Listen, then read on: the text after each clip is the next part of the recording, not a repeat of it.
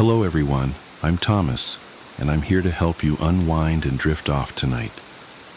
I know many of you use this video to fall asleep, so before you get too cozy, don't forget to like the video and subscribe to the channel.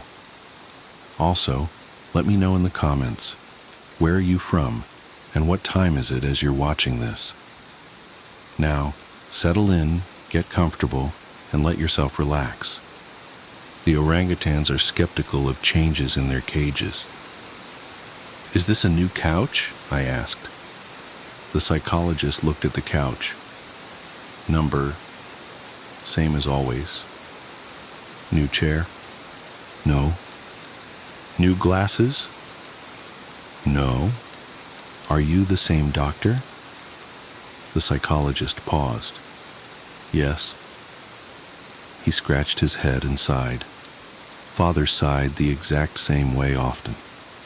He opened his desk drawer and pulled out a small rectangular bottle of Jim Beam. He raised the bottle to his lips, avoiding eye contact with me, and took a sip. Then he offered the bottle to me. Take a swig. What? I'm retiring in a week. I'm leaving. Take a swig. I took the bottle of whiskey, unscrewed the cap, and took a sip. This isn't whiskey, I said after swallowing. You're right. It's brandy. You noticed that. You're fine. You overreact. You're a clam. Excuse me? It's all the same to a clam. Shel Silverstein wrote that. Would you call a clam stupid because it doesn't notice when prodded by a fish or stepped on by a human? Maybe. The clam functions well enough. But I'm not a clam. And this wasn't whiskey. I shook my head. I'd guessed that it wasn't whiskey. I had no idea that it was actually brandy. The psychologist must have realized this. I wish he did. You don't think my problem is a problem? I asked. It's not. It's a peculiarity. Nothing more. Your mother's been missing for 6 years and you never noticed. It's unobservant, but not abnormal. Your father has accused you of her murder. I've seen families more dysfunctional. You took the bus here all on your own. You are completely normal. Do not let anyone ever tell you otherwise. The fact that you can't naturally observe is just a peculiarity, and nothing more. I looked around and scratched the cuticles on my thumbs with my pointer fingers. Did you switch my room? Something looks different. It was a bad habit, the cuticle scratching. All of my habits were, I suppose. My cuticles were red and raw with hints of blood. I rested 2 fingers against my lips every once in a while, a habit reminiscent of my time as a smoker.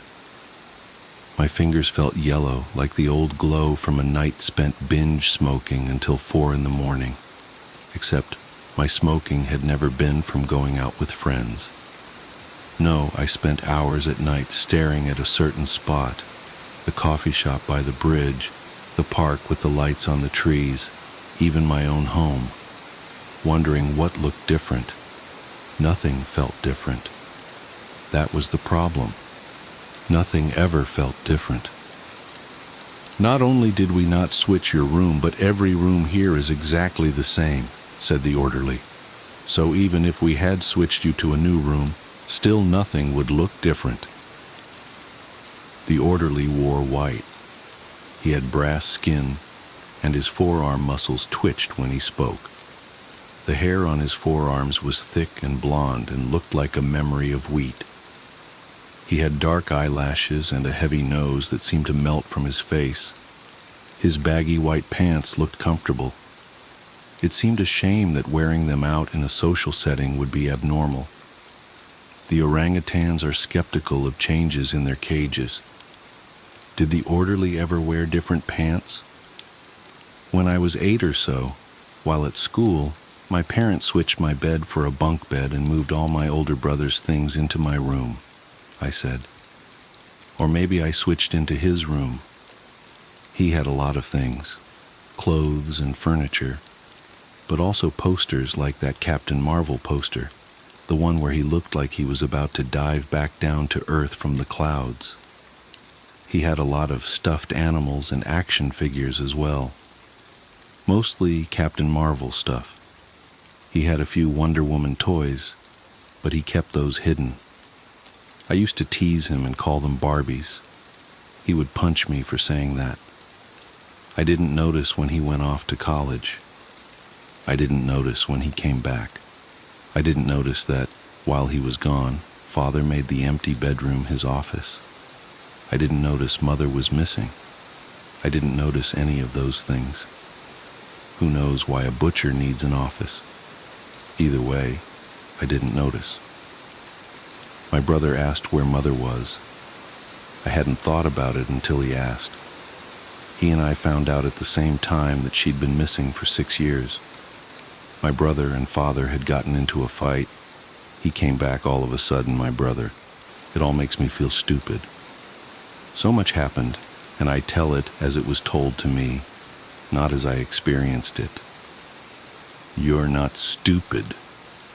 That's kind of you to say, orderly. So anyway, my brother insisted I see a psychologist. Father would grimace at me. He would say, even the orangutans are skeptical of changes in their cages. He would give me steak every day because I don't like change. That line is from a Simon and Garfunkel song. I tried to be skeptical then. I knew I'd always have steak for dinner. I was always skeptical. Am I the only skeptical orangutan around here? Yes. There has been no change in your cage. Not that a change would be easy to notice. I wiggled my toes.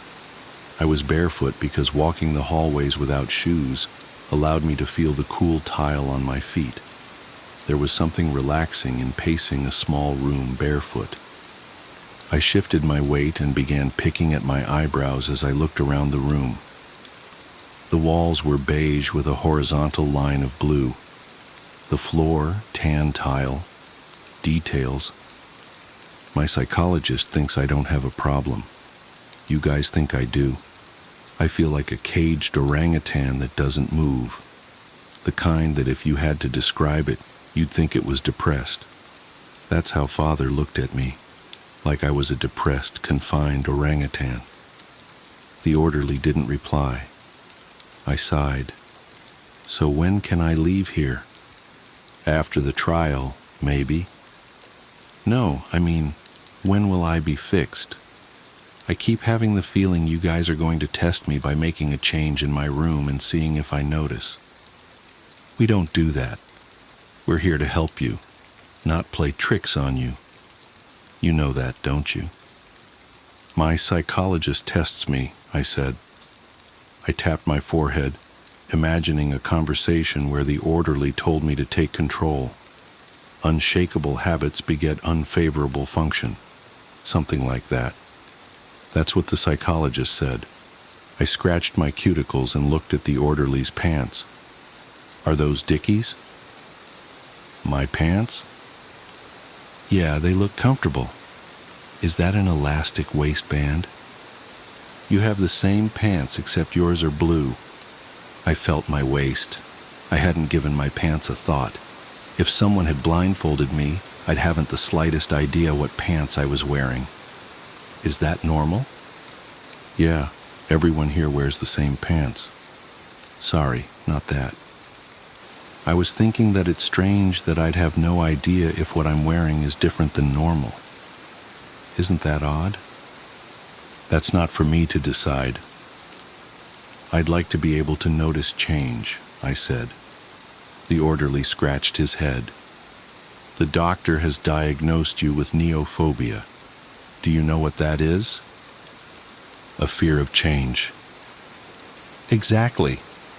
But I'm not afraid of change. I just wish I'd notice it naturally. The orderly shook his head as he left the room. I don't know what to tell you, but I believe you. I don't think you murdered your mother. A lawyer looked at me with an eyebrow raised, but also with his nose crinkled a little. So you never noticed your mother's absence, he said. I shook my head. Number Father never mentioned it. I know this is my second day in court, but I'm not sure if you're the same lawyer I spoke to yesterday. The courtroom didn't look like a courtroom. It looked like a room. Yes, the judge sat on a raised platform, but everyone else sat on folding chairs. Yes, the jury sat behind a wooden bar, but the room was carpeted, and there were only 3 people in the audience who all looked vaguely familiar.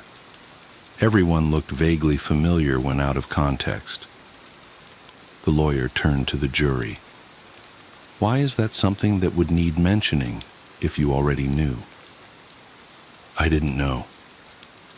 Are you the same lawyer as last time? I asked. The lawyer raised an eyebrow and turned back to me. I'm not your lawyer. I work for the DA. How did you not know? I thought I already answered this to the other lawyer. Isn't that why the judge sent me to the facility? Don't you already understand? I'm not an orangutan. There was a second lawyer. He nodded at me, a reassuring nod. The district attorney looked confused. I'm sure I looked confused too. The orderly leaned against the frame of the doorway. Tough day in court? I'm just glad to be back, I said. It's comforting here. I like the padded floor and walls. I don't like it out there. I can never shake the feeling that everyone's playing a big trick on me, moving things around and laughing because I don't notice. I hate it when people laugh at me. The orderly had brass skin and thick blonde hair on his arms. He had a heavy nose and dark eyelashes. His forearms were thick like an ape's. He looked familiar, but you could never be too certain. Everyone looked vaguely familiar to me. Are you the... Yes, same as always. Is this the same room? The orderly looked at me curiously. You really don't remember? You even mentioned it to me yesterday. The tan walls with the blue horizontal stripe. Now today, padded walls. So this is a different room, I said, wide-eyed. I began scratching my cuticles. I don't like being surprised by change. I don't have a fear of change. No one likes surprises. Yes, this is a different room, so you don't hurt yourself. Your lawyer's request, actually, says bad news is coming. None of you understand me. Father understands me. He gives me steak every day for dinner and for breakfast. I hate change because I don't notice it. But Father understood. He'd tell me all day that we'd be having steak. Then we'd have steak, and I knew nothing had changed.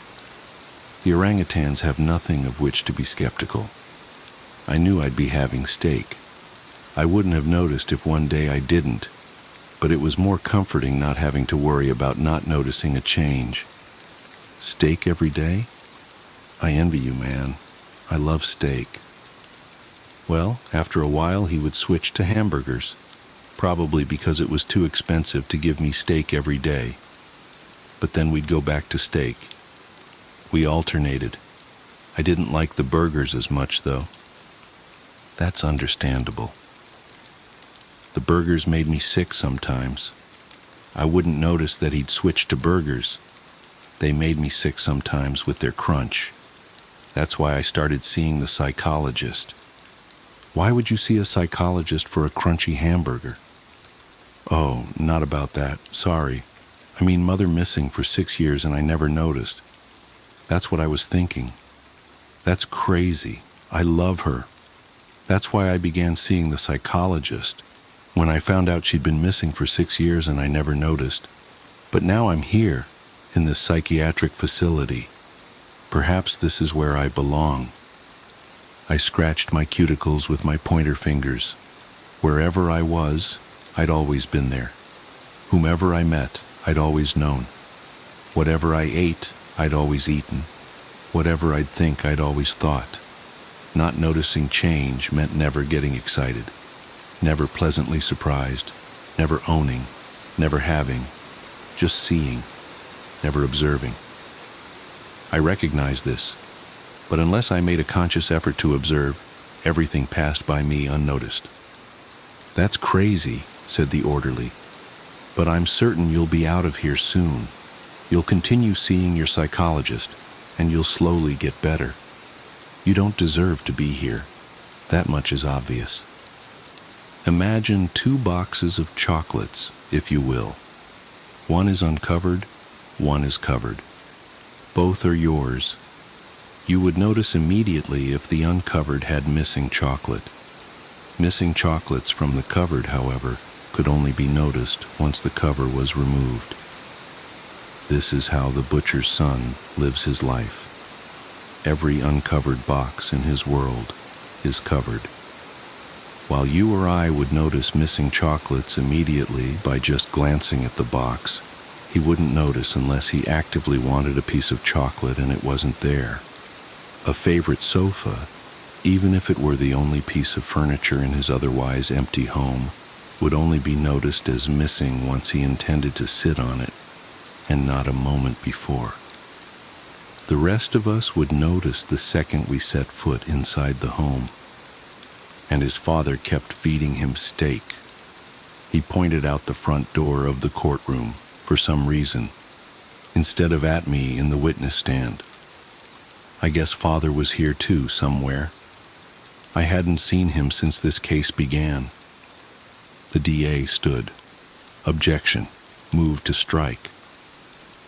The other lawyer turned to the judge. "It's all about the evidence, Your Honor." The judge looked at both clients. "Overruled. I want to see where this goes." "Same couch?" The psychologist looked at me like I'd covered myself in shit. He didn't reply to my question. He really did not like me. It was the exact same look Father always gave me. I'd been released from the psychiatric facility. I wasn't guilty. I did not murder Mother. Now both Father and Mother were missing. I just needed to see my psychologist. The orderly looked apologetic as I'd left. I'd taken the bus straight here. The psychologist always made himself available to me. He felt sorry for me too, I think. "Yes, this is the same couch," the psychologist said, sighing. He took a swig from his bottle of Jim Beam. "Do you understand what happened in court today?" Pity was common. People always felt sorry for me because of my debilitating stupidity. The orangutans are skeptical of changes in their cages. They are especially skeptical of the clam. Yes, apparently Father is now the alleged murderer of my mother. I only get to see bits and pieces of the trial when I'm on the stand. But I'm not stupid. I could figure that much out. I still can't believe it. The psychologist stood from his chair and walked to the window. He stared at the parking lot down below. I watched him, wondering what I missed. That's why I hated change. I obviously missed something, but I had no idea what.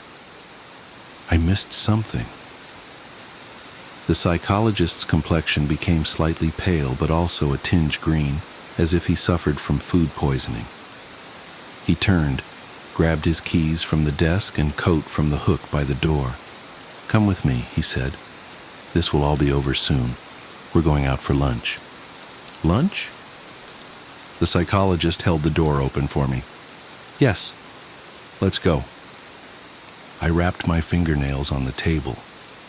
Why were we out to lunch at Outback Steakhouse? The waiter approached.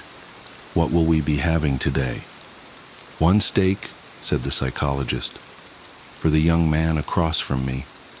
"You're not eating?" I asked. "Not right now, no. That's all, thanks." The waiter nodded and left.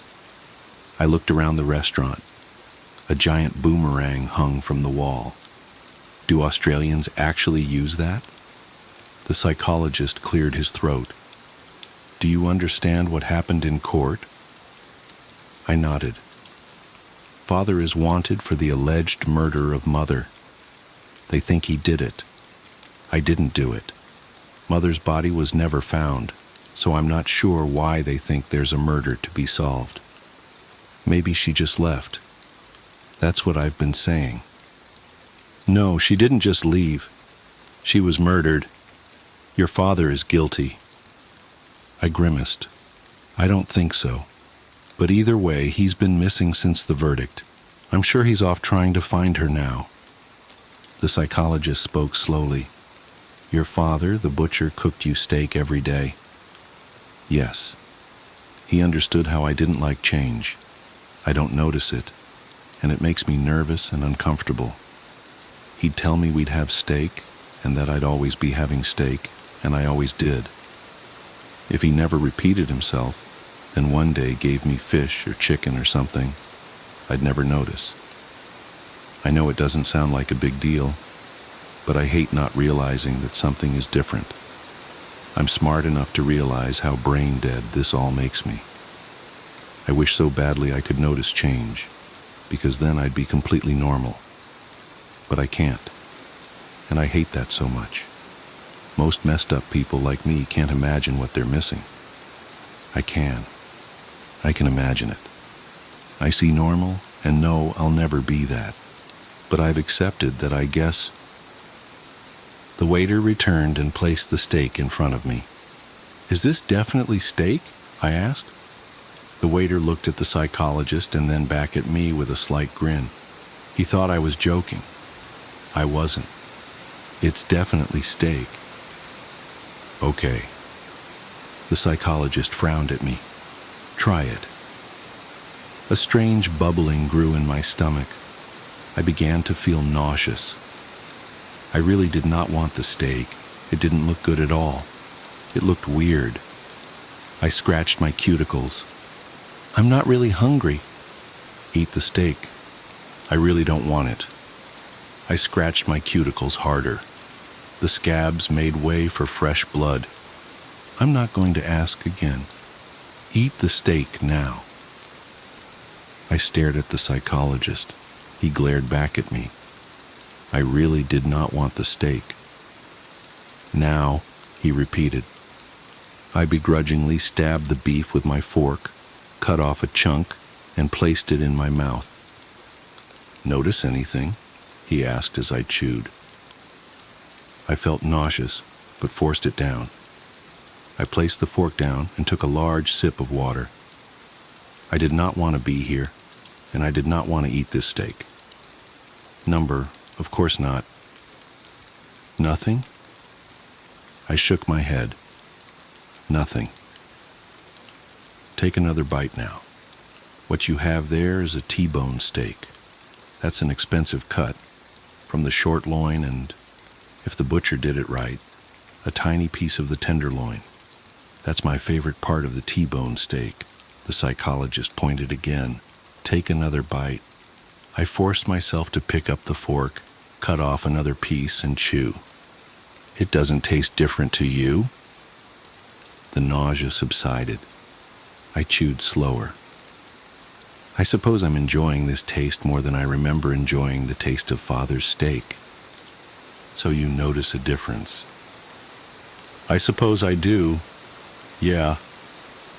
So I'll just tell you exactly what someone without your condition would notice.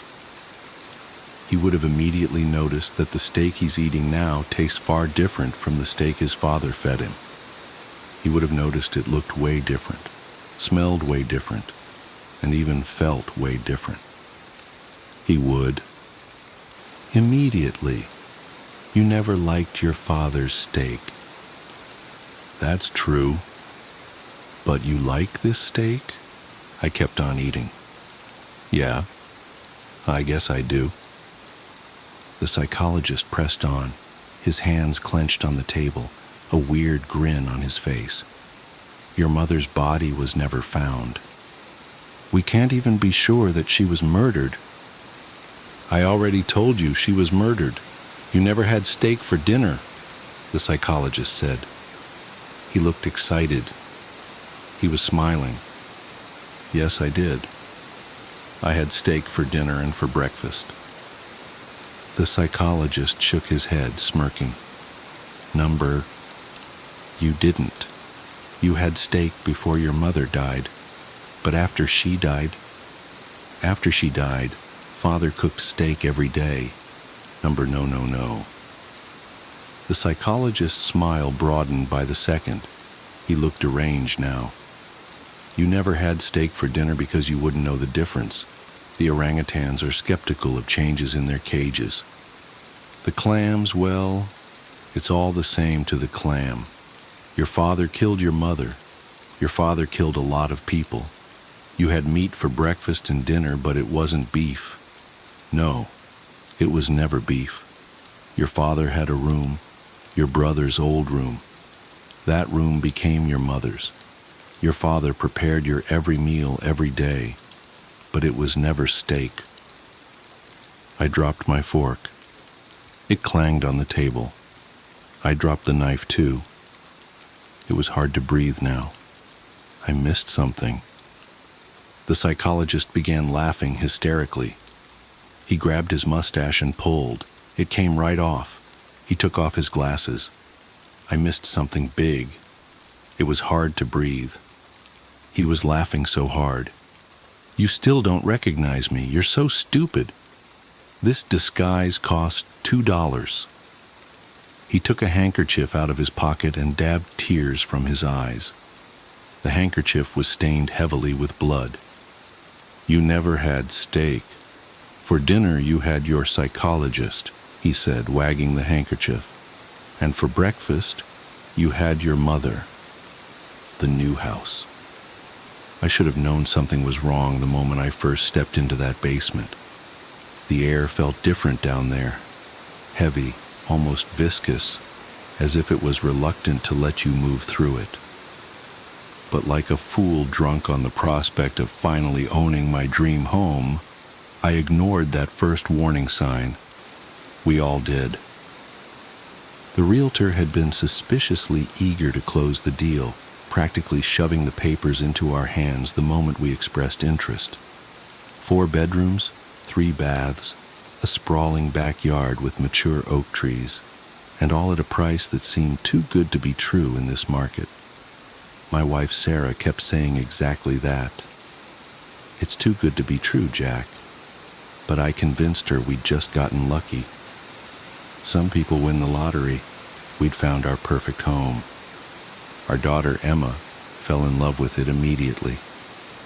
At 7 years old, she had an uncanny ability to find hidden spaces that adults overlooked, declaring them her special places. The window seat in the library, the hollow beneath the stairs, the old treehouse in the backyard. She claimed them all within hours of our first viewing. But it was the basement she loved most, despite its musty smell and the way the temperature seemed to drop 10 degrees the moment you descended those creaking wooden stairs. The other kids want to play with me, she told us on our second night in the house, her voice carrying that dreamlike quality children sometimes get when they're half asleep. Sarah and I exchanged worried glances over her head. We'd moved here specifically because the neighborhood had so few children, hoping the quiet would help with Emma's night terrors. What other kids, sweetie? Sarah asked, tucking Emma's favorite stuffed rabbit closer to her chest. The ones behind the door, Emma replied matter-of-factly, already drifting off to sleep. They're always laughing. I blamed it on an overactive imagination, the stress of moving, the unfamiliarity of a new house with its strange creaks and settling sounds. But 3 days later, I heard it too. I was in the basement organizing our boxes of Christmas decorations. Sarah insisted they needed to be easily accessible even though it was only August, when the sound first reached my ears. It was faint, like wind through leaves, but unmistakable, children's laughter, high and clear and musical. I froze, my hand still gripping a tangled string of lights, and listened harder. The sound grew stronger, and with it came the sensation of being watched. The air grew colder, and the single bare bulb hanging from the ceiling seemed to dim, its light becoming sickly and wan. The laughter was coming from behind the far wall, where a stack of moving boxes partially obscured the basement's rough concrete surface. I moved the boxes aside one by one, my hands trembling despite my attempts to rationalize what I was hearing. Behind them, I found something that shouldn't have existed. A door. It was old, far older than the rest of the house, made of thick wooden planks bound with black iron bands. The wood was dark with age, and the handle, a crude iron ring, was spotted with rust. But what struck me most was that this door wasn't on any of the house plans. I'd studied them extensively during the purchase, making sure everything was up to code. This door simply didn't exist, and yet here it was, solid and real beneath my shaking fingers, with the sound of children's laughter emanating from behind it. I called Sarah immediately. She came down while Emma was watching cartoons upstairs, her face paling as she heard the laughter too. "We need to open it," she whispered, though her eyes screamed that we should run instead. "We need to know what's behind it." The door was locked, of course. The local locksmith refused to come when I described it to him, mumbling something about his grandmother being ill. The next one simply hung up. Finally, I found someone 2 towns over who agreed to make the trip, though he charged triple his normal rate. He arrived on a Friday evening, just as the sun was setting. The moment he saw the door, he crossed himself, something I'd never seen anyone do outside of movies. "This isn't right," he muttered, his tools clattering in his trembling hands. "This door isn't supposed to be here." "Can you open it?" I asked, trying to keep the desperation out of my voice. The laughter had been getting louder each night, and Emma had started sleepwalking, always heading toward the basement before we caught her. The locksmith worked for nearly an hour, his face growing paler and his hands shakier with each passing minute. The laughter seemed to mock his efforts, swelling and receding like waves on a beach. Finally, there was a click that seemed to echo through the entire house. "It's done," he said, already backing away. "But I wouldn't—" He didn't finish the sentence, just turned and fled up the stairs. I heard his truck's engine roar to life moments later. Sarah and I stood before the door, holding hands like frightened children. The laughter had stopped for the first time in days, replaced by an expectant silence that pressed against our eardrums. "Together?" Sarah whispered. I nodded, and we reached for the iron ring. The door opened with a groan that seemed to come from the earth itself, revealing a brick wall, solid, mortared brick, not 6 inches behind the door frame. We stood there staring at it, disappointment and relief warring in my chest. Then the laughter started again, louder than ever before. It wasn't coming from behind the wall anymore. It was coming from everywhere, filling the basement with its manic chorus. And now we could hear words mixed in with the laughter. "You found us. You found us. Now you have to stay." The temperature plummeted. Our breath clouded in front of us, and frost began forming on the brick wall. As we watched in horror, handprints appeared in the frost, tiny handprints, like those of small children. They pressed outward, as if dozens of small hands were pushing against the other side of the wall. We ran upstairs and found Emma standing in the kitchen, her eyes wide and blank. "They're coming through," she said in a voice that wasn't quite her own. "They've been waiting so long to play." That was 3 weeks ago. The laughter hasn't stopped since then. It follows us through the house, day and night, growing louder and more insistent. The handprints appear on every mirror, every window, every surface that can hold frost. At night, we hear scratching in the walls, getting closer to breaking through. Emma talks to them now. We'll find her sitting in corners, giggling at nothing, having conversations with empty air. Sometimes objects move when we're not looking. Toys arrange themselves in circles. Doors open and close on their own. And yesterday, I found all our photos turned to face the wall. The brick wall is changing too. The mortar between the bricks is crumbling, turning to dust that drifts down like gray snow. Sometimes I think I can see movement in the gaps, tiny fingers poking through, testing their prison strength. The laughter gets louder whenever I notice this, as if they know I'm watching. Sarah wants to leave, but we can't. We've tried 3 times now.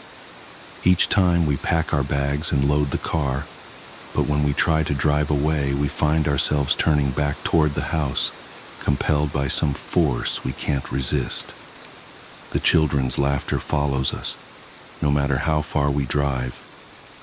Last night, I woke to find Emma standing by our bed, her small figure silhouetted against the darkness. "They're almost here, Daddy," she said, her voice mixed with others. "They just need a little more time, a little more strength." She turned to look at me, and in the faint light from the window, I saw that her eyes were solid black, like holes in her face. They need us to play with them, forever. The worst part is, I'm starting to hear other sounds mixing with the laughter now. Adult voices, familiar ones. Sarah's laugh is in there sometimes, high and clear, like it used to be before all this started. And yesterday, I caught myself laughing along with them, a sound that wasn't quite human anymore. The brick wall is barely holding now. Large chunks of mortar fall away each hour, and the gaps between the bricks are wide enough to see through. Sometimes I catch glimpses of what's on the other side, a darkness deeper than any I've ever known, filled with movement and the sound of small feet pattering on cold stone. They're getting closer. The laughter is so loud now that it drowns out all other sounds. Emma spends most of her time in the basement, sitting cross-legged in front of the door, having animated conversations with whatever lurks behind that crumbling wall. Sarah's eyes are starting to look like Emma's, darker, emptier, reflecting things I can't see. And I think I'm changing too. The laughter doesn't frighten me as much anymore. Sometimes I find myself smiling when I hear it, feeling an odd warmth in my chest despite the perpetual cold. Part of me wants to help them break through, to finally meet the children we've been hearing all these weeks. This morning, I found myself standing in front of the brick wall, my fingers tracing the crumbling mortar. The gaps are almost wide enough now. Behind the wall, I can hear them moving closer, their little hands scraping against the bricks. Their laughter is sweeter now, almost seductive, promising games and joy and eternal playtime. The world beyond our house seems less and less real with each passing day. The sunlight looks wrong, too bright and harsh compared to the soft darkness of the basement. Food tastes like ash in our mouths, but we don't feel hungry anymore. Sleep comes in brief, turbulent bursts, filled with dreams of small hands reaching for us, of rooms that shouldn't exist, and doors that lead to impossible places. Emma says they're teaching her new games that normal children couldn't play, games that change the rules of what's possible. Sometimes I see her floating a few inches above her bed, giggling as she spins slowly in the air. Sarah found her walking on the ceiling yesterday, her hair hanging down like a curtain of darkness, her black eyes shining with impossible light. The brick wall will fall soon. Maybe tonight, maybe tomorrow. The children tell me it doesn't matter. Time doesn't work the same way where they are. They've been waiting for decades, centuries perhaps, for someone to open that door and give them the strength they needed. All those previous families, all those lost children, They're all still there, playing their eternal games in the darkness beyond the wall. I should be terrified. I should be fighting this with every ounce of strength I have. But the laughter has worked its way into my soul now, replacing my fear with a strange, giddy anticipation. Part of me knows that when the wall finally falls, we'll cease to be ourselves. We'll join the chorus of laughter that echoes through this house, become part of whatever darkness lurks behind that impossible door. But another part of me, growing stronger each day, whispers that maybe that's not such a bad thing. Maybe we'll be happy there, in that eternal playground where physics and reality are just suggestions, where every game lasts forever and no one ever has to grow up. The first brick just fell from the wall. I can see small pale hands reaching through the gap, their fingers impossibly long and delicate.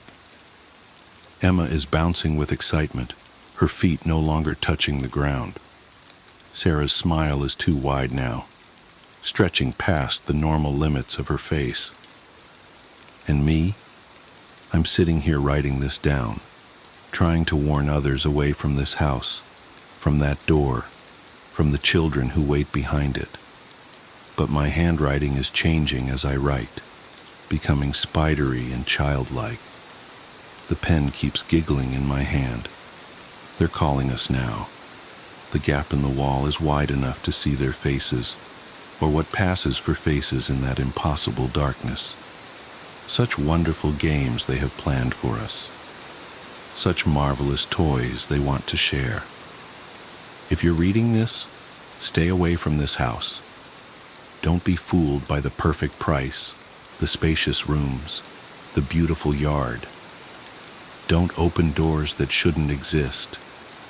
But if you do, if you hear children laughing behind a wall, if you feel small hands tugging at your sleeve in the darkness, well, maybe we'll play together someday. Forever and ever and ever and ever and hunger.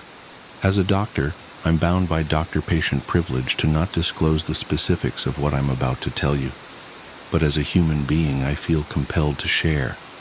This is, without a doubt, the most horrific story I've ever had the displeasure of being a part of. It was 2009, and my schedule that day was light.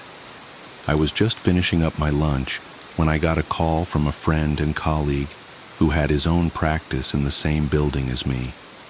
Sometimes we would send work each other's way when we knew the other could use it. I was a bit elated at the prospect of him calling me because I had just been going over my books and stressing a bit. "Are you busy right now? I'd like to send someone up to you," he said. "No, my afternoon is barren. What are the details?" "It's a walk-in. From the look of it, an eating disorder. Her mother is concerned." Eating disorder. Those can be unpleasant. I'd actually had a bulimic throw-up in my office once when I stepped out momentarily to check my calendar. Still, I needed the work. "All right, send her up." I tried to tidy up my desk to make my office look more presentable and professional while I waited. 10 minutes ticked by and no patient showed up, so I stepped out to go looking for her. When I got to the hall, there was a small contingent of people standing around the elevator. They were talking amongst themselves. "What's going on?" I asked. "The elevator's broke," someone said. "Shit, I bet she's on there," I thought. "What floor is it stuck on?" "The 10th and 11th. "Yeah, that would be about right." My colleague's office was on the 10th, 3 floors down. I knew from experience that it could be anywhere up to an hour before they got the elevator working again. I hoped she wasn't claustrophobic. Returning to my office, I called downstairs. "What's up?" my colleague asked after picking up. "She's stuck in the elevator." He laughed. "Really? Poor thing. What's her name?" "Amelia." He paused. "Amelia D. something." All right, thanks. If you got any impressions on her from your brief visit, maybe you can share them later, over drinks. Sure, Don't tell me. I want to form my own opinion first. Okay. True to form, an hour and 10 minutes later, I heard a loud cheer from the hallway, indicating the elevator had started working again. I should go make sure she's all right, I thought to myself, and went out to join the throng of people standing around in the hallway. There were a lot more people by then, and I couldn't make my way to the elevator doors or even see them from where I was, but I could hear it when the elevator dinged, indicating it was stopping on our floor, and the rolling mechanical sound of the doors opening. There was a loud gasp from the crowd of people, followed by a lot of jabbering. "Holy shit!" someone said quite loudly. People started hustling away from the elevator, shoving past me. I struggled against the tide and made my way to where a number of people were standing around, staring into the elevator cab. As I approached, I could smell this stench. It was like stumbling into the apartment of a recluse who hadn't come out or bathed for years. It rolled like a wave out of the elevator and cascaded over everyone in the hallway. A young man in a business suit who looked dressed for an interview was covering his mouth and nose with a handkerchief. I skirted around him to see into the elevator. The woman in the elevator was not at all what I was expecting. Massively obese, she looked like she weighed somewhere around 500-600 lbs. Her face was so puffed up, her eyes were barely visible, just 2 dark dots above her cheeks. She had frizzed-out brown hair that still had curlers in it. The notion that I was smelling a recluse seemed all the more plausible at the sight of her. Her mouth was covered with what looked like greasy barbecue sauce. There was even some sort of gristle at the corners of her lips. There was more of it all over her hands and wiped down the front of her shirt. It looked like she had come straight from an all-you-can-eat rib buffet. Clenched tightly in one of her hands was a big black trash bag that sagged full of something that seemed to slosh around inside it. The smell coming out of it was nauseating. The woman stepped out of the elevator, her eyes and nose runny with tears and mucus. I stepped forward while everyone else backed away, horrified. "Amelia?" I asked her. She looked at me through her beady little piggy eyes, her cheeks covered with that vile, red gunk and streaking with tears, and opened her mouth. For about 3 seconds, I had the horrible notion that she was going to vomit an entire barbecue on me. I was hungry, she stuttered with a thick southern accent. The young man in the suit heaved involuntarily at the smell of her breath, and then strode away, trying to maintain his demeanor. "That's okay," I said, reaching out to help her. "Do you want to talk about it in my office?" Seeing me reach out to her, she clenched her black trash bag tightly and hugged it to her chest. The contents of it made a sickening squish sound. I could taste my own lunch in the back of my throat. "Is that yours?" I asked. "I'm not going to take it." She started sobbing. This horrible, almost Hob-like squeal of a sob. Honestly, I didn't want to touch her. I wanted to go back into my office, lock the door, and pretend I was glad my afternoon was completely empty. The smell wafting off her and off that bag of spoils was going to be permeating every crevice of my office for days. I just knew it. Still, this was a human being that had come seeking my help, and I was not about to turn her away. "My office is right down the hall. Why don't you come with me?" I started walking. In my head, I said, "If she doesn't come with me, fine then. She can go back to her apartment that's probably filled with roaches and feces and who knows what other ungodly things, and I'll find someone else to help." But she followed me, lumbering on legs that stretched the limits of the sweatpants she had on. I held the door open for her and she waddled in, kneading the contents of that trash bag in her thick sausage fingers, making it belch and splurch. She stopped and just stood there in the middle of my office. "The elevator got stuck," she mumbled. "Yes, I'm sorry about that. I hope you were all right. Thank goodness you brought something to eat, yes?" She started crying again, squeezing her trash bag, and I was afraid it was going to explode and leave God knows what all over my office floor. She nodded as her face turned red and tears poured out of seemingly every pore of her head. I went and got her a box of tissues and handed her a couple. She tried to take them while still holding onto the bag with both hands. "Would you like me to hold that?" I offered, praying she'd say no. She shook her head. "What do you have in there?" I finally decided to ask. She huffed and snorted, trying to inhale all the fluid back into her face. Using one of the tissues, she mopped her eyes and mouth, getting blotchy red smears all over the place. "Leela left. Leftovers," she stuttered. Then her chest started heaving, and she threw her head back and started bawling again. Her face was like a fountain. She was so utterly miserable, and I really started to feel bad for her. "Look," I said, "getting stuck in that elevator was obviously pretty traumatic." Her wailing hit a crescendo. "So why don't we postpone things until you've calmed down a bit?" She struggled through her sobbing. You want to meet with me?" "Well, yes, but not today. Why don't you go home and try to relax? I don't think you're in the right frame of mind right now to talk, but I want to help you. So let's schedule an appointment for later this week. How does that sound?" I walked back to my desk and got out one of my cards. Her mouth was quivering and she looked ready to collapse into a pile of screaming phlegm. But she was calming down a bit, just nodding more than anything, and she took my card with the same sticky fingers holding several drippy tissues. Thank you," she said quietly.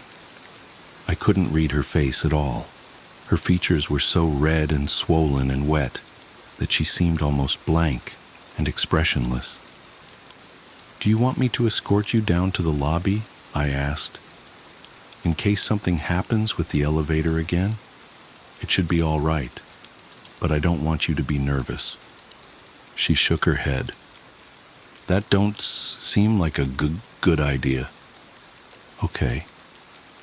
And with that, she turned around and waddled out of my office, slowly, sobbing slightly every now and then. With her went that sloshy black trash bag, and with them both went that putrid aroma of filth and squalor.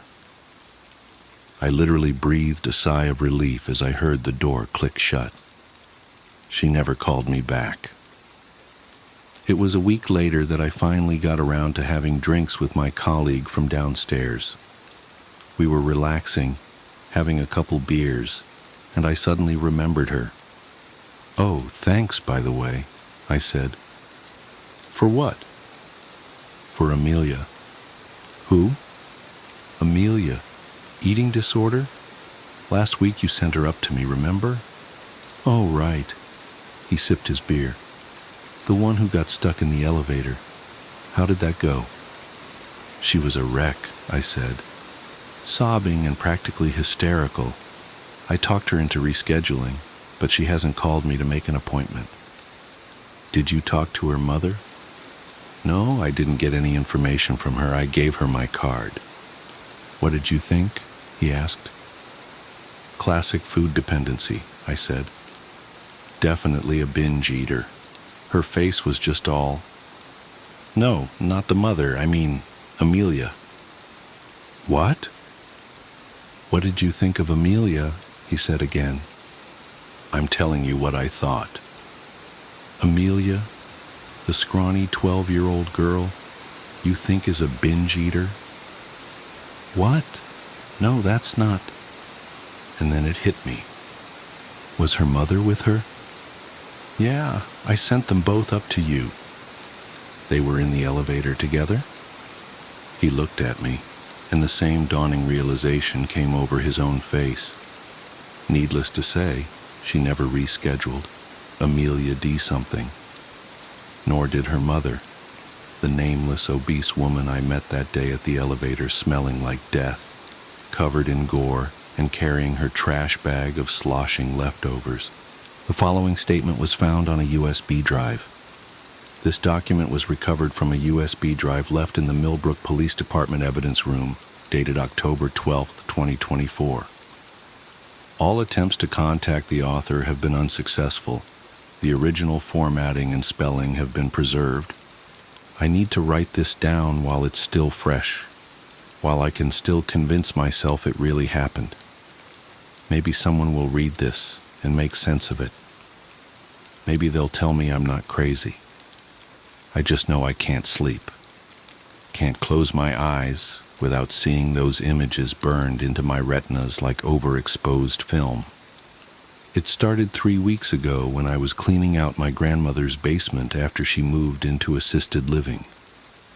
Mom had been putting it off for months. You know how it is with these things.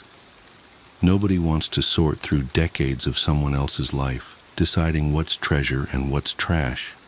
But Grandma's house was finally under contract, and we were running out of time. The basement had always been my least favorite part of her house, even as a kid. Something about the way the concrete walls seemed to sweat in the summer, how the single bare bulb cast more shadows than light. But that Sunday morning, it was just another task to check off my list. I brought coffee, podcasts, and those heavy-duty contractor bags they sell at Home Depot, ready to be efficient, adult, unsentimental. The first few hours were exactly what you'd expect. Boxes of old Christmas decorations, moth-eaten Afghans, a treadmill that had probably been obsolete before I was born. I sorted everything into piles: donate, trash, keep. The podcast kept me company. Something about true crime in the Pacific Northwest. The coffee went cold before I remembered to drink it. It wasn't until I reached the back corner, behind a stack of molding Life magazines, that things started feeling wrong. The air got thick, like right before a thunderstorm, making it hard to breathe. My podcast cut out, replaced by this staticky buzz that made my teeth ache. I blamed it on poor reception, but when I checked my phone, it showed full bars. That's when I found the Polaroid camera. It was sitting on a shelf I swear wasn't there earlier, one of those collapsible metal ones we used to keep paint cans on. The camera looked pristine, not dusty or corroded like everything else down there. Just sitting there, like someone had placed it moments before.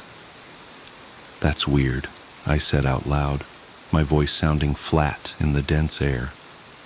"Hey, Mom, did Grandma ever mention having a Polaroid?" No answer. Right. Mom was at church. I was alone. I picked up the camera, turning it over in my hands. It was one of those classic one-step models from the 70s, rainbow stripe down the front, viewfinder slightly yellowed with age. The film compartment was empty, but there was a stack of photos face down beside it. My hands were shaking as I picked up the first photo. I told myself it was just the caffeine, just the stuffy basement air, just my imagination running wild after 2 hours of true crime stories. But I knew that wasn't it. Something felt fundamentally wrong, like when you're home alone and suddenly certain you're being watched.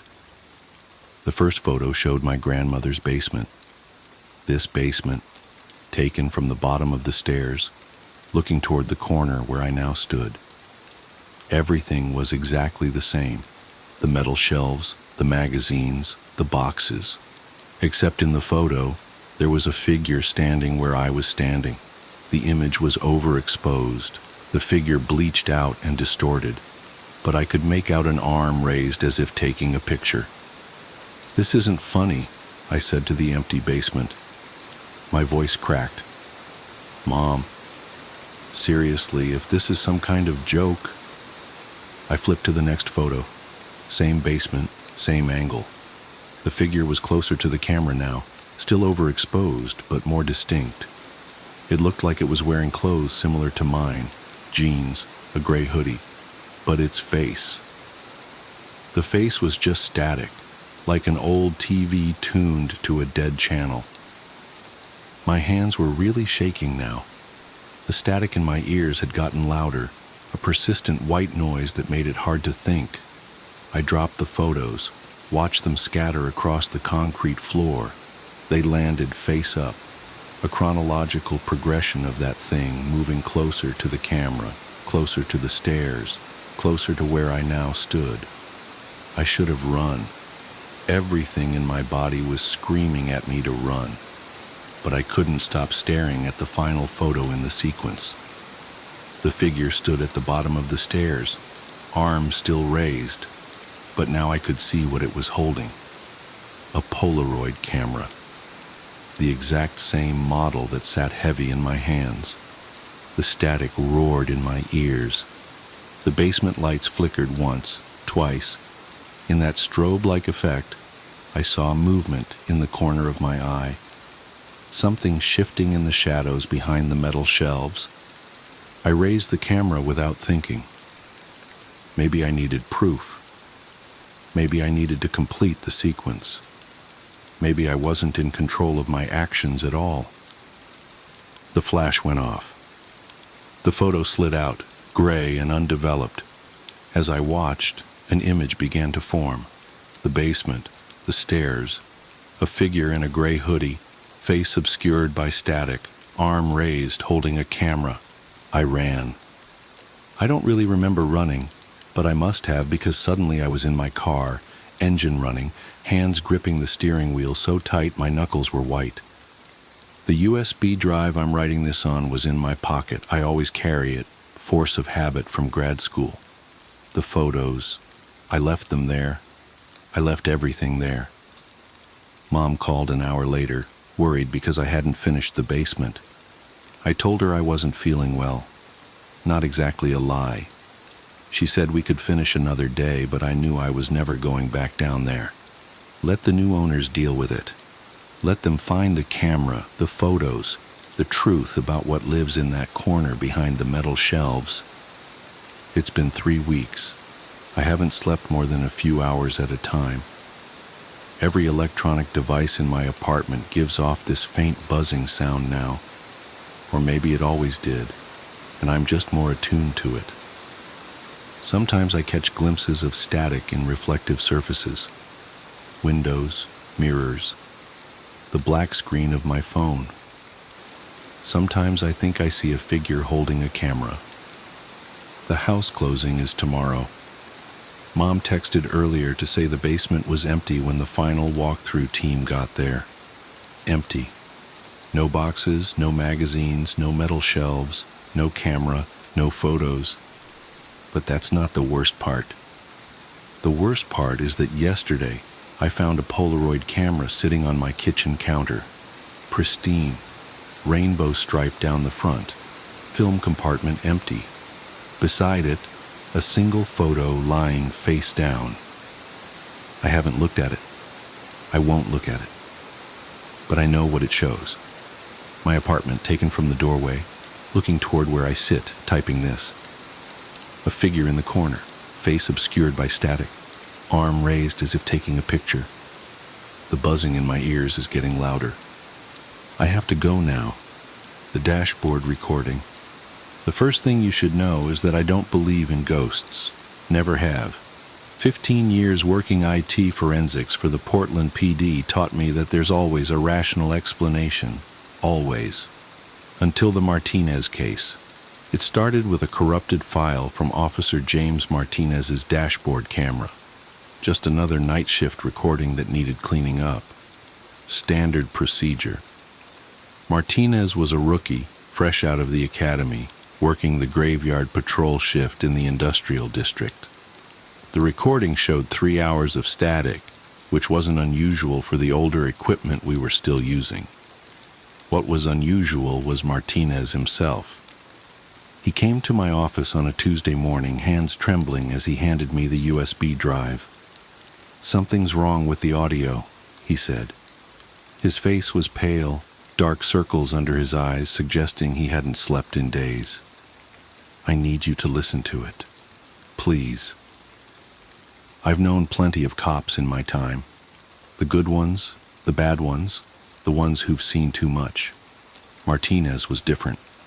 There was raw fear in his eyes, the kind I'd only seen in victims of violent crimes, not the kind of look you'd expect from equipment malfunction. "Take a seat," I told him, gesturing to the spare chair in my cramped office.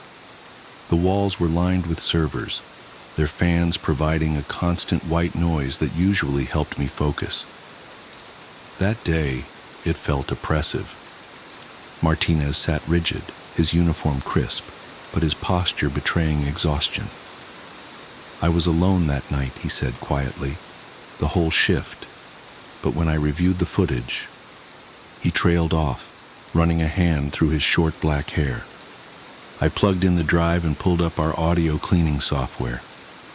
"Walk me through what happened."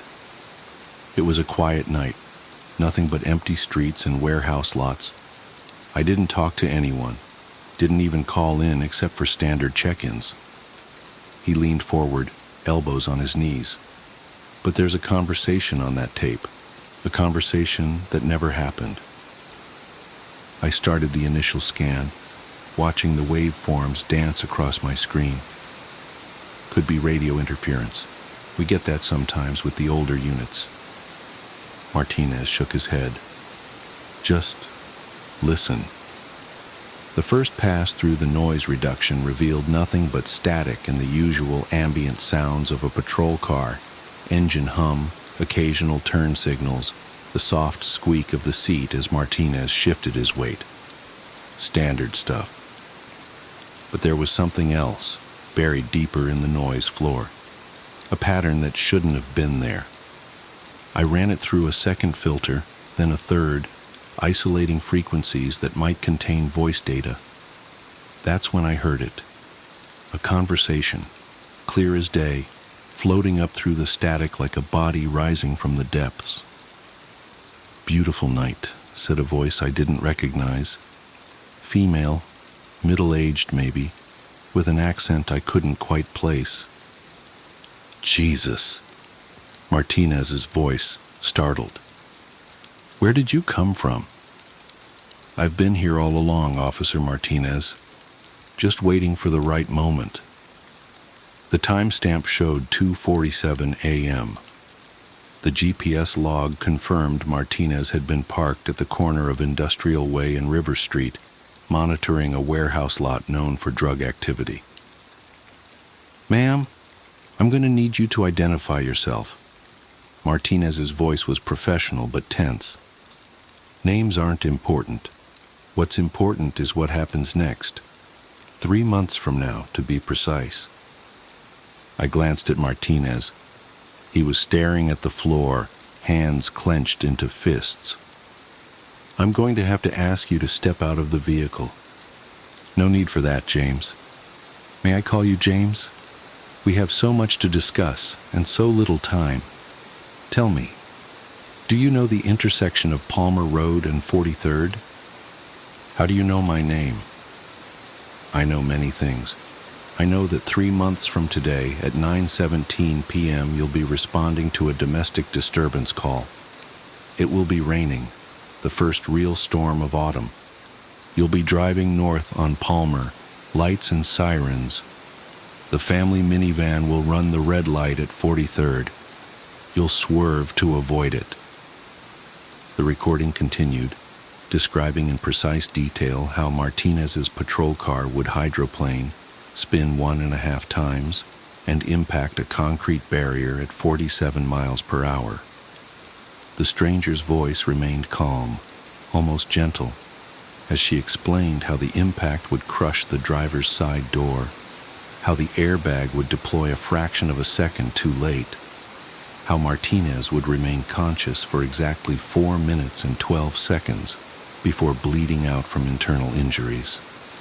"Stop," Martinez's recorded voice cracked. "Just stop." You'll think about your mother in those final moments, about the phone call she'll receive at 10:06 p.m., about how she'll collapse in her kitchen, dropping the glass of water she just poured. It will shatter on the tile floor she just installed last spring. One shard will leave a scratch that she'll notice every morning, a daily reminder of the moment she lost her only son. Get out of my car. Now. That's not how this works, James. I'm not really here, you see. Not in any way you can touch or remove. I'm just a messenger, a courtesy call, you might say. The recording continued for another 23 minutes. The voice described the funeral arrangements, the weather that day, the exact number of people who would attend. She named cousins Martinez hadn't seen in years, detailed the color of his mother's dress, even quoted verbatim from the eulogy his captain would deliver. When the voice finally fell silent, the only sound was Martinez's ragged breathing and the soft patter of rain on the patrol car's roof. "Why?" he finally asked. "Why tell me this?" "Because knowledge is a gift, James. What you do with it, well, that's the interesting part." The recording ended there, dissolving back into static. I sat back in my chair, the implications hitting me like a physical weight. "When was this recorded?" 3 weeks ago, Martinez whispered. "I've requested transfer to desk duty, changed my shifts, even called in sick a few times, but I can't stop thinking about it. I ran every analysis I could think of. Voice pattern recognition, frequency analysis, digital artifact detection. The recording was clean, no signs of tampering or manipulation. The conversation was as real as any I'd ever examined." "Have you told anyone else about this?" Martinez shook his head. "Who would believe me? A rookie cop having a conversation with a ghost about his own death? I'd be pulled off duty for psych evaluation." He had a point. I'd worked hundreds of cases, cleaned up thousands of hours of recordings. This was different. This was impossible. "Look," I said, choosing my words carefully, "maybe we should talk to someone. There are experts in unusual phenomena, people who study this kind of thing." "You mean paranormal researchers?" He laughed bitterly. "I didn't believe in any of that before this. Still don't want to. But what other explanation is there?" I didn't have an answer for him. Instead, I made him a copy of the cleaned-up audio and promised to keep digging. Maybe there was something we'd missed, some rational explanation that would make sense of it all. For the next 2 months, I became obsessed with the case. I researched similar incidents, consulted with audio experts, even reached out to a professor of parapsychology under the guise of a theoretical question. Nothing helped make sense of what we'd heard. Martinez stopped by my office regularly, looking more haggard each time. He'd moved in with his mother, changed his routine, done everything he could think of to avoid the fate described in the recording. But the weight of knowledge was crushing him. "I see that intersection every time I close my eyes," he told me during one visit. "I dream about the crash, about my mother finding that scratch on her floor. Sometimes I think I'm going crazy." "Maybe you should leave town," I suggested. "Take an extended vacation, get away from all this." He shook his head. "Running won't help. Whatever this is, it found me once. Who's to say it won't find me somewhere else?" The days crept by. I threw myself into work, taking on extra cases to distract from the growing sense of dread. Martinez's visits became less frequent as he withdrew into himself. The few times I saw him in the hallway, he looked like a man walking to his execution. Then came the storm. The first real autumn storm, just as the voice had predicted. I was working late, cleaning up audio from a robbery investigation, when the rain started, a heavy, persistent downpour that drummed against my office window. My phone rang at 9:22 p.m. It was dispatch. Officer James Martinez had been involved in a single-vehicle accident at the intersection of Palmer Road and 43rd Street while responding to a domestic disturbance call. Emergency services were on scene. No other vehicles were involved. I sat in my dark office listening to the rain for a long time after that call. Eventually, I pulled up the original recording and played it again, though I knew every word by heart. Because knowledge is a gift, James. What you do with it, well, that's the interesting part. The official investigation ruled it an accident caused by poor visibility and wet road conditions. The family minivan mentioned in the recording was found to be a coincidence. It had run the red light moments before Martinez's arrival, leaving only tire tracks in the rain-slicked intersection as evidence of its presence. Everything happened exactly as described. The time of death, the mother's dropped glass, the scratch on her kitchen floor. Even the funeral matched the recording detail for detail, down to the color of the flowers and the exact words of the captain's eulogy. I attended that funeral, standing at the back of the crowded church, watching Martinez's mother trace her fingers over the silver crucifix she wore, just as the voice had said she would. The rain fell softly outside, a gentle whisper against the stained glass windows, and I couldn't help but wonder about the nature of fate and free will. The USB drive with the original recording disappeared from evidence storage a week later. The backup copy I'd made became corrupted, filling my computer screen with static when I tried to play it. Soon, all that remained were my notes and the memory of that impossible conversation. I still work IT forensics for the department, still clean up dashboard camera recordings and security footage. But something changed after the Martinez case. Now, whenever I pull up a new file, I find myself listening not just for evidence of crimes, but for other voices hiding in the static. Voices that speak of things that haven't happened yet, but will. Because here's the thing about knowledge. Once you have it, you can't unknow it. And sometimes, late at night when the rain is falling and the servers hum their endless white noise symphony, I swear I can hear a voice, gentle, feminine, with an accent I still can't quite place, waiting to tell me what happens next. But I never clean up those recordings. Some knowledge is better left buried in the static. Screens. At the end of the summer between kindergarten and first grade, I caught the stomach flu. This has all of the components of the regular flu. However, with the stomach flu, you throw up in a bucket and not the toilet because you are sitting on it. The sickness gets purged from both ends. This lasted for about 10 days, but just before it had passed, the sickness was granted an extension in the form of pink eye.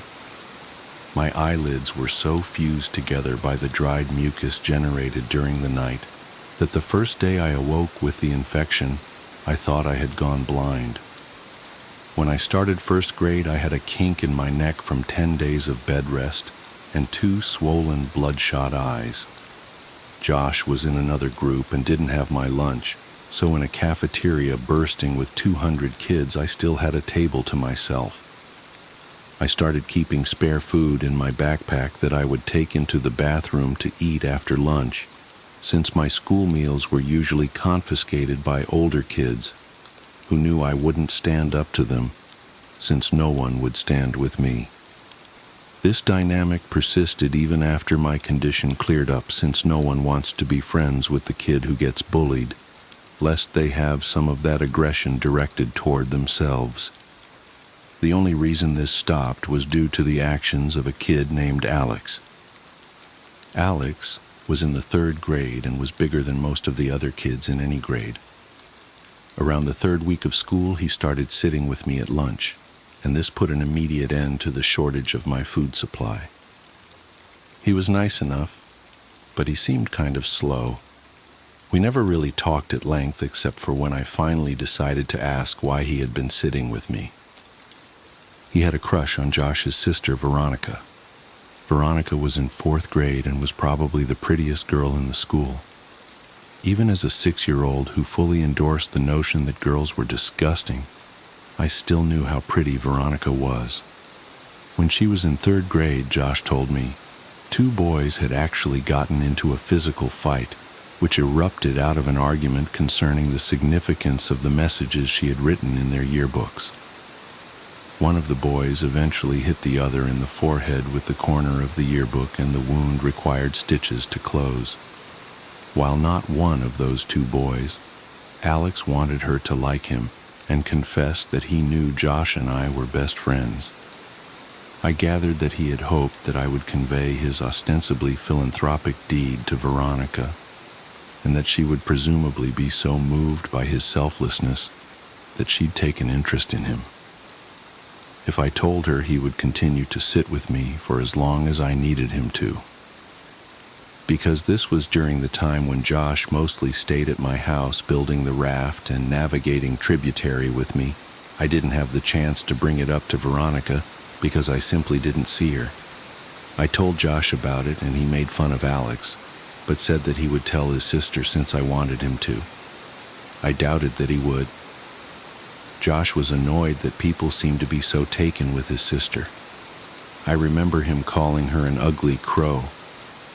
I never said anything to Josh, but I remember wanting to say, even then, that she was pretty and would one day be beautiful. I was right. When I was 15, I was seeing a movie at a place my friends and I had come to call the Dirt Theater. It was probably nice at some point, but time and neglect had weathered the place severely.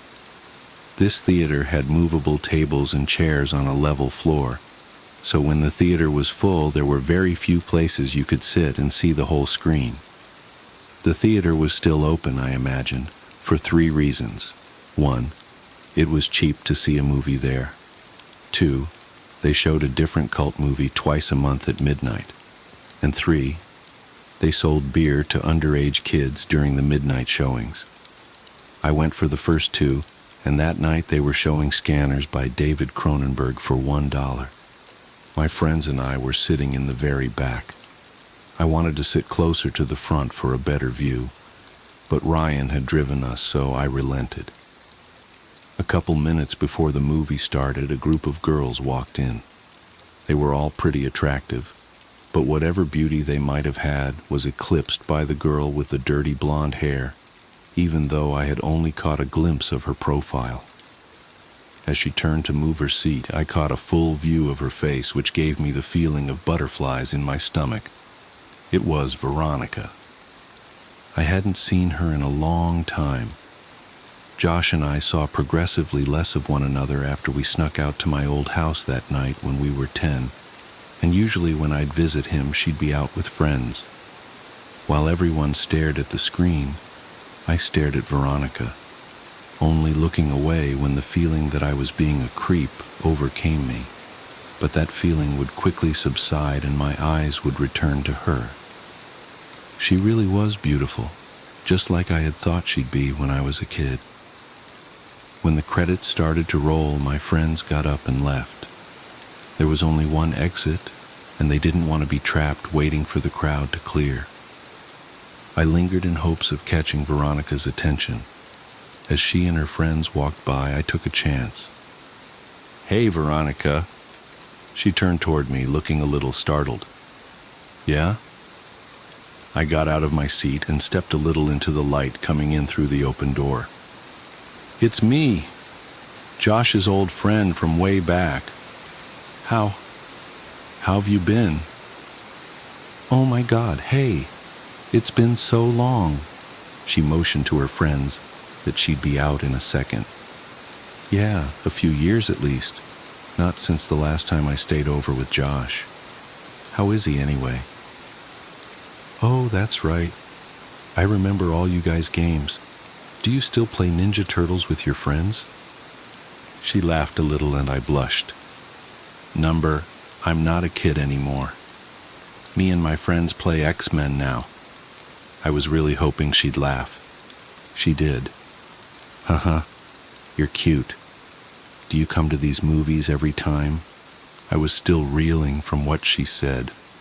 Does she really think I'm cute? Did she just mean I was funny? Does she think I'm attractive?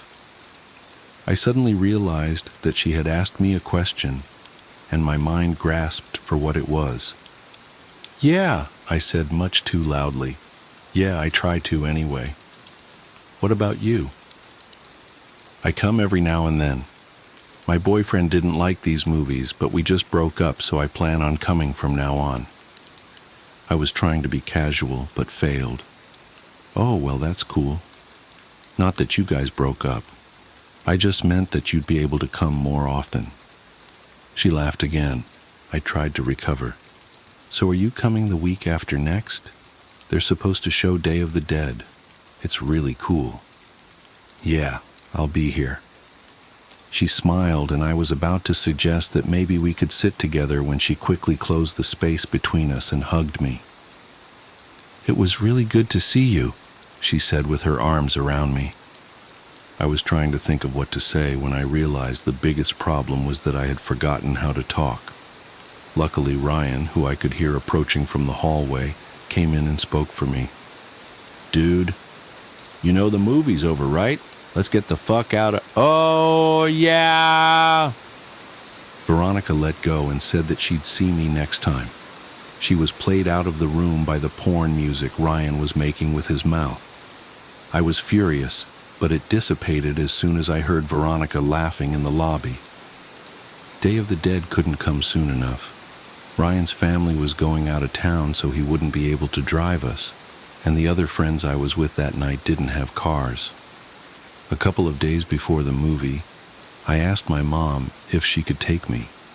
She responded almost immediately by denying my request, but I persisted, and she picked up on the desperation in my voice. She asked why I wanted to go so badly, since I had seen the movie before, and I hesitated before saying that I was hoping to see a girl there. She smiled and asked playfully if she knew the girl, and I reluctantly told her it was Veronica. The smile disappeared from her face, and she coldly said no. I decided that I would call Veronica to see if she could pick me up. I had no idea if she still lived at home, but it was worth a try. But then I realized that Josh might answer. I hadn't talked to him in almost 3 years, and if he answered, I obviously couldn't ask to talk to his sister. I felt guilty for calling to speak with Veronica and not Josh, but I dismissed that feeling quickly. Josh hadn't called me in years either. I picked up the phone and dialed the number that was still embedded in my muscle memory from having dialed it so often all those years ago. It rang several times before someone picked up. It wasn't Josh. I felt a mixture of both relief and disappointment. I realized in that second that I really missed Josh. I would call after this weekend and talk to him. But this was my only chance to see if Veronica could or would take me, so I asked for her. The person told me I had dialed the wrong number. I repeated the number back to her, and she confirmed. She said they must have changed their number, and I agreed. I apologized for the disturbance and hung up. I was suddenly intensely sad because now I couldn't contact Josh even if I wanted to. I felt terrible for having been afraid that he might answer the phone. He had been my very best friend. I realized that the only way I could be put back in touch with him would be through Veronica. So now, not that I needed one, I had another reason to see her. I told my mom the day before the movie that I was no longer concerned with going, but was hoping she could drop me off at my friend Chris's house. She relented and dropped me off that Saturday a couple of hours before the movie. My plan was to walk from his house to the theater since he only lived about a half-mile away. They went to church early on Sundays, so his parents would go to sleep early Saturday night, and Chris was fine with not coming with me since he had planned on chatting with this girl he met online. He said that the walk back to his house would be even lonelier after she laughed in my face when I tried to kiss her, and I told him not to electrocute himself when he tried to have sex with his computer. I left his house at 11:15. I tried to pace myself so I'd get there just a little before the movie. I was going by myself, and so I didn't want to just hang around there waiting. On the way to the theater, I figured that if Veronica showed up at all, it would be too lucky for us to arrive at the same time, so I debated whether I should wait outside or just go in. Both had their pros and cons. As I was grappling with these concerns, I noticed that the steady stream of streaking car lights that had been overtaking me had been replaced by a single, constant spotlight that refused to pass. The road wasn't illuminated by streetlights, so I was walking in the grass with the road about 2 feet to my left. I stepped a little more to my right and craned my neck over my left shoulder to see what was behind me. A car had stopped about 10 feet behind me. All I could see were the violently bright headlights that were cutting through the otherwise Stygian surroundings. I thought that it might be one of Chris's parents. Maybe they had come to check in on us and seen that I was gone. It wouldn't have taken much pressing for Chris to confess. I took one step toward the car, and it broke its pause and started driving toward me at a slow pace. It passed me, and I saw that it wasn't Chris's parents' car, or any car that I recognized for that matter. I tried to see the driver, but it was too dark, and my pupils had shrunk when faced with the blinding lights from the car just moments before. They adjusted enough so that I could see a tremendous crack in the back window of the car as it drove away. I didn't think much of the whole affair. Some people find it fun to scare other people. I'd often hide around corners and jump out at my mom after all. I timed it right and got there about 10 minutes before the movie. I had decided to wait outside until around 11:57, since that would give me time to find her inside if she was already seated. As I was considering the possibility that she might not show, I saw her. She was alone, and she was beautiful. I waved to her and walked to close the distance. She smiled and asked if my friends were already inside. I said that they weren't, and realized that this must seem like I was trying to make this a date. She didn't seem bothered by that, nor was she bothered when I handed her the ticket I had already bought. She looked at me quizzically, and I said, "Don't worry, I'm rich." She laughed and we went inside. I bought us 1 popcorn and 2 drinks and spent most of the movie debating whether or not I should time reaching my hand into the popcorn bag when she reached in so they would touch. She seemed to enjoy the movie, and before I knew it, it was over. We didn't linger in the theater, and because this was a midnight show, we couldn't loiter in the lobby, so we walked outside. The parking lot of the theater was big because it connected with a mall that had gone out of business. Not wanting the night to be over just yet, I continued the conversation while causally walking toward the old mall. As we were about to round the corner and leave the theater out of sight, I looked back and saw that her car wasn't the only one left in the parking lot. The other one had a large crack in the back window. My immediate uneasiness turned to understanding. That makes a lot of sense. The driver of that car works here and must have figured I was on my way to the movie. Injecting real horror into the life of a horror fan seemed like an obvious move. We walked around the mall and talked about the movie. I told her that I thought Day of the Dead was better than Dawn of the Dead, but she refused to agree. I told her of when I called her old number and about my dilemma about who would answer the phone. She didn't find it as funny as I now did, but she took my phone and put her number in it. She commented that it might be the worst cell phone she'd ever seen. Her evaluation wasn't rescinded when I told her I couldn't even receive pictures on it. I called her so she'd have my number, and she programmed it in. She told me that she was graduating, but she hadn't done well in school so far that year, so she wasn't sure if she'd even get into college.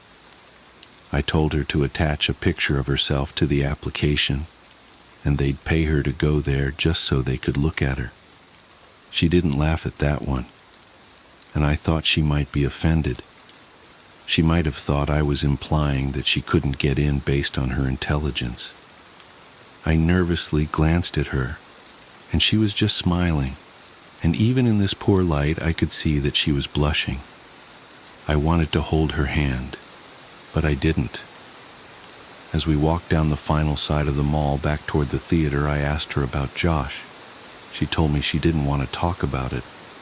I asked her if he was at least doing all right, and she just said, "I don't know."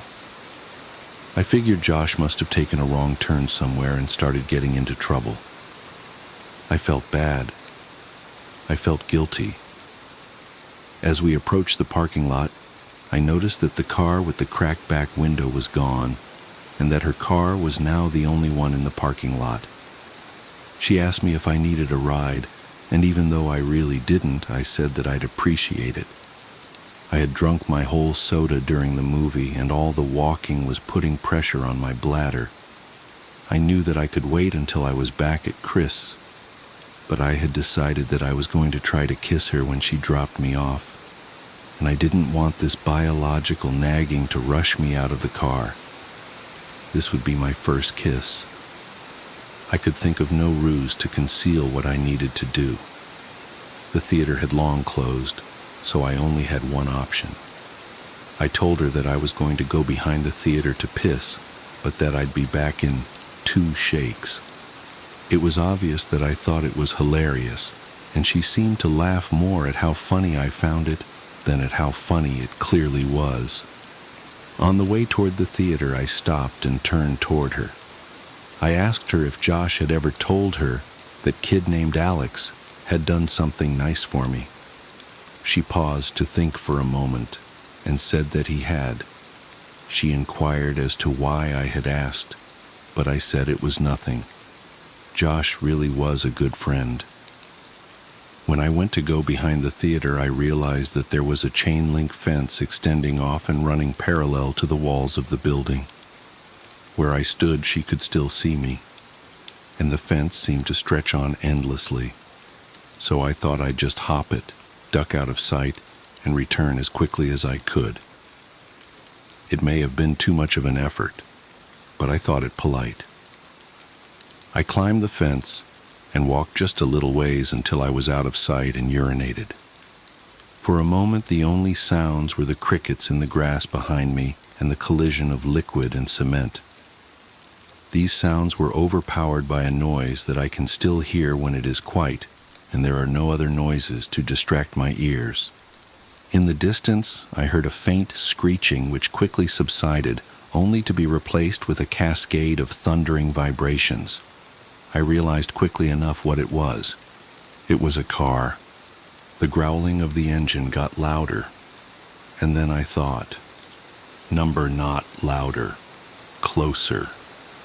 As soon as I realized this, I started back toward the fence, but before I could get very far at all, I hear a brief, truncated scream, and the roar of the engine terminated in a deafening thud. I started running, but after only 2 or 3 steps, I was tripped by a loose piece of stone and fell hard and fast onto the concrete, my head striking the corner of a chair as I fell. I was dazed for maybe 30 seconds, but the renewed rumbling of the engine drew my senses back, and my equilibrium was restored by adrenaline. I redoubled my efforts. I was worried that whoever had crashed the car might harass Veronica. As I was climbing over the fence, I saw that there was still only one car in the parking lot. I didn't see any evidence of a crash. I thought that I might have misjudged its direction or proximity. As I ran toward Veronica's car, and as my orientation changed, I saw what the car had hit. My legs stopped working almost completely. It was Veronica. Her car was sitting between us, and as I closed the distance and walked around it, she came fully into view. Her body was twisted and crumpled like a discarded figure meant to represent a catalog of things the human body cannot do. I could see the bone of her right shin cutting through her jeans, and her left arm was wrapped so hard around the back of her neck that her hand fell on her right breast. Her head was craned back, and her mouth hung widely open toward the sky. There was so much blood. As I looked at her, I actually found it hard to discern whether she was laying on her back or her stomach, and this optical illusion made me feel sick. When you are confronted with something in the world that simply doesn't belong, your mind tries to convince itself that it is dreaming, and to that end, it provides you with that distinct sense of all things moving slowly, as if through sap.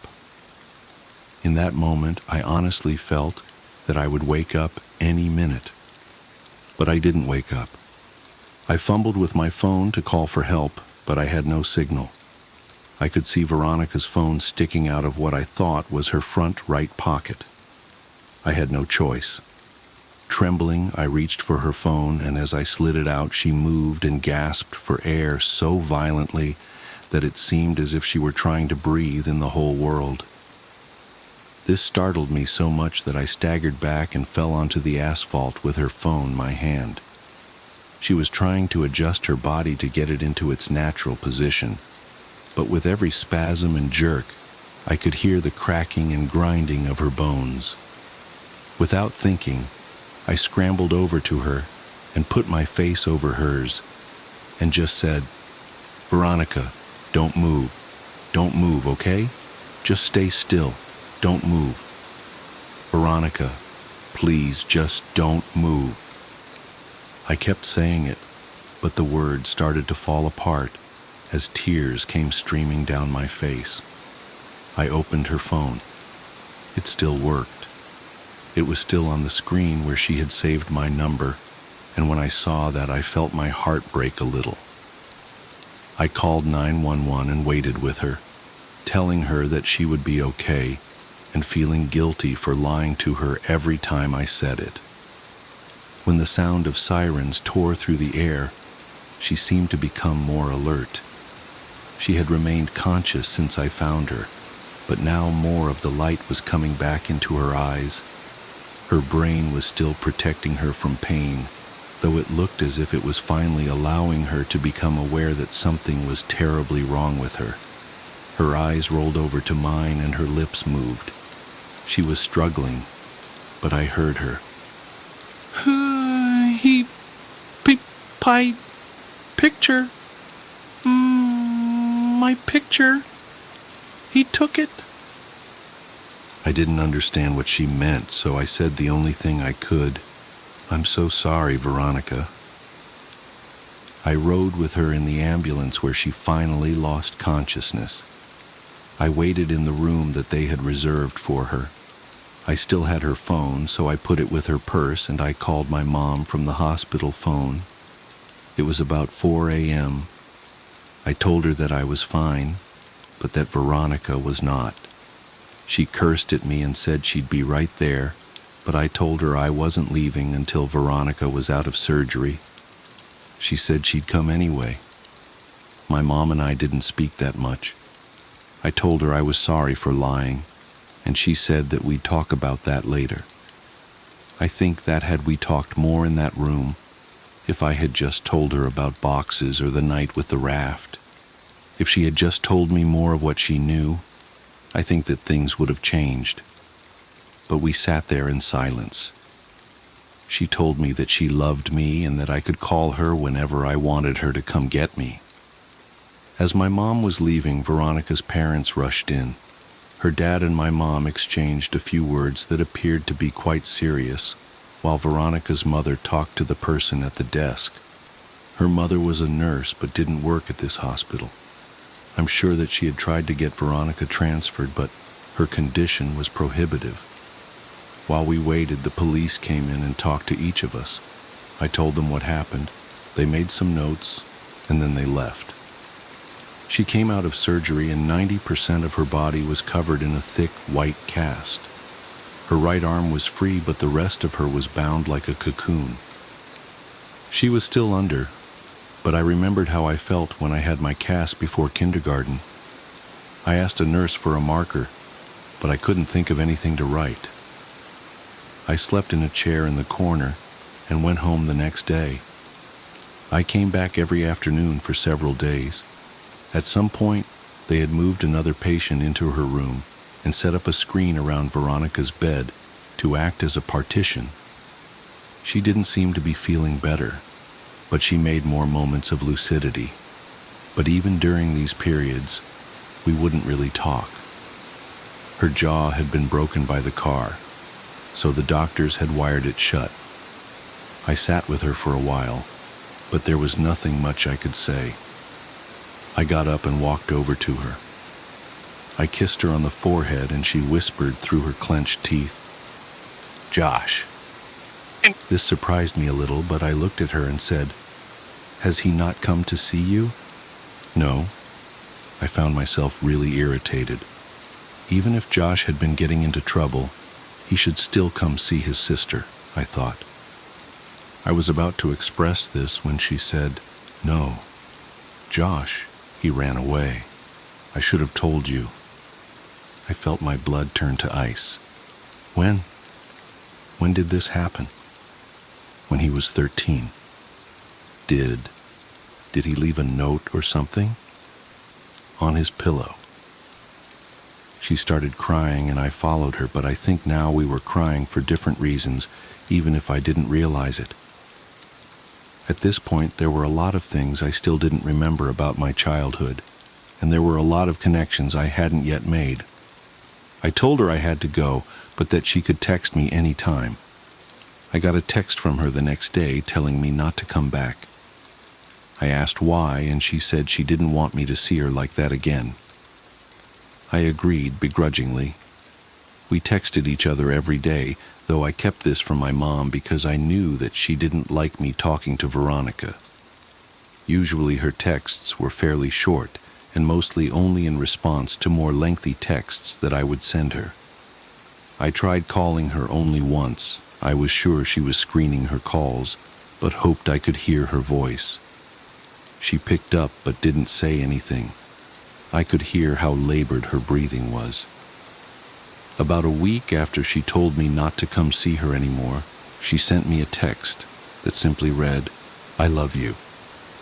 I was filled with so many different emotions, but I responded by expressing the most prevalent one. I replied, "I love you too." She said that she wanted to be with me, and that she couldn't wait until she could see me again. She told me that she had been released and was convalescing at her house. These exchanges carried on for several weeks, but every time I asked to come see her, she would say, "Soon." I kept insisting, and the following week, she said that she thought she might be able to make it to the next midnight movie. I couldn't believe it, but she insisted that she would try. I got a text from her the afternoon of the movie saying, "See you tonight." I got Ryan to drive me since Chris's parents had found out what had happened and said I wasn't welcome at their house anymore. I explained to Ryan that she might be in bad shape, but that I really cared about her, so to give us some space. He accepted that and we headed down there. Veronica didn't show. I had saved a seat for her right next to me near the exit so she could get in and out easily, but 10 minutes into the movie, a man slid into the chair. I whispered, "Excuse me, this seat is taken." But he didn't respond at all. He just stared ahead at the screen. I remember wanting to move because there was something wrong with the way he was breathing. I forfeited because I realized that she wasn't coming. I texted her the next day asking if she was all right, and I inquired as to why she didn't show the previous night. She responded with what would turn out to be the last message I'd received from her. She simply said, "See you again, soon."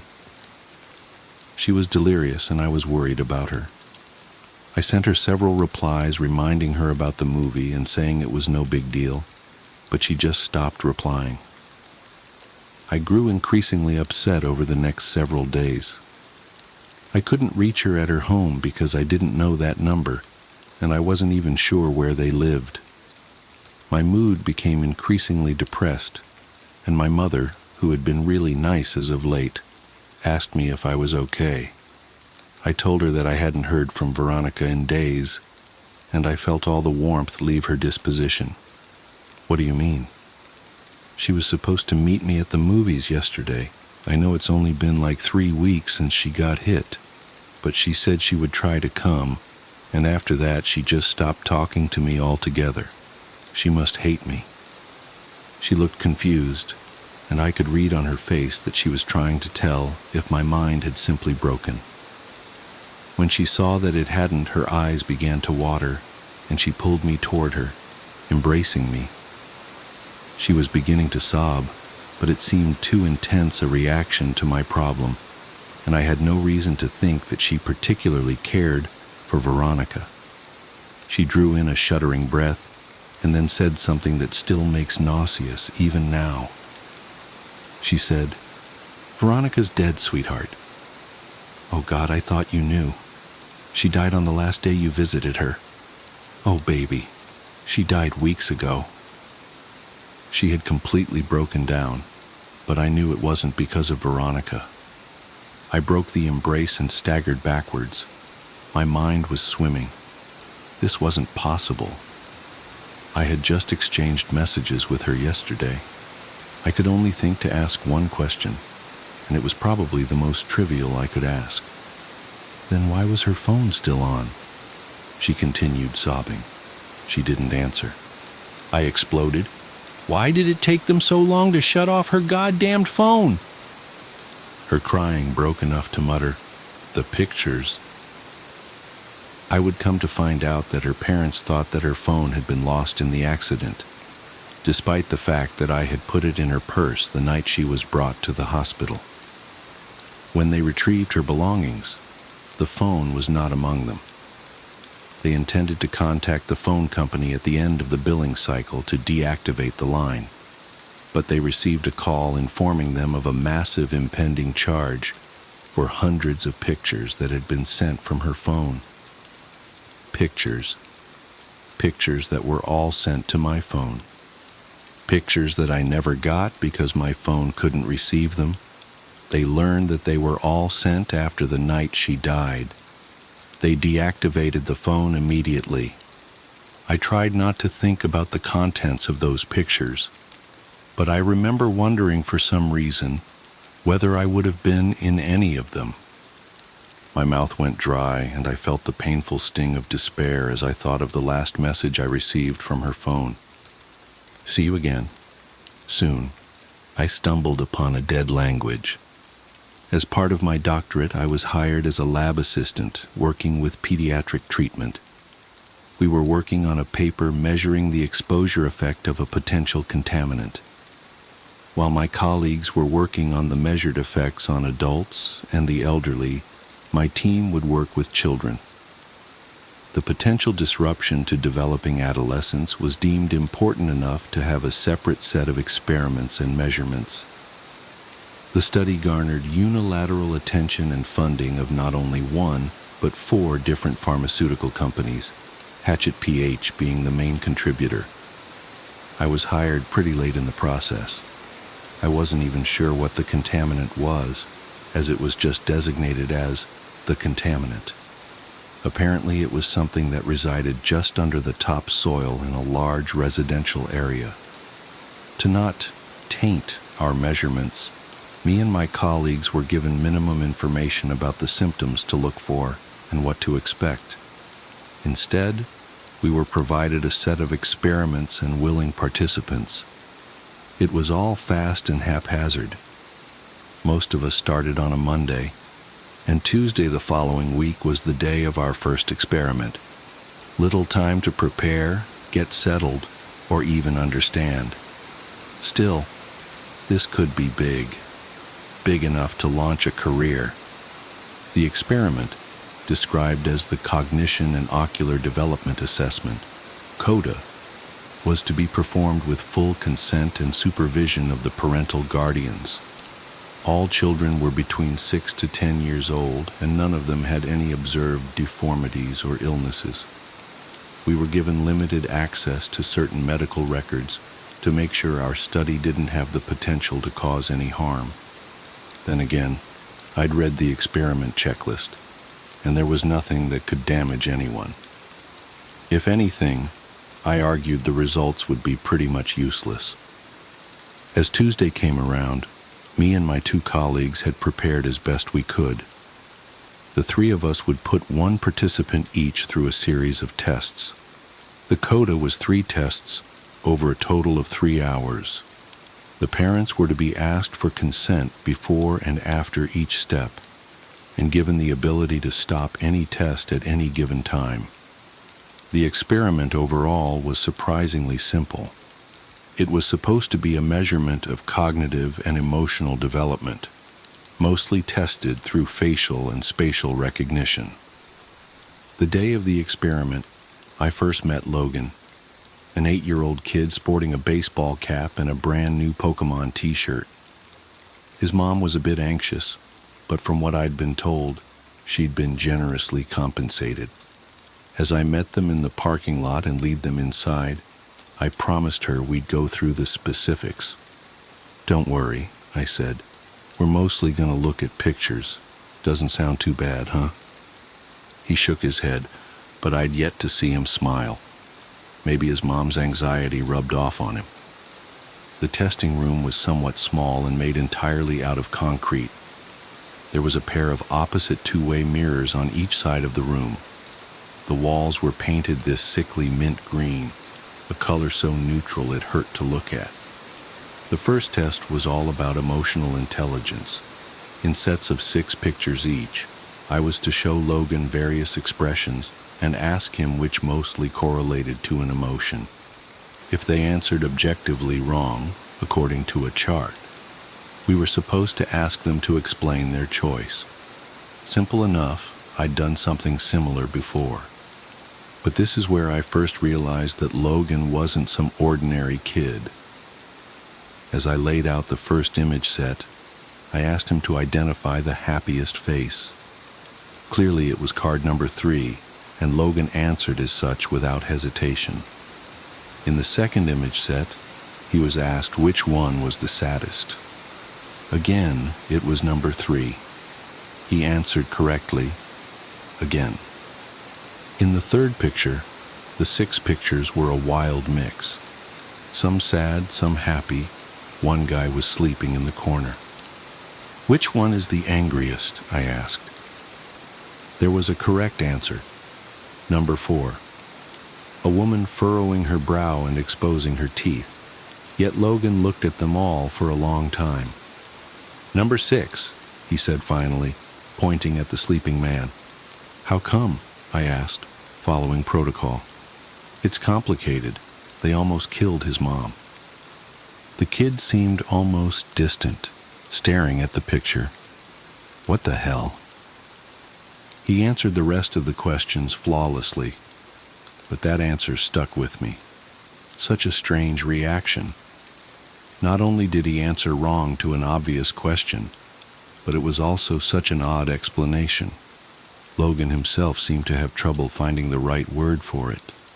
The second test was similar, but there were new cards. In sets of 3, Logan was supposed to explain each emotion presented by the people in the pictures. Happy, sad, angry, scared. It was similar to the first test, but much more detailed. For every image, there would be a description and a short explanation given by the participant. We pressed forward. First 3 cards, no problem. Happy, happy, sad. Easy explanations. Second set of cards, same result. Surprised, sad, sad. But when the third image set came along, I didn't know what to say. 3 people, all completely neutral. Not a single emotion on their face. They looked almost computer-generated. Logan didn't skip a beat, though. She's scared, he said. She doesn't know why she's doing this. And, what about this one? Oh, he's hungry. He just doesn't show it. Hungry? Is that the emotion? Yeah, he's really hungry. Dangerous. And the third one? Logan took a long, hard look. After a few seconds, he looked up at me, almost like he forgot about the picture for a while. Okay, I think he's Obstin. Obstin? Yeah, Obstin. What do you mean? That's what he is. I don't know a better word for it. So why is he, Obstin? He saw something he shouldn't have. We continued with several more image sets, and Logan gave mostly ordinary answers, but every now and then he'd throw in something absurd sounding. Obstin was the first, but there was also ADR, Gald, and Srit. The descriptions were outlandish and frankly nonsensical. Adres. He stared too long into the light. Gald. He didn't go swimming, but his feet are still wet. Srit. He fell between the cracks. By the time I was about to start the third experiment, I had a few moments alone with Logan's mom. Still anxious, she held her arms close to herself and didn't meet my eyes. We'll be done in a bit, I said. He's doing great. He's such an imaginative child, you know. She nodded. He makes up things all the time. You should see his drawings. Does he have any trouble at school? No, not really, no, she smiled. Well, mostly not. Some of the other kids can get a bit creeped out when he starts making things up. I checked the clock. It was time to start the final experiment. All kids have a quirk or two, I smiled back. That's what makes them kids. The final experiment was about recognizing places rather than people. One by one, I was to show Logan pictures of various places. Ordinary places like supermarkets, playgrounds, and factories. They were pretty easy to recognize. First, I'd show him the pictures. Then I'd ask him to describe the scene. Logan didn't seem to mind. The pictures themselves was easy for Logan to recognize. One by one, he explained what he saw. Factories with lots of cars parked outside, empty playgrounds. But as we got to a park, he sort of stopped. His expression shifted. That's a graveyard, he said. I had to stop myself from correcting him. It was obviously not a graveyard. Can you describe it? I asked. I really don't want to. There's a lot of people there. What kind of people? I was going off script, but I was just too curious. Logan leaned in to look closer at the picture. There's a lot of strange colors, he said. The people who used to be there are gone. I couldn't tell what he was seeing. The picture was empty. As we finished up, Logan went to the bathroom. I got some time to talk to his mom on our own, and I brought out the picture of the park. Do you have any idea what he sees here? I asked. No, she said, shaking her head. Could be anything. It's just strange, I said. Usually kids make up stories about dragons, lasers, wizards, that kind of stuff. Not graveyards and parks. Are you calling my son strange? I lost my train of thought. As Logan came back, she grabbed him by the arm as to leave. Before they did, I caught up to them. I had to try something. Logan, I said, just a moment. They stopped, and his mom gave me a tired look. I was thinking about buying this house, I said, bringing up a photo of a place I'd been checking out a few times. What do you think? He just stared at me, as if he didn't understand. He took off his baseball cap and scratched his ear. Looks dirty, he said. A lot of RO, right there in the... Come on, Logan. His mother tugged his arm, and he was almost dragged down the hall. Turning back to me one last time, he yelled back. He looked up, and then he didn't.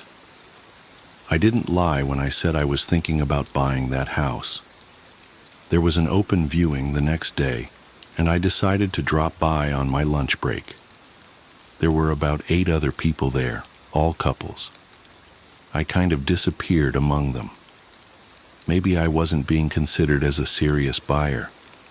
The place was a bit too large for me after all.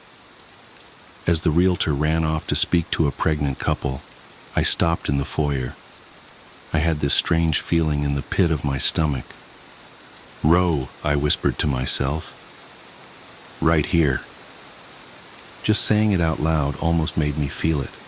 It was something so specific, so unique. It wasn't an emotion as much as it was an experience, a story. I could imagine myself lying on the floor, looking up at the wood-brown ceiling. I could feel my back growing stiff, as if I'd been lying down for too long. I could feel my eyes growing thick, like blinking through mud. Every breath, a conscious effort. Arms unresponsive. A prayer for my heart to keep beating. Then, nothing. Row. To look up, and then to not. I had this strange understanding, like I'd seen something I wasn't supposed to.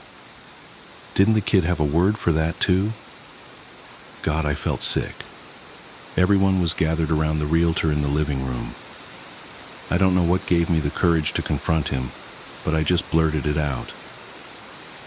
"Did the previous owner die here?" I asked. "In the foyer?" No, they didn't," he answered. "You have to tell us if they did," one of the couples said. Another couple agreed. "Okay, yeah, I mean, no one has died here. That much is true. No one did. But yes, they were found unresponsive in the foyer." There were loud sighs. A couple immediately left. Another left shortly afterwards. There was a queue to talk to the realtor, and within 10 minutes I was the only one left. Row or not, I got the place too cheap to care. This made me curious as to the words the kid had used to describe the various places and emotions.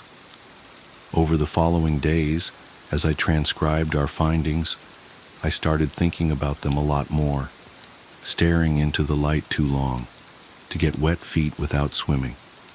It was all just cryptic nonsense. But what I'd felt that first night in my new house, that was Row. I could feel it. It was the right way to describe it. One night, as I stood in the bathroom, I thought about the word aider. It was what Logan had used to describe staring into the light for too long. It felt fitting, but I didn't know if I'd experienced it. I tried looking up into the bathroom light and just saying it out loud, but I didn't get the same feeling as when I'd said Row in the foyer. This wasn't it. This wasn't ADR. I sort of gave up on it after a while. But as I was watching TV, the thought came creeping back to me. There was a news segment about a patient with severe brain damage, a woman who couldn't breathe on her own, or speak. She was aware in a sense, but completely imprisoned in her body. The segment focused on how her family was caring for her, but I just leaned in closer and looked at her. "Adder," I whispered to myself, "that's it." And it was. No question about it. She was Adder. From staring into the light too long, I could feel it, understand it. Over the next couple of days, I started chasing Gald. The word meant someone whose feet was wet, despite not swimming. It took me a while to get this one, but I finally found it in a newspaper article online. I felt galled from reading about a man who had died from an overdose down at the beach. His body had apparently choked itself. causing him to sweat to death. As he was homeless and living close to the beach, he'd been found by a couple of teenagers building a sandcastle. But that feeling of drowning on dry land, next to the ocean, that was galled. With the right word, I could feel it. I could empathize. In my mind, I could be there with him. But the final word I'd noted, srit. That was a difficult one. Over several days, I looked all over the internet. I searched forums, read obscure articles ranging back to the 90s, but I just couldn't shoot blindly into the web and hope for the best. I had to find out more, get something substantial. That thought made me take a step back. What about the photos? The photos we had shown Logan in the first place. Who were the people in the photos? I checked the inventory list for the experiment. Most of the cards were just mentioned as a number and an emotion, but I noticed that some of the faces were repeated with the same actors. All the cards which Logan had gotten right were repeated at least once, but the weird ones? Those were unique faces.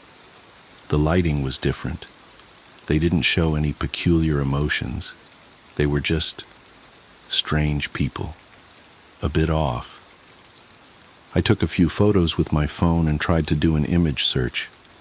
I couldn't get a single hit. These pictures simply weren't available anywhere online. The ordinary emotions displayed could be found on various stock image sites, but not the strange ones that Logan pointed out. Finally, after a few hours and dozens of pages clicked through, I did find a picture that looked like one of the models, but in a completely different setting. And this was freaking weird. The picture I found online was from a social media profile. The profile, in turn, portrayed the user page of the very same homeless man that had drowned in his own sweat from an overdose. The same one I'd read an article of. But the article was written just a few days prior, and the picture must have been taken at least weeks ago. Listen, I don't know if you can get this.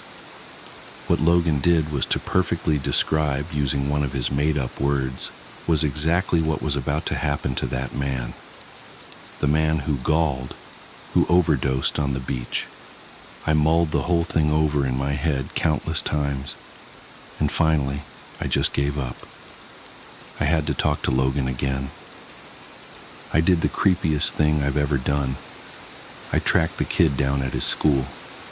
The following day, as he was about to get on the bus back home, I waved at him from across the parking lot. He was surprised to see me and couldn't place me at first. Then I could see him recognize me, like something lit up in his mind. "Hey," he called out. "Science man." "Hey, Logan," I called back. "How's it been?" "Good," he said. "You're not here for more tests, are you?" He stopped a few feet ahead of me. "Actually, I'm just here to ask you about that language of yours. Those strange words you use. How do you come up with them?" "That's easy," he said. "Once you start talking it, you kinda don't stop. After a while, you just feel them, you know?" "So where did you learn it?" I asked. "Anywhere special?" "I think I always knew." He shrugged. "Like, it's weird, like listening. But not to a sound, but like a color. It's just sort of there, inside. So you can always see it? Because sometimes you said people in pictures were just happy or sad, ordinary things. Well, sometimes those things are easier to see. You said I should answer fast, not, accurately. So you can see it now? I chuckled. Anywhere? Here with me? Sure, he smiled. Just stand still for a bit. Logan looked at me for a while. As I met his eyes, I could feel something. There was that feeling again. Obstin. To see something I shouldn't have. Right there, in that kid's eyes, he knew something.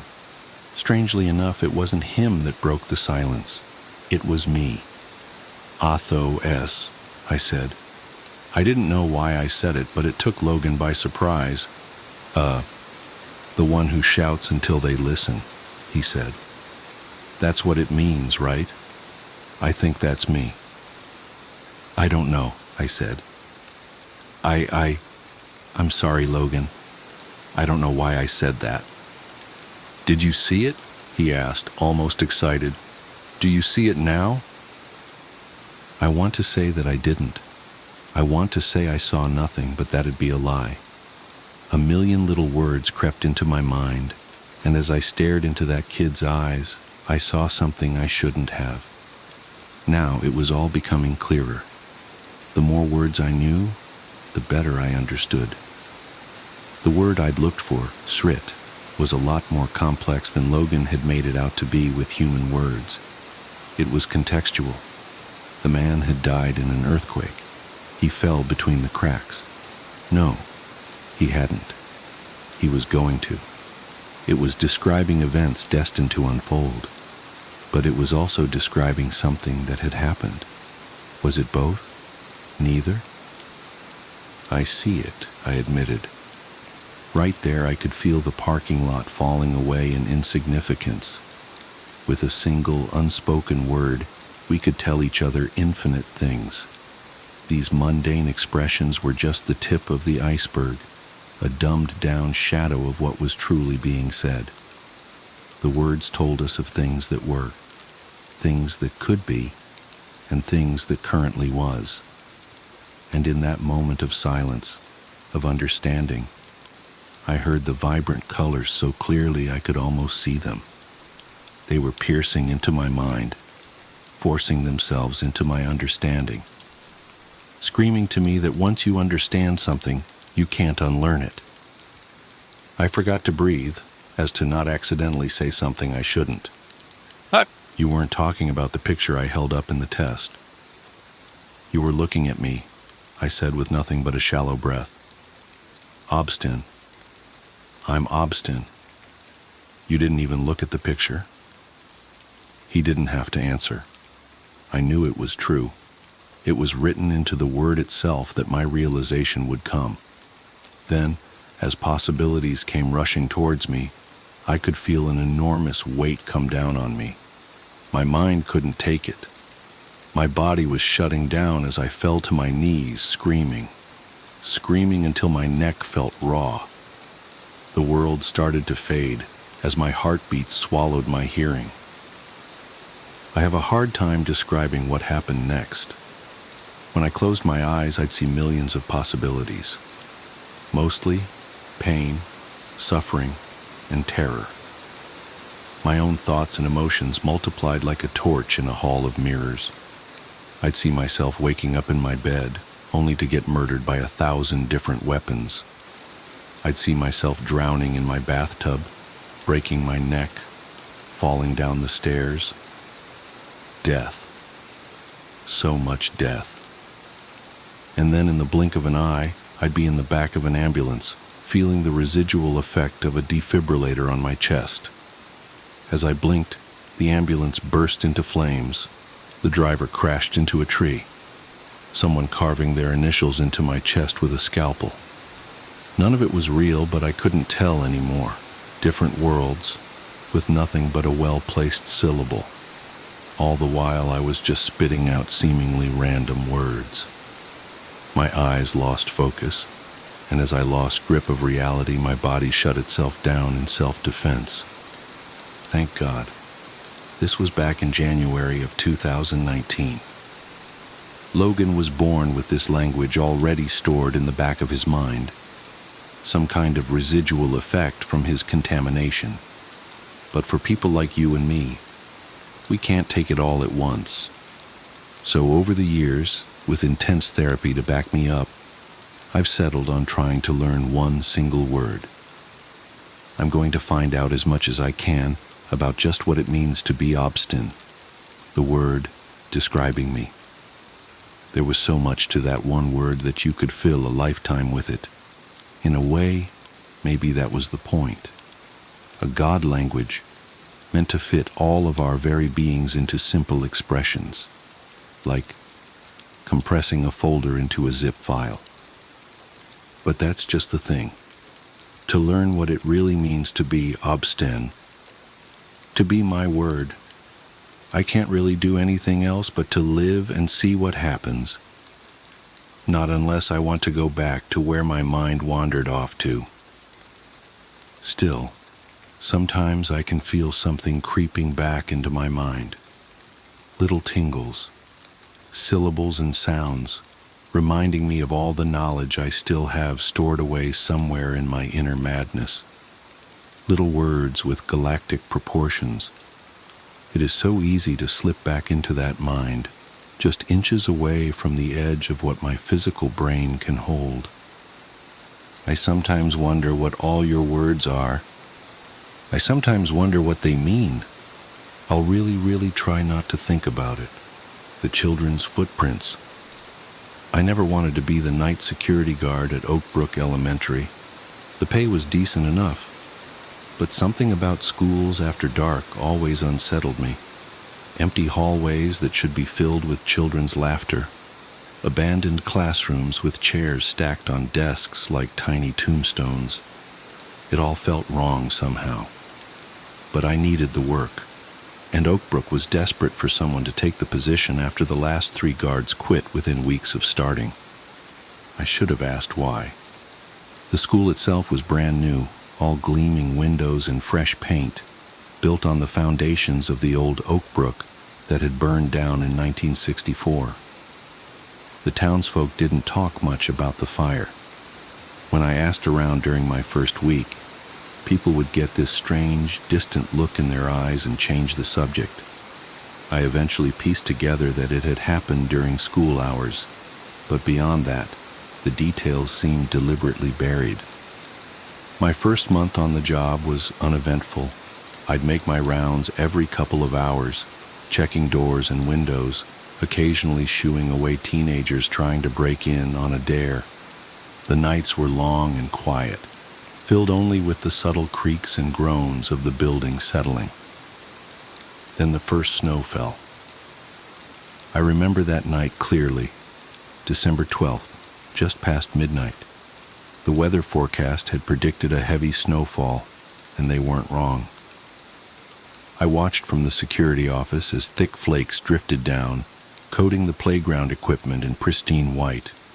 The fluorescent lights from the building cast long shadows across the untouched snow, creating an almost ethereal scene.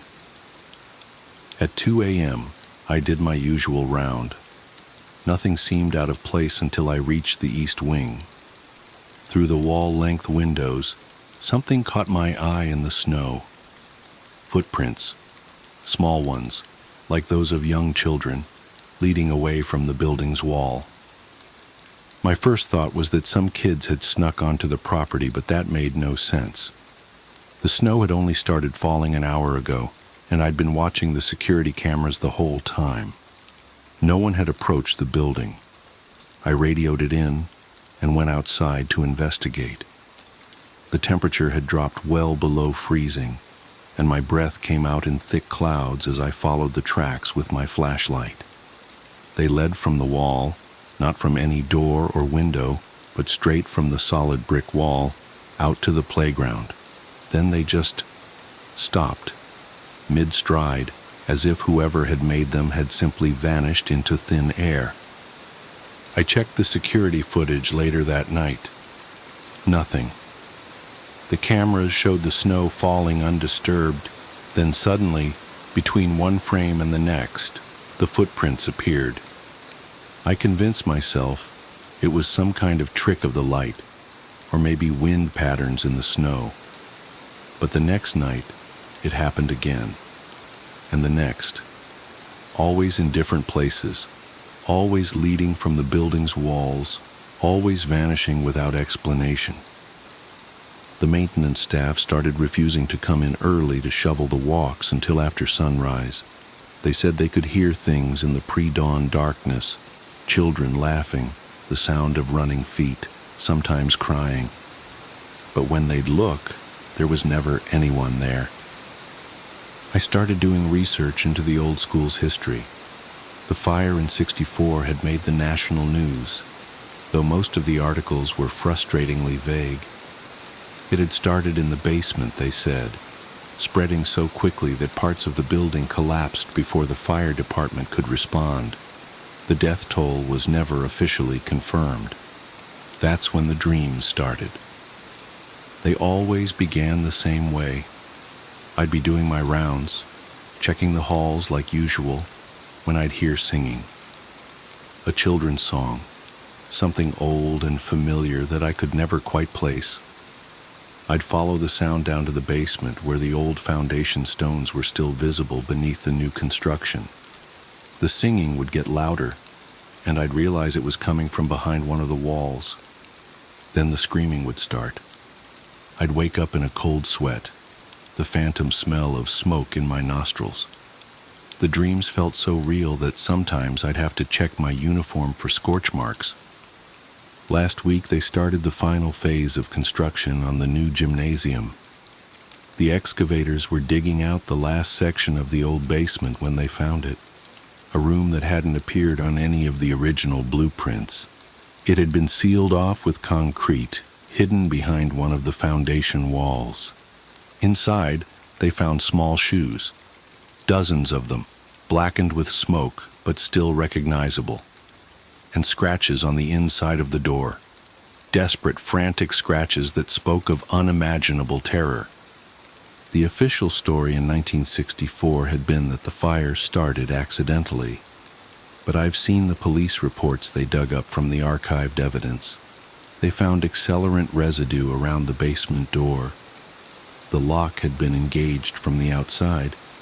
Someone had trapped those children down there, leaving them to suffocate in the smoke while the building burned around them. That's when the footprints changed. They stopped leading out to the playground. Now they all lead to the construction site, to the exposed foundation where that hidden room was found. Every morning, there are more of them, dozens of tiny tracks in the snow, all converging on that one spot. Last night, I heard the singing again. Only this time, I wasn't dreaming. It was coming from the basement. I know I should quit. 3 other guards already have, and I understand why now. But I can't shake the feeling that I'm meant to be here, that there's something I need to understand. The construction crews found something else yesterday, buried deep in that hidden room. A metal box, its contents preserved despite the fire. Inside were papers, class photos, attendance records, and a letter, its pages yellow with age. I shouldn't have read it, but I did. It was written by a teacher, dated the day before the fire. She wrote about her concerns, about the sounds she'd been hearing from the basement during school hours. Children crying, she said, when all her students were accounted for in class. She'd reported it to the principal, but he'd dismissed her fears, said she was imagining things. The principal's name was familiar. I'd seen it before, in my research about the town's history. He'd died just last year, in fact, a respected member of the community right up until the end. But here's the thing that keeps me up at night. They found something else in that metal box, a ring of keys, heavy and old-fashioned. One of them fits the ancient lock they discovered on that basement room's door. The principal had lived in town all his life. He'd never left, never moved away, even after the fire. For 60 years, he'd walked these streets, attended church, served on the town council, all while carrying the weight of what he'd done. Why did he do it? That's the question that haunts me. What could drive a man to lock children in a basement and set the building ablaze? The answer has to be in the record somewhere, hidden in the town's history like those small, scorched shoes behind the foundation wall. I've started bringing a recorder to work, Sometimes in the quietest hours of the night I can hear voices in the static, children's voices whispering names. Their names, I think, the ones that were never included in the official death toll. The footprints appeared again last night, but they were different. Larger this time, adult-sized, leading from the parking lot to the basement entrance. They looked fresh, but when I checked the cameras, there was nothing there, just empty frames of falling snow. I followed them to the door, and that's when I noticed something that made my blood run cold. Mixed in with the snow around the footprints were dark spots, like water droplets. But when I knelt down to look closer, I realized they weren't water. They were ash. The principal was buried last year in Oak Hill Cemetery, just across the street from where the school stands now. The groundskeeper there, an old man who's worked the grounds for decades, told me something interesting yesterday.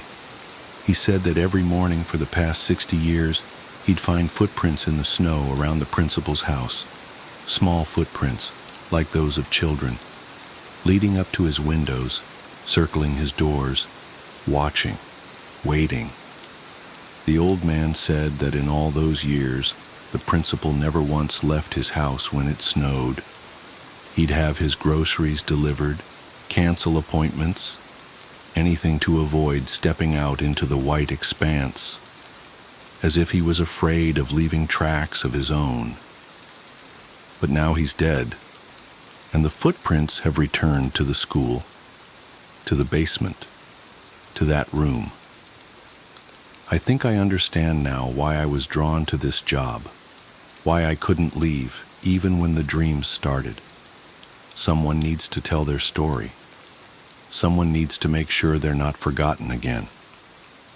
The construction company wants to seal up that room, pour new concrete over the old foundation, and bury the past for good. But I don't think that's what the children want. I think they've been trying to tell us something all these years, leaving their marks in the snow, singing their songs in the dark. They want to be found. They want to be remembered. Last night, I heard the singing again. It was clearer this time. A nursery rhyme about a ring of roses, about ashes and falling down. It seemed to be coming from everywhere and nowhere at once, echoing through the empty halls. I followed it down to the basement, to that room behind the foundation wall. The door was open, though I know it had been locked. Inside, the air was thick with the smell of old smoke, and the temperature had dropped so low I could see my breath. On the floor, perfectly preserved in a patch of dust, was a small handprint. As I watched, another appeared beside it, then another, as if invisible children were playing in the dirt. They formed a trail, leading deeper into the darkness. I should have been terrified. I should have run. But something in that moment felt right, as if I'd finally arrived at the place I was meant to be. The singing grew louder, and I recognized more voices joining in, dozens of them, young and sweet and terribly sad. They seemed to be calling to me, inviting me to follow their trail of handprints into the shadows. I took out my flashlight, but it wouldn't turn on. The beam sputtered and died, leaving me in complete darkness. And that's when I felt it, a small, cold hand slipping into mine. I'm writing this now from my car, parked across the street from the school. The sun will rise soon, and with it, the construction crews will return. They'll pour their concrete, lay their foundations, and try to bury the past once again. But I won't let them, not this time. The children have shown me things in the darkness, memories preserved like insects in amber, moments frozen in time. I've seen what really happened that day in 1964. I've seen why the principal did what he did, what he was trying to hide. It's worse than anyone imagined. The footprints are appearing more frequently now, Not just in snow, but in mud, in dust, even in the fresh concrete the workers pour. They're getting stronger, more numerous, as if the children know their time is running out. But they're not just victims anymore. I've seen their power growing, felt their anger building like a storm. The principal might have escaped their justice in life, but in death, well, that's why I'm watching his grave tonight. The snow is falling again, thick and silent. Through my windshield, I can see fresh footprints appearing in the cemetery, small tracks in the untouched white. They're heading toward his headstone, dozens of them, converging like streams flowing to the sea.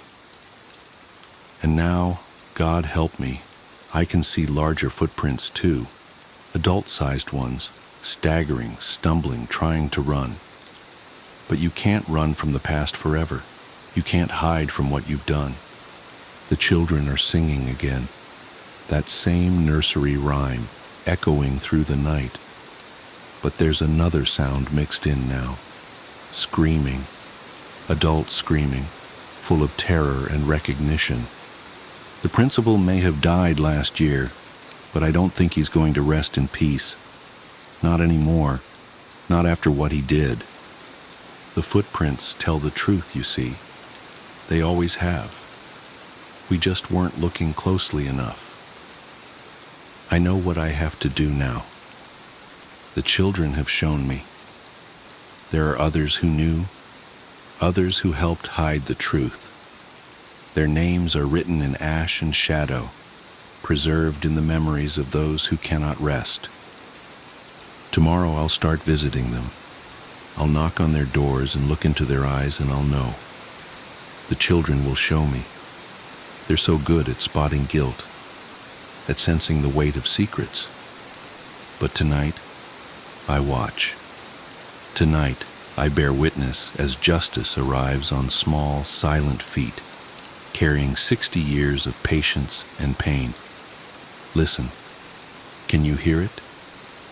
The singing is growing louder. The footprints are appearing faster now, like raindrops hitting water.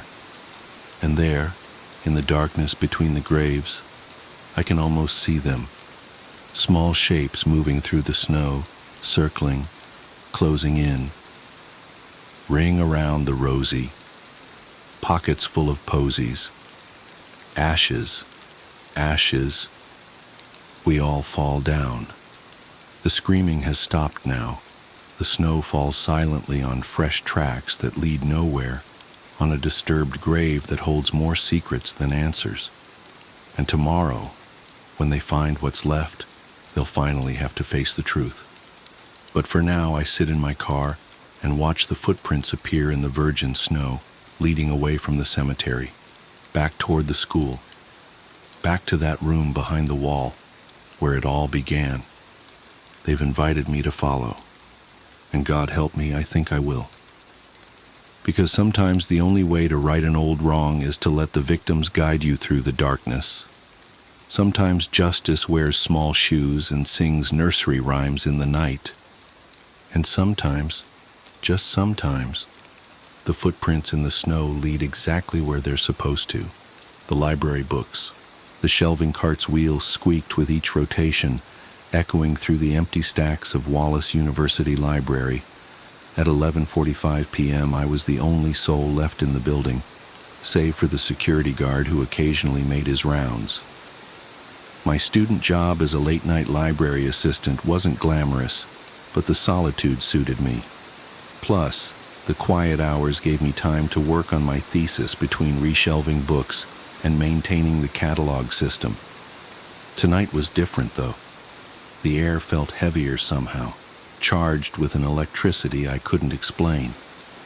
Maybe it was the approaching storm. I could hear thunder rumbling in the distance, growing closer with each passing minute. Or maybe it was because I'd ventured into the library's oldest section, a maze of towering shelves in the basement level that hardly anyone visited anymore. The basement housed the university's special collections and archives dating back to the institution's founding in 1873. The fluorescent lights flickered overhead, creating strange shadows that danced across the spines of leather-bound volumes. My cart's squeaking wheels seemed louder down here, bouncing off the concrete walls in an unsettling rhythm. I checked my tablet, reviewing the list of books that needed reshelving. According to the system, there were 3 volumes that belonged in section H7, deep in the archives. As I pushed my cart down the narrow aisle, the metal shelves loomed over me like silent sentinels. The air grew noticeably colder, and I pulled my cardigan tighter around my shoulders. That's when I noticed something odd. The books in this section didn't follow the library's standard cataloging system. Instead of the usual call numbers, these volumes had dates etched into their spines in fading gold leaf: 1923, 1947, 1952, and so on. Curiosity got the better of me, and I pulled one from the shelf, a dark red leather-bound book dated 1968. The moment my fingers touched the cover, a chill ran down my spine. The leather felt wrong somehow, too soft, too supple, as if it were still alive. I opened it carefully and my breath caught in my throat. It wasn't just a book, it was a biography. The title page read, Margaret Ann Sullivan, 1950-1968, student of Wallace University. My hands trembling slightly, I began to read. The book contained every detail of Margaret's life, from her childhood in rural Maine to her acceptance at Wallace University as a promising art student. Photos were interspersed throughout the text. Margaret as a toddler, at her high school graduation, in her dorm room. The final entry was dated October 15, 1968. Margaret leaves the library at 11:52 p.m. after a late-night study session. She is never seen again. I slammed the book shut, my heart pounding. This had to be some kind of sick joke, but as I looked along the shelf, I realized there were dozens more just like it. Each volume chronicled the life and disappearance of a Wallace University student. Some dated back to the 1800s, while others were more recent. The most disturbing part? None of these cases appeared in any official university records or local news archives that I could remember, despite my extensive research for my thesis on the university's history. Thunder crashed overhead, closer now, and the lights flickered ominously. I should have left right then, should have run upstairs and never looked back, but something compelled me to keep pulling books from the shelf, reading fragments of lives that had vanished without a trace. James Cooper, 1892, Elizabeth Chen, 1934, Michael Rodriguez, 2001. Each story ended the same way, with a late-night visit to the library, followed by disappearance. My hands were shaking so badly, I nearly dropped the next book I grabbed. This one was newer, its leather cover still glossy and unmarked by time. The date on the spine read 2022. As I opened it, a photograph slipped out and fluttered to the floor. I picked it up, and the world seemed to tilt on its axis. It was me. The biography began with my birth in Seattle, Washington, on April 12, 2000. It detailed my parents' divorce when I was 7, my struggle with anxiety in high school, my acceptance to Wallace University on a full academic scholarship. Every major moment of my life was documented in precise detail, things no one else could possibly know. My first panic attack in 3rd grade, the time I shoplifted a candy bar when I was 12 and never told anyone, the real reason I broke up with my high school boyfriend. The last dated entry was from yesterday. I read about myself working the late shift at the library, just as I had done countless times before. But after that, the remaining pages were blank, waiting to be filled. I checked my phone with trembling fingers. 11:47 p.m. the same time most of the other students had vanished. Panic clawed at my throat as I shoved the book back onto the shelf. I had to get out of here, had to tell someone about what I'd found. But as I turned to leave, my cart's wheel caught on something, a loose tile in the floor. I stumbled, catching myself against the shelves.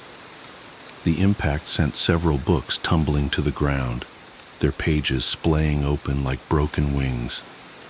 As I bent to pick them up, something caught my eye. The blank pages in my biography were no longer empty. New words had appeared, written in a flowing script that was still wet with dark ink. Emma discovers the collection at 11:45 p.m.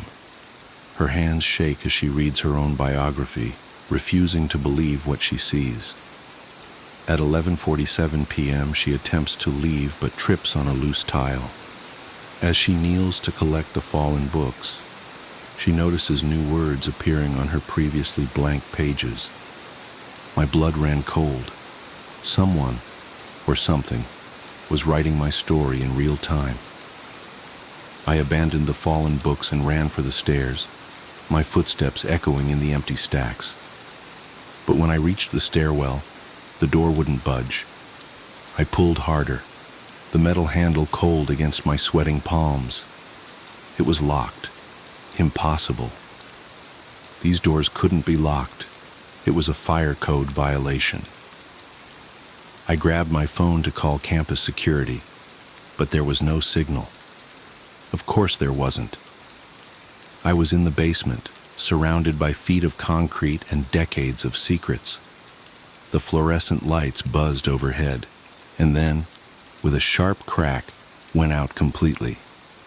In the sudden darkness, I heard something that made my heart stop, the soft whisper of pages turning. It came from everywhere and nowhere at once, like dozens of invisible hands leafing through dozens of invisible books. The sound grew louder, accompanied by a rustling that reminded me of dry autumn leaves skittering across pavement. I fumbled for my phone's flashlight, my fingers clumsy with fear. The beam cut through the darkness, illuminating the narrow aisle where I'd found my biography. The books were moving.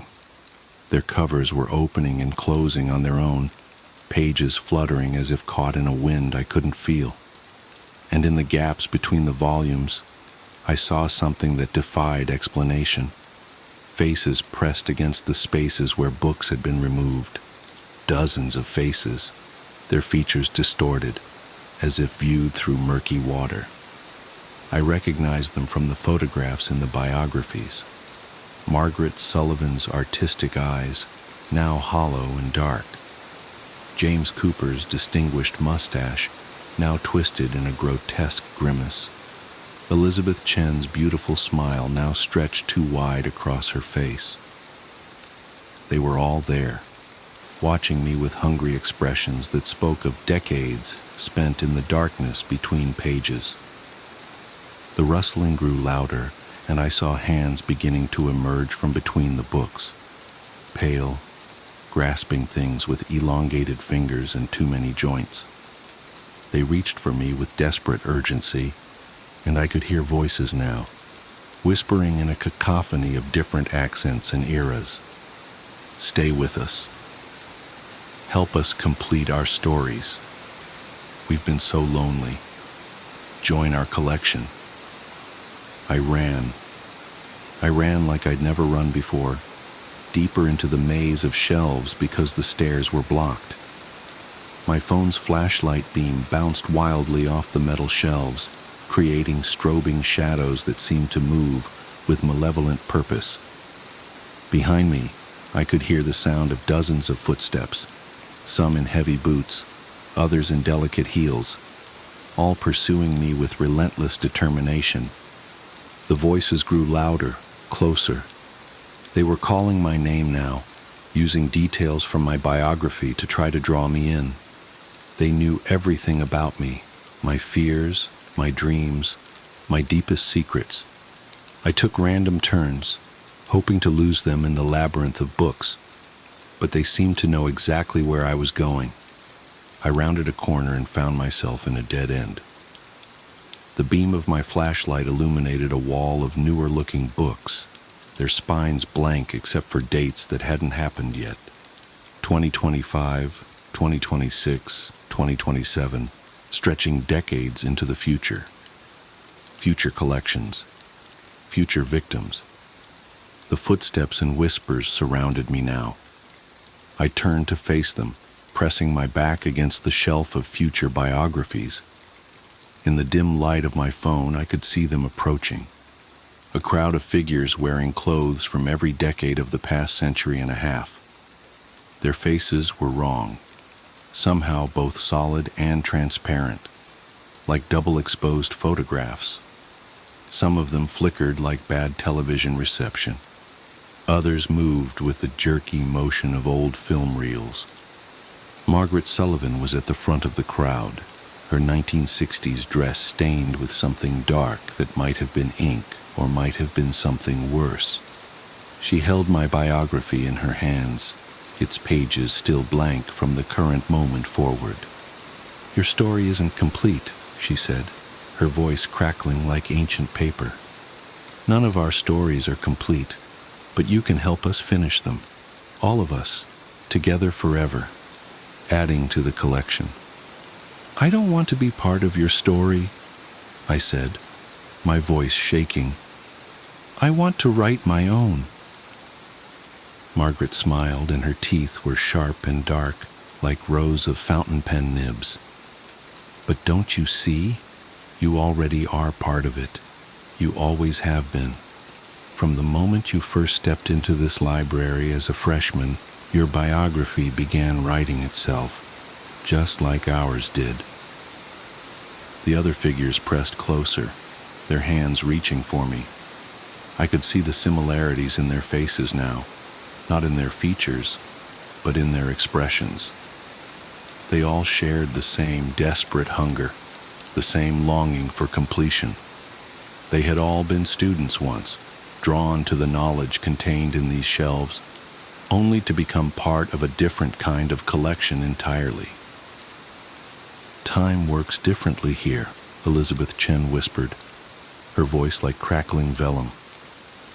"In here, we're always in the moment of discovery, always reading our stories for the first time, always trying to change the ending." "But the ending never changes," James Cooper added, his antiquated diction carrying the weight of decades. "Not until we find someone new to join us, someone to add their story to ours." They were almost upon me now. I could feel the cold emanating from their bodies, smell the musty odor of old books and dried ink. My phone's flashlight began to flicker, its battery dying at the worst possible moment. In the strobing light, I saw Margaret raise my biography, its pages now glowing with the same sickly luminescence as her skin. "It's time to complete your chapter," she said. The lights went out completely. In the darkness, I felt their hands on me, cold, paper-dry fingers wrapping around my arms, my legs, my throat. They were pulling me forward, and I could feel myself beginning to change. My skin was becoming like paper, my blood turning to ink, my thoughts reorganizing themselves into neat paragraphs and chapters. But then I heard something that made everyone freeze. The distinct beep of a key card reader, followed by the heavy door at the top of the stairs opening. Flashlight beams cut through the darkness, accompanied by voices. "Emma, are you down here? Your car's still in the parking lot." It was Carlos, the security guard, probably making his final rounds before midnight. The figures holding me hissed like pages caught in a draft, their grips loosening slightly. I took my chance and kicked out hard, feeling their paper-thin forms tear apart around me. I ran toward the flashlight beams, toward reality and solidity in life. "I'm here!" I screamed. "Help me!" Behind me, I heard the sound of books slamming shut, of pages rushing back into place, of stories retreating into their bindings. The figures were dissolving, returning to their shelf-bound prison as the light of the real world intruded on their domain. I burst out of the stacks just as Carlos reached the bottom of the stairs. He caught me as I stumbled, his solid warmth a sharp contrast to the cold, papery touches I'd just escaped. "Whoa, easy there. Are you okay? You look like you've seen a ghost." I wanted to tell him everything, about the biographies, the faces in the shelves, the hands reaching out from between books. But when I looked back, the section where I'd found the collection was just another dark aisle of normal-looking books. Had I imagined it all? But then I saw something that made my blood run cold. As Carlos led me up the stairs, I glanced down at my hands. There, in the harsh fluorescent light of the stairwell, I could see that my skin had a different texture now. If you looked closely, very closely, you could see that it was crossed with faint lines, like pages in a book. I quit my job at the library that night, switched to remote classes for the rest of the semester, but I can't escape the feeling that my story isn't over. Sometimes, when I'm alone at night, I hear the whisper of turning pages. Sometimes I catch glimpses of familiar faces in mirrors or windows. Margaret, Elizabeth, James, all watching me with their hungry, patient expressions. And sometimes when I look at my reflection, I see my features beginning to blur, like words losing their clarity on an aging page. Because the truth is, you can't escape a story once you've become part of it. You can only hope to control the ending. Boxes. I spent the summer before my first year of elementary school learning how to climb trees. There was one particular pine tree right outside my house that seemed almost designed for me. It had branches that were so low I could easily grab them without a boost, and for the first couple days after I first learned how to pull myself up, I would just sit on the lowest branch, dangling my feet. The tree was outside our back fence and was easily visible from the kitchen window, which was just above the sink. Before too long, my mother and I developed a routine where I would go play on the tree when she washed the dishes because she could easily see me while she did other things. As the summer passed, my abilities grew, and before too long I was climbing fairly high. As the tree got taller, its branches not only got thinner, but more widely spaced, and so I eventually reached a point where I couldn't actually climb any higher, and so the game had to change. I began to concentrate on speed, and in the end I could reach my highest branch in 25 seconds.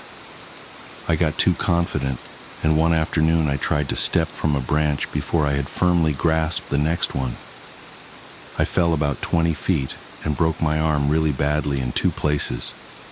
My mom was running toward me yelling, and I remember her sounding like she was underwater.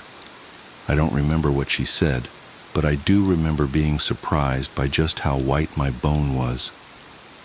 I was going to start kindergarten with a cast and wouldn't even have any friends to sign it. My mom must have felt terrible, because the day before I started school, she brought home a kitten. He was just a baby and was striped with tan and white. As soon as she put him down, he crawled into an empty case of soda that was sitting on the floor. I named him Boxes. Boxes was only an outside cat when he escaped. My mom had him declawed so he wouldn't destroy the furniture. So as a result, we did our best to keep him inside. He'd get out every now and then, and we'd find him somewhere in the backyard chasing some kind of bug or lizard, though he could hardly ever catch one because he had no front claws. He was pretty evasive, but we'd always catch him and carry him back inside. He'd scramble to look back over my shoulder. I told my mom that it was because he was planning his strategy for next time. Once inside, we'd give him some tuna fish, and he came to learn what the sound of the can opener might signal. He'd come running whenever he heard it, This conditioning came in handy later because toward the end of our time in that house, boxes would get out much more often and would run under the house into the crawl space where neither of us wanted to follow because it was cramped and probably crawling with bugs and rodents.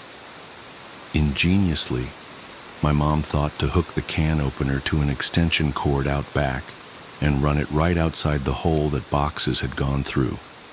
Eventually he would emerge with his loud meows, looking excited by the sound, and then horrified at how we could run such a cruel ruse on him. A can opener with no tuna made no sense to boxes. The last time he escaped to under the house was actually our last day in it. My mom had put the house on the market and we had begun packing our things. We didn't have much, and we stretched the packing out a while, though I had already packed up all my clothes at my mom's request. My mom could tell I was really sad about moving and wanted the transition to be smooth for me, and I guess she thought that having my clothes in the box would reinforce the idea that we were moving, but things wouldn't change that much. When boxes got out as we were loading some things into the moving van, my mom cursed because she had already packed the can opener and wasn't sure where it was. I pretended to go look for it so I wouldn't have to go under the house, and my mom, probably completely aware of my little scam, moved one of the panels and crawled in. She came out with boxes pretty quickly and seemed pretty unnerved, which made me feel even better about getting out of it. My mom made some phone calls while I packed a little more, and then she came into my room and told me that she had spoken to the realtor and we were going to start moving into the other house that day.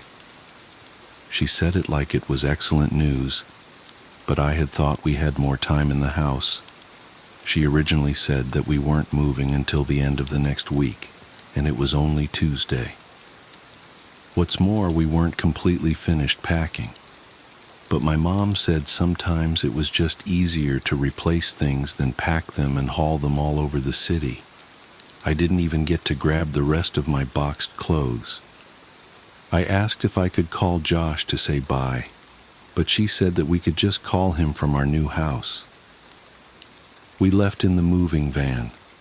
I managed to stay in touch with Josh for years, which is surprising since we no longer went to the same school.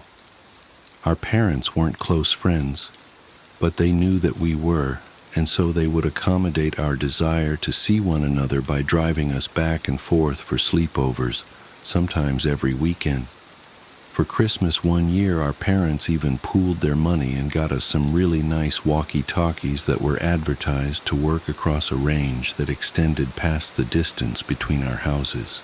They also had batteries that could last for days if the walkie-talkie was on, but not used. They would only occasionally work well enough that we could talk across the city, but when we stayed over, we'd use them around the house, talking in mock radio speak that we had taken from movies, and they worked great for that. Thanks to our parents, we were still friends when we were 10. One weekend, I was staying over at Josh's, and my mom called me to say goodnight. She was still pretty watchful even when she couldn't actually watch me, but I had gotten so used to it that I didn't even notice it, even if Josh did. She sounded upset. Boxes was missing. This must have been a Saturday night because I had spent the night at Josh's the previous night and was going to go home the next day because we had school on Monday. Boxes had been missing since Friday afternoon. I gathered that she had not seen him since returning home after dropping me off. She must have decided to tell me he was missing, because if he didn't come home before I did, then I would be devastated at not only his absence, but how she could have kept it from me. She told me not to worry. He'll come back. He always does. But Boxes didn't come back. 3 weekends later, I stayed at Josh's again. I was still upset about Boxes, but my mom told me that there had been many times when pets had disappeared from home for weeks or even months, only to return on their own. She said they always knew where home was and would always try to get back. I was explaining this to Josh when a thought hit me so hard that I interrupted my own sentence to say it aloud. What if Boxes thought of the wrong home? Josh was confused. What? He lives with you. He knows where his home is. But he grew up somewhere else, Josh. He was raised in my old house a couple neighborhoods away. Maybe he still thinks of that place as home, like I do. Oh, I get it. Well, that'd be great. We'll tell my dad tomorrow and he'll take us over there so we can look. No, he won't, man. My mom said that we could never go back to that place because the new owners wouldn't want to be bothered. She said that she told your mom and dad the same thing. Josh persisted. Okay, then we'll just go out exploring tomorrow and make our way to your old house. No. If we get spotted, your dad will find out, and then so will my mom. We have to go there ourselves. We have to go there tonight. It didn't take that much convincing to get Josh on board, since he was usually the one to come up with ideas like this. But we had never snuck out of his house before. It actually turned out to be incredibly easy. The window in his room opened to the backyard, and he had a latched wooden fence that wasn't locked. After those 2 minor hurdles, we slipped off into the night, flashlight and walkie-talkies in hand. There were 2 ways to get from Josh's house to my old house. We could walk on the street and make all the turns, or go through the woods, which would take about half the time. It would have taken about 2 hours to walk there, taking the street. But I suggested that we go that way anyway. I told him it was because I didn't want to get lost. Josh refused and said that if we were seen, they might recognize him and tell his dad. He threatened to go home if we didn't just take the shortcut, and I accepted it because I didn't want to go by myself. Josh didn't know about the last time I walked through these woods at night. The woods were much less creepy with a friend and a flashlight, and we were making pretty good time. I wasn't entirely sure where we were, but Josh seemed confident enough, and that bolstered my morale. We passed through a particularly thick patch of tangled trees when the strap on my walkie-talkie got caught on a branch. Josh had the flashlight, and so I was struggling to get the walkie free when I heard Josh say, "Hey man, want to go for a swim?" I looked over to where he was shining the flashlight, though I closed my eyes as I did, because I now knew where we were. He was pointing at the pool float. This was where I had woken up in these woods all those years ago. I felt a lump in my throat and the sting of fresh tears in my eyes as I continued to struggle with the walkie. Frustrated, I yanked on it hard enough to break it free, and I turned and walked to Josh, who had partially laid down on the pool float in a mock sunbathing pose. As I walked toward him, I stumbled and nearly fell into a fairly large hole that was sitting in the middle of this small clearing, but I regained my balance and stopped right at its edge. It was deep. I was surprised by the size of the hole, but more surprised by the fact that I didn't remember it. I realized it must not have been there that night, because it was in the same spot where I had awoken. I put it out of my mind and turned to Josh. "Quit messing around, man. You saw I was stuck over there, and you were just laying here joking around on this float." I punctuated the sentence with a kick to an exposed part of the float. A screeching rose from it. Josh's smile inverted. He suddenly looked terrified and was struggling to get off the float, but he couldn't in a quick manner due to the awkward way he had been laying on it. Each time he would fall back on the float, the screeching would intensify. I wanted to help Josh, but I couldn't move myself any closer. My legs wouldn't cooperate. I hated these woods. I picked up the flashlight that he had thrown in his thrashing and shined in on the float, not knowing what to expect. Finally, Josh got off the float and rushed next to me, looking at where I was shining the light. Suddenly, there it was. It was a rat. I started laughing nervously, and we both watched the rat run into the woods, taking the screeches with it. Josh lightly punched me in the arm. the smile slowly returning to his face, and we continued walking. We quickened our pace and made it out of the woods faster than we thought we would, and we found ourselves back in my old neighborhood. The last time I had rounded the bend ahead, I had seen my house fully illuminated, and all the memories of what transpired came flooding back. I felt a skipping in my heart as we were finally turning the corner and about to face the full view of my house, remembering last time how incandescent it was. But this time all the lights were off. From a distance I could see my old climbing tree, and as my mind traced the steps of causality backward, I realized that I wouldn't back here this night if that tree hadn't grown, and I was briefly in awe of how all events were like that. As we got closer, I could see that the lawn looked terrible. I couldn't even guess when it had last been mowed. One of the shutters had partially broken loose and was rocking back and forth in the breeze, and overall the house just looked dirty. I was sad to see my old home in such a state of disrepair. Why would my mom care if we bothered the new owners if they cared so little about where they lived? And then I realized there were no new owners. The house was abandoned, though it looked simply forsaken. Why would my mom lie to me about our house having new people in it? But I thought that this was actually a good thing. It would be easier to look around for boxes if we didn't have to worry about being spotted by the new family. This would make it much quicker. Josh interrupted my thoughts as we walked through the gate and up to the house itself. "Your old house sucks, dude," Josh yelled as quietly as he could. "Shut up, Josh. Even like this, it's still nicer than your house." "Hey, man. Okay. I think boxes is probably under the house.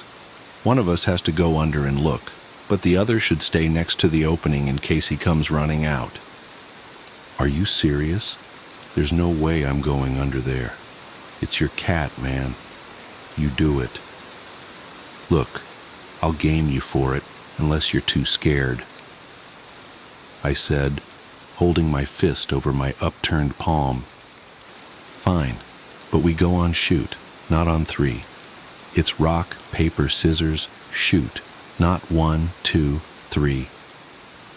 I know how to play the game, Josh. You're the one who always messes up. And it's 2 out of 3. I lost. I wiggled loose the panel that my mom would always move when she had to crawl under here for boxes. She only had to do it a couple of times since the can opener trick usually worked, but when she had to do it, she hated it, especially that last time. And as I looked into the darkness of the crawl space, I had a greater appreciation for why. Before we moved, she said that it was actually better that boxes ran under here, despite how hard it could be to get him out. It was less dangerous than him jumping over the fence and running around the neighborhood. All that was true, but I was still dreading doing this. I grabbed the flashlight and the walkie and began to crawl in. A powerful smell overtook me. It smelled like death. I turned on my walkie. "Josh, are you there? This is Macho Man, come back." "Josh, cut it out. There's something wrong down here." "What do you mean?" "It stinks. It smells like something died." "Is it boxes?" "I really hope not." I set down the walkie and moved the flashlight around as I crawled forward. Looking through the hole from the outside, you could see all the way back with the right lighting, but you had to be inside to see around the support blocks that held the house up. I'd say that there was about 40% of the area that you couldn't see unless you were actually in the crawl space. But even inside, I discovered that I could only see directly where the flashlight was pointing. I realized that this would make scouting around the place much more difficult. As I moved forward, the smell intensified. The fear was growing in me that boxes had come here and something had happened to him.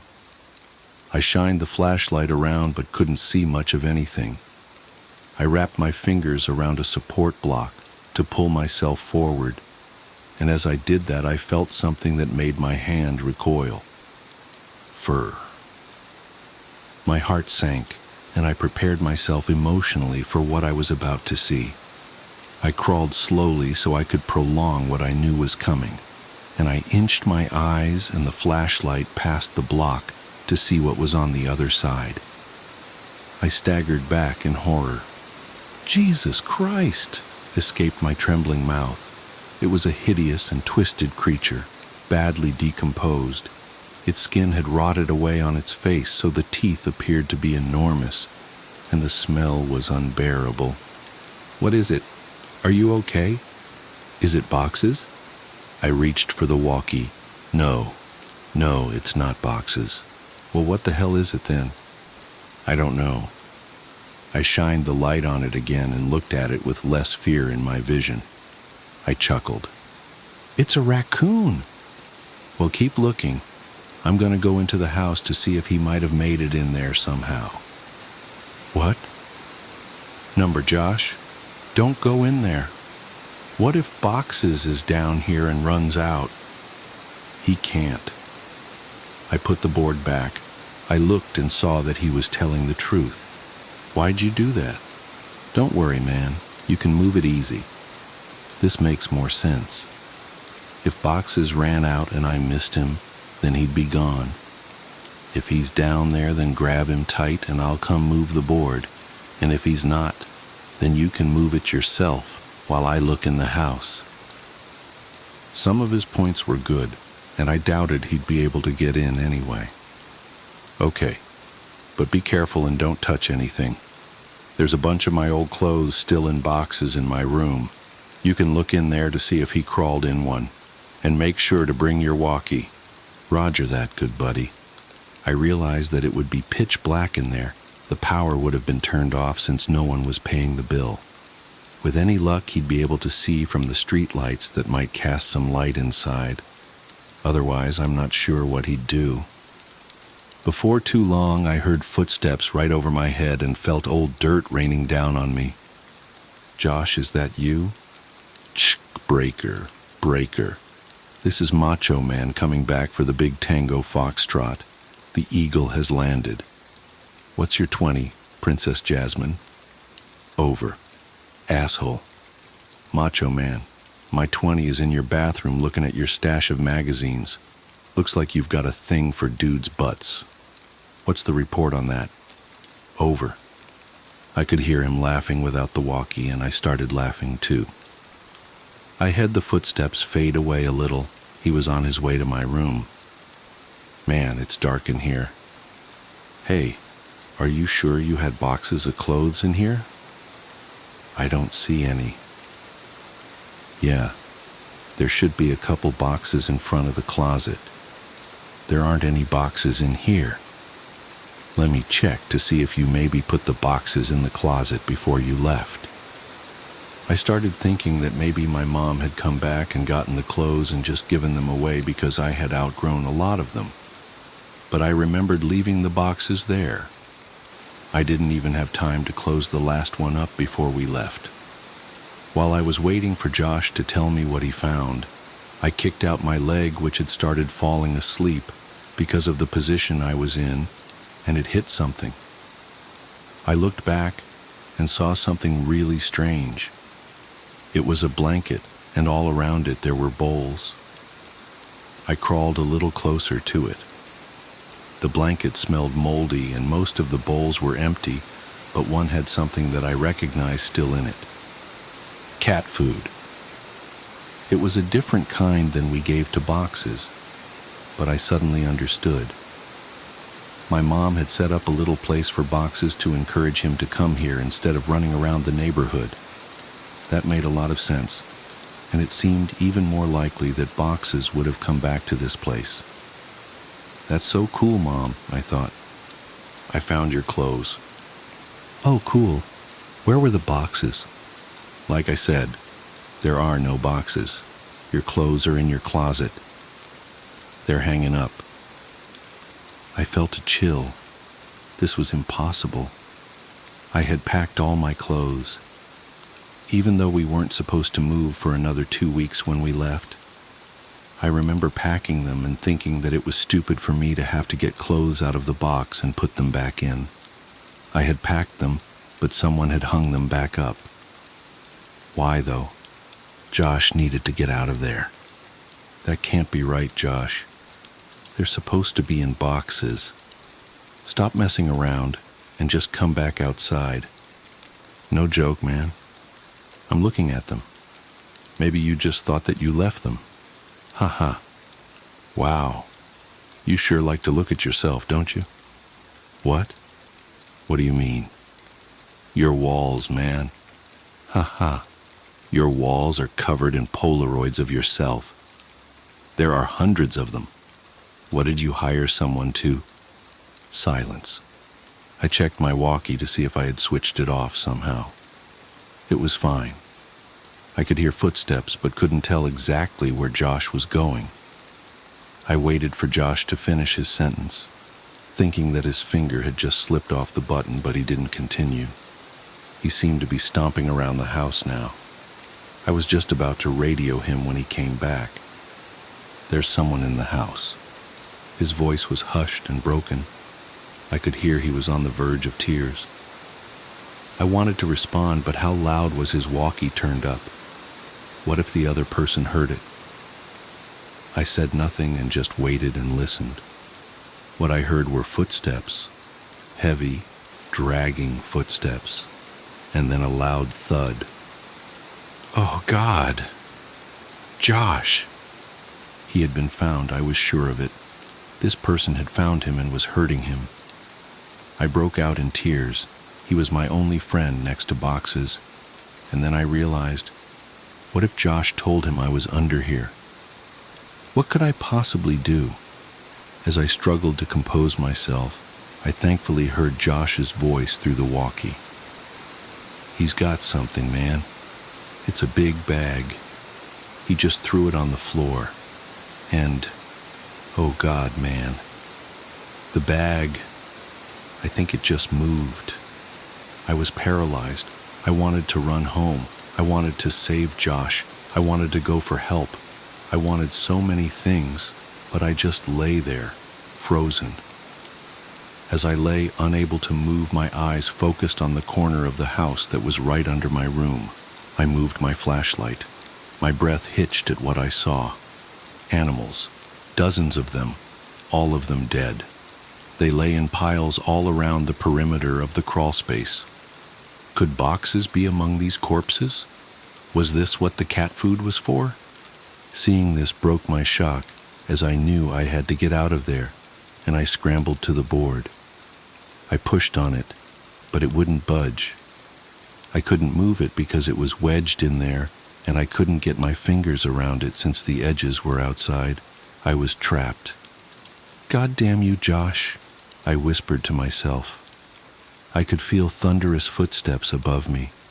The house was shaking. I heard Josh scream, and it was matched by another scream that wasn't full of fear. As I continued pushing, I felt the board move, but I knew it wasn't me who was moving it. I could hear footsteps above me and in front of me, and shouting and screaming, filling the brief silences between the footsteps. I moved back and held my walkie ready to try to defend myself, and the board was thrown to the side and an arm shot in and grabbed for me. Let's go, man. Now. It was Josh. Thank God. I scrambled out of the opening holding the flashlight and the walkie.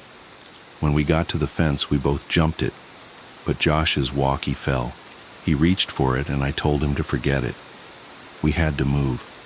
Behind us, I could hear yelling, though they weren't words, only sounds. And we, perhaps foolishly, ran for the woods to get back to Josh's quicker and be somewhat harder to follow. The whole way through the woods, Josh kept yelling, "My picture! He took my picture!"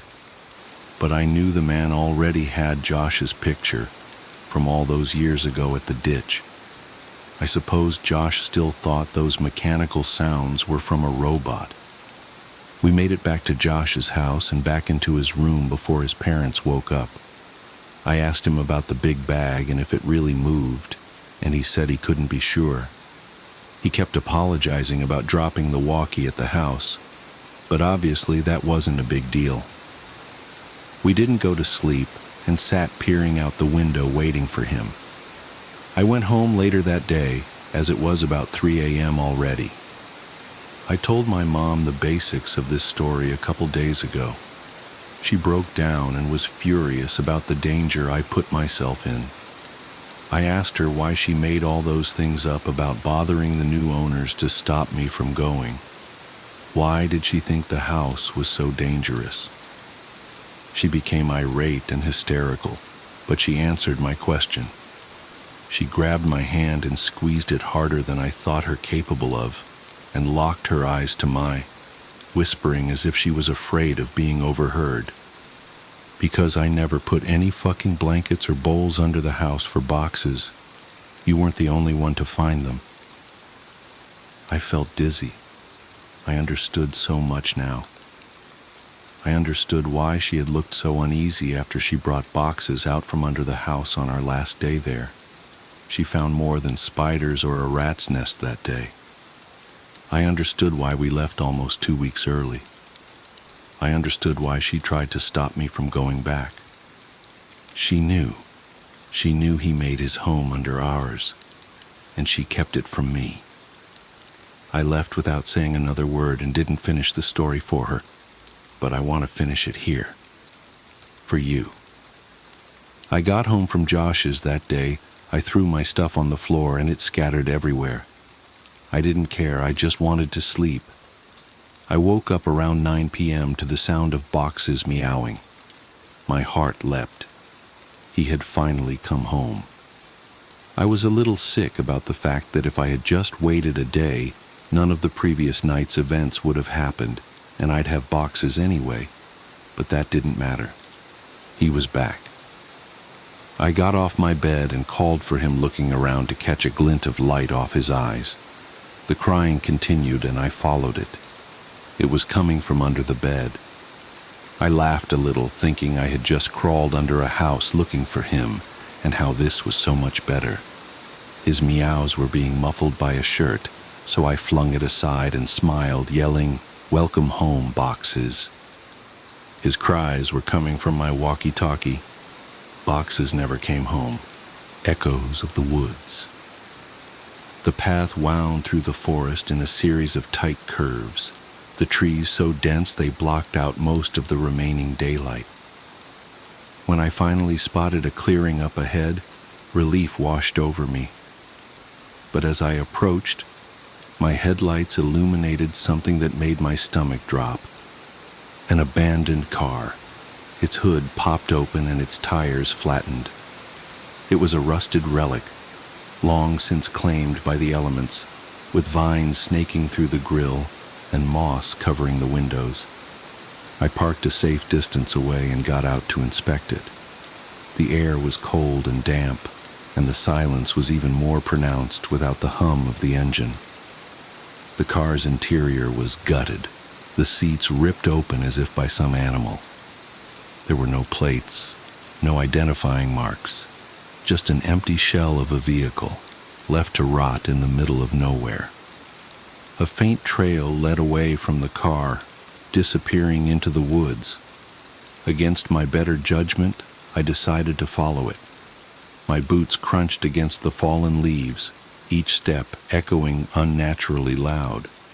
The trail was narrow, flanked by trees that seemed to close in the further I went. The air grew colder and the light dimmer until I could barely see more than a few feet ahead. Then I saw it. A small cabin nestled among the trees. Its windows were dark, and the roof sagged under the weight of years of neglect. Smoke curled lazily from the chimney, the only sign that it was still inhabited. I approached cautiously, the hairs on the back of my neck standing on end. The front door was ajar, creaking softly in the wind.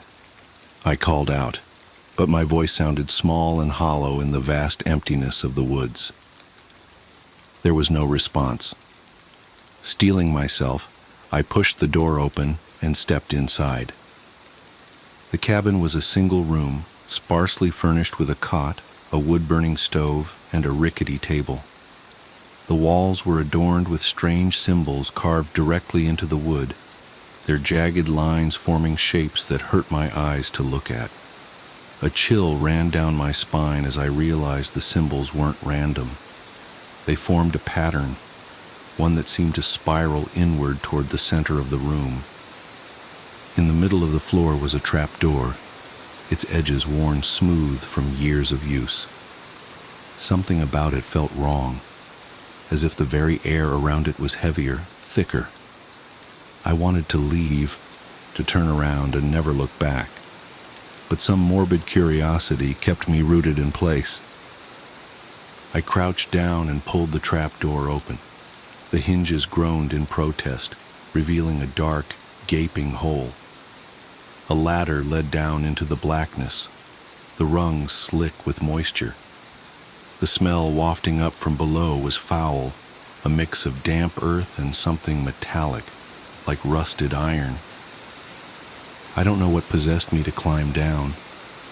Maybe it was the sheer unreality of the situation, the way it felt like a waking nightmare. Or maybe it was the feeling that whatever was down there had to be the key to understanding why I'd ended up here. The descent was slow, each rung colder than the last. The darkness swallowed me whole, the faint light from above fading until I was plunged into complete blackness. I fumbled for my phone, using the flashlight to illuminate the space around me. The walls were earthen, damp and glistening, and the tunnel stretched on endlessly in both directions. I chose a direction at random and started walking. The tunnel was unnervingly narrow, forcing me to hunch over. The silence was absolute, broken only by the sound of my own breathing and the occasional drip of water. Time lost all meaning. It felt like I'd been walking for hours when I finally came to a larger chamber. The room was circular, its walls lined with more of those strange symbols. In the center was a stone altar, its surface stained dark with what I could only hope wasn't blood. Surrounding the altar were objects that defied explanation. Bones arranged in intricate patterns, jars filled with unidentifiable substances, and a single candle that burned with a dim, flickering light. I should have turned back then. Every instinct screamed at me to leave. But as I stood there, paralyzed by fear, I noticed something on the far wall. It was a photograph, tacked haphazardly to the dirt. I approached it slowly, the candlelight casting shifting shadows that made the whole scene feel alive. The photograph was old, the edges yellowed and curling. It showed a group of people standing in front of the very cabin I'd entered. Their faces were obscured, either by motion or deliberate smudging. But one figure stood out, a man with piercing eyes that seemed to stare directly at me, even through the faded print. Behind him, barely visible in the shadows, was something else. Something tall and impossibly thin, its limbs unnaturally long and bent at odd angles. My blood ran cold as I realized it wasn't a trick of the light. The thing was real, and it was watching me. I don't remember running back to the ladder, only the blind panic that propelled me forward. My flashlight flickered and died as I climbed, leaving me in suffocating darkness. When I finally emerged into the cabin, the air was thick with the smell of smoke and decay. The symbols on the walls seemed to pulse, their lines shifting and writhing like living things. I bolted out the door and into the woods, my heart pounding so hard it felt like it would burst. The path was gone, replaced by an endless expanse of trees that all looked the same. I ran blindly, branches tearing at my clothes and skin, until I stumbled into another clearing. In the center was a circle of stones, each one etched with those same sinister symbols. Inside the circle lay a pile of bones, bleached white and arranged in a way that seemed deliberate. My breath caught in my throat as I realized the bones weren't animal, they were human. I don't know how long I stood there, frozen in terror, but eventually I heard it. A low, guttural sound that sent shivers down my spine. It wasn't an animal, and it wasn't human. It was something else, something that shouldn't exist. I turned and ran, the sound growing louder, closer. The trees blurred together as I sprinted, my lungs burning and my legs threatening to give out. When I finally broke through the tree line and onto a paved road, I collapsed, gasping for air. A passing car stopped, and the driver helped me to my feet. I tried to explain what had happened, but the words wouldn't come. They took me to the nearest town, where I told my story to the local authorities. They searched the woods but found nothing. No cabin, no symbols, no bones. I've since tried to put the experience behind me, to convince myself it was just a hallucination brought on by stress and exhaustion. But every now and then, I see those piercing eyes in my dreams, and I wake up with the sound of that guttural growl echoing in my ears. The woods haven't called me back, and I pray they never do. The memory box. I never should have opened that box. The day started like any other Saturday morning, helping Mom clean out Grandma's house after her funeral. We'd been at it for weeks, sorting through decades of accumulated memories, trinkets, and the general detritus of a long life well lived. Most of it was exactly what you'd expect: old photos, costume jewelry, outdated clothes, and enough doilies to supply a Victorian tea party. But then I found the box. It was buried deep in the back of her bedroom closet, underneath a pile of moth-eaten sweaters. A simple wooden container, about the size of a shoebox, with no markings or decorations except for a small brass latch. Something about it felt wrong. The wood was unnaturally cold to the touch, even though the house was warm from the summer heat. And when I picked it up, I could have sworn I heard something inside shift, like sand running through an hourglass. "Hey, Mom," I called out. "Did you know about this?" She poked her head into the bedroom, hands full of old newspapers destined for recycling. "What's that, honey?" "Found this box in Grandma's closet. Never seen it before." Mom frowned, setting down her armload of papers. "That's strange. I thought we'd gone through everything in there already." She came over to examine it, running her fingers along the smooth wooden surface. "I don't recognize it. Must be something she kept private." I might have imagined it, but her hand seemed to tremble slightly when she touched it. She withdrew quickly, rubbing her fingers as if they'd been stung. "Well, go ahead and open it if you want," she said, a bit too casually. "I need to get these papers out to the recycling bin." She hurried from the room before I could respond. I sat down on Grandma's old bed, the box heavy in my lap. The brass latch was tarnished, but still functional. It opened with a soft click that seemed unnaturally loud in the quiet room. Inside, I found a stack of old Polaroid photographs, their edges yellowed with age. The top one showed a young woman, my grandmother, I realized with a start, standing in front of an old farmhouse. She was smiling, but something about her expression seemed forced. Behind her, barely visible in one of the upper windows, was a dark shape that might have been a person watching. The next photo showed the same farmhouse from a different angle. No one in the frame this time, but all the windows were dark except for one, which seemed to glow with an impossible brightness. The longer I stared at it, the more that light seemed to pulse and writhe like something alive. Beneath the photos was a small leather-bound journal. The pages were filled with my grandmother's neat handwriting, but the words made no sense. They seemed to shift and change as I tried to read them, like trying to remember a dream upon waking. Only fragments remained clear. They come at night now, always watching, always hungry. The children smile too wide. Their teeth are wrong. It's spreading. God help me, it's spreading. The final entry, dated just 3 days before her death, was different. The handwriting was shaky, desperate. Emily, if you're reading this, I'm so sorry. I thought I could protect you. I thought I could contain it. But it's too late now. They know about you. They've always known. Whatever you do, don't look up. Don't look at the ceiling. Don't. The entry ended there, the pen trailing off into a jagged line. I didn't want to look up. Every instinct screamed at me to keep my eyes down, to close the box, to run from the room.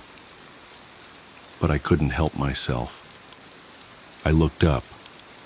The ceiling was covered in handprints, hundreds of them, overlapping, pressed into the plaster as if made by hands trying to break through from the other side.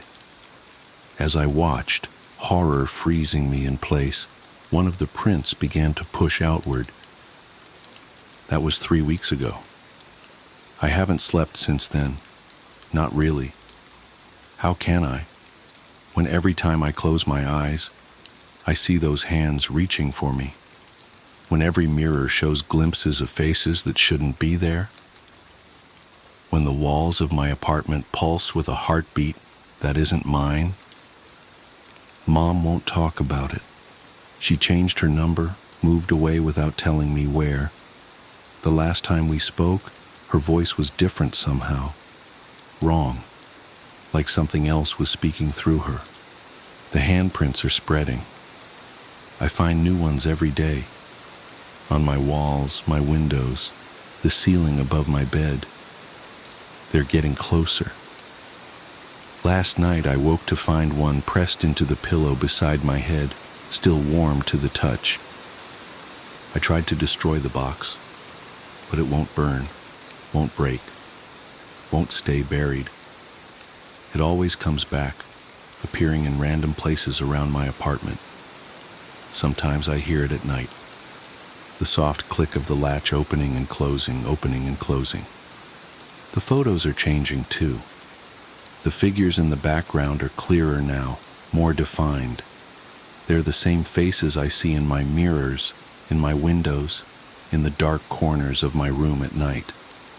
They're getting closer in each picture, and I know somehow that when they finally reach the foreground, it will be too late. I found a new photo in the box this morning. It shows me, sitting at my desk, writing this account. But it's not a photo from the past. The timestamp shows tomorrow's date. In the image, I'm not alone. They're standing behind me, their hands on my shoulders, their two wide smiles stretching impossibly far, and they're looking directly at the camera, directly at you. I have to go now. They're getting impatient. They want me to open the box one last time, to show them what's inside, to show them the newest photo, the one that shows you right now reading these words. Don't look up, the renovation. I never should have bought this house. That's what everyone says after a haunting, right? But I really shouldn't have bought this house. The listing price was suspiciously low for the Cambridge area, a Victorian-era home with original hardwood floors, crown molding, and enough square footage to actually have a home office. The realtor mentioned something vague about the previous owners leaving suddenly due to family circumstances, but I was too excited about finally owning property in this outrageously expensive market to dig deeper. Besides, what family doesn't have circumstances?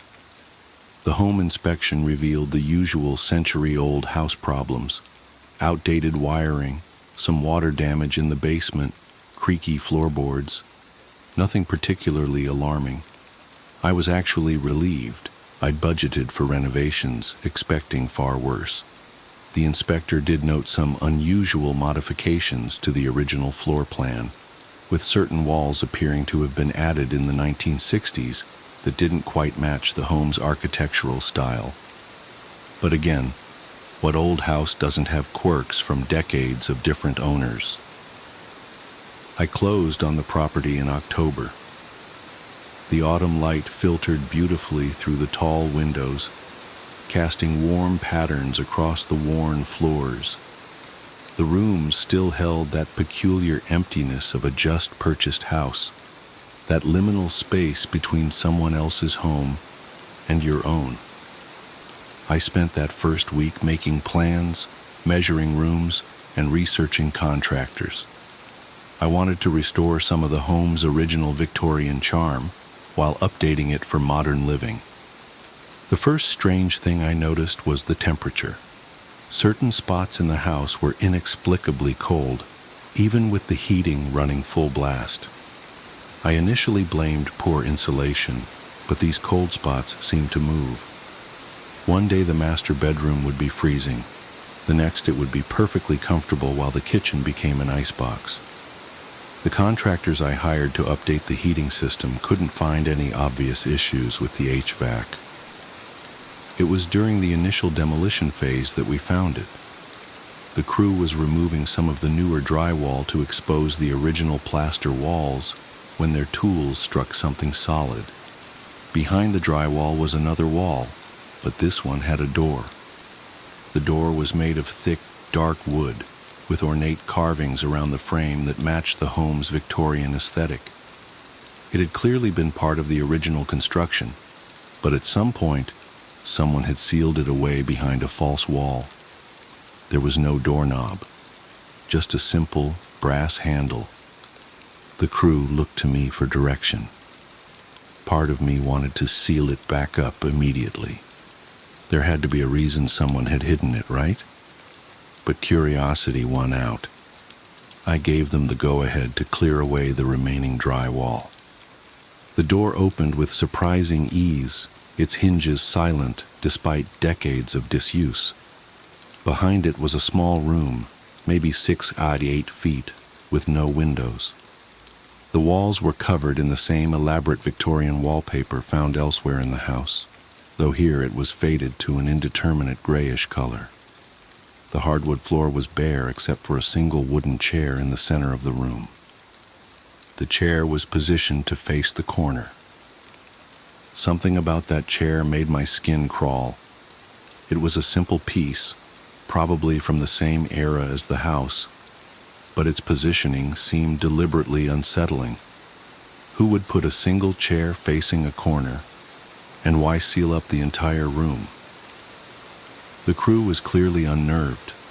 I tried to laugh it off. Probably just an old punishment room for naughty children. But no one smiled. I told them to take a break while I documented the discovery for my renovation blog. As I photographed the room, I noticed other odd details. There were scratch marks on the floor around the chair legs, as if it had been repeatedly dragged into that exact position. The wallpaper in the corner the chair faced was more deteriorated than the rest, with long vertical tiers running from floor to ceiling, and despite the decades of dust coating everything else, the chair's seat was clean, as if recently used. I closed the door and told the crew to continue with their scheduled work elsewhere in the house. We could deal with this room later. But as they packed up their tools that evening, I caught them making furtive glances toward that corner of the house. I didn't blame them. Even with the door closed and hidden from view, you could feel its presence, like a weight pressing against your consciousness. That night I had trouble sleeping. The house seemed different now, as if finding that room had changed something fundamental about its character. The usual creaks and settling noises of an old home took on new meaning. I could have sworn I heard scratching coming from inside the walls. When I came downstairs the next morning, all of my furniture had been rearranged. Every chair, every couch, Every stool was turned to face that corner of the house where we'd found the door. Even the heavy antique buffet had been rotated 90 degrees. I called the police. The responding officers were sympathetic but unhelpful. There were no signs of forced entry, nothing was missing, and technically no crime had been committed. They suggested I install security cameras and made some notes for their report. I spent the rest of the day putting everything back in place, trying to convince myself there must be a rational explanation. Maybe I had a very specific burglar with an interest in interior design. The security company couldn't come until the following week, so I pushed my heavy dresser in front of the bedroom door before going to bed. The scratching in the walls was louder that night. It seemed to move through the house, traveling from room to room in a circular pattern. Around 3 a.m., I distinctly heard footsteps in the hallway, slow, deliberate steps that stopped right outside my door. I lay perfectly still, watching the shadow visible beneath the door, waiting for someone to try the handle. After what felt like hours, the shadow moved away. The next morning, all the furniture was facing the corner again, including my dresser. When the contractors arrived, they immediately noticed something was off. Their tools from the previous day, which they'd locked in the garage, were arranged in a perfect circle in the center of the living room floor. Each tool was positioned with mechanical precision, forming a complete circle with exactly equal spacing between items. In the center of the circle was the chair from the hidden room. 2 of the contractors quit on the spot. Can't say I blame them. The foreman, a burly man named Mike, who'd been in construction for 20 years, tried to convince them to stay. "Look, weird stuff happens in old houses," he said. "We can work somewhere else in the building, leave this area alone." That's when we heard the humming. It was coming from the hidden room, a soft melodic sound like someone quietly singing to themselves. We all froze. The humming grew louder, more distinct. It was a woman's voice, singing what sounded like a lullaby. But the words were wrong somehow, like English played backwards. Mike approached the door slowly, his hand reaching for the handle. I wanted to stop him, to tell him not to open it, but I couldn't make my voice work. He pushed the door open. The room was empty except for the chair, which was still in the center of the floor where we'd left it. But now there were handprints on the walls, hundreds of them, overlapping, made in what looked like ash or dark soil. They started at about waist height and continued up the walls and across the ceiling, all oriented toward that corner. The humming had stopped. The remaining crew packed up their tools and left. Mike promised to call me later about continuing the renovation, but his voice shook as he said it. I knew he wouldn't be back. I should have left too. Any sane person would have run from that house and never looked back. But I'd sunk my entire savings into this place, and some stubborn part of me refused to be driven out by what was probably just an elaborate prank. I called a paranormal investigator instead. The investigator, a middle-aged woman named Sarah with graying hair and sensible shoes, arrived that afternoon. She didn't seem fazed by my story, calmly setting up various pieces of equipment while I recounted the events of the past few days. She had me draw a floor plan of the house, marking the location of the hidden room and noting where all the furniture had been repositioned. "Interesting pattern," she said, studying my drawing. "It's not just that everything faces the corner. It's all arranged in concentric circles with decreasing radius as you get closer to that room, like a spiral drawing inward." She looked up at me. "Have you sat in the chair?" The question sent a chill down my spine. "No, of course not.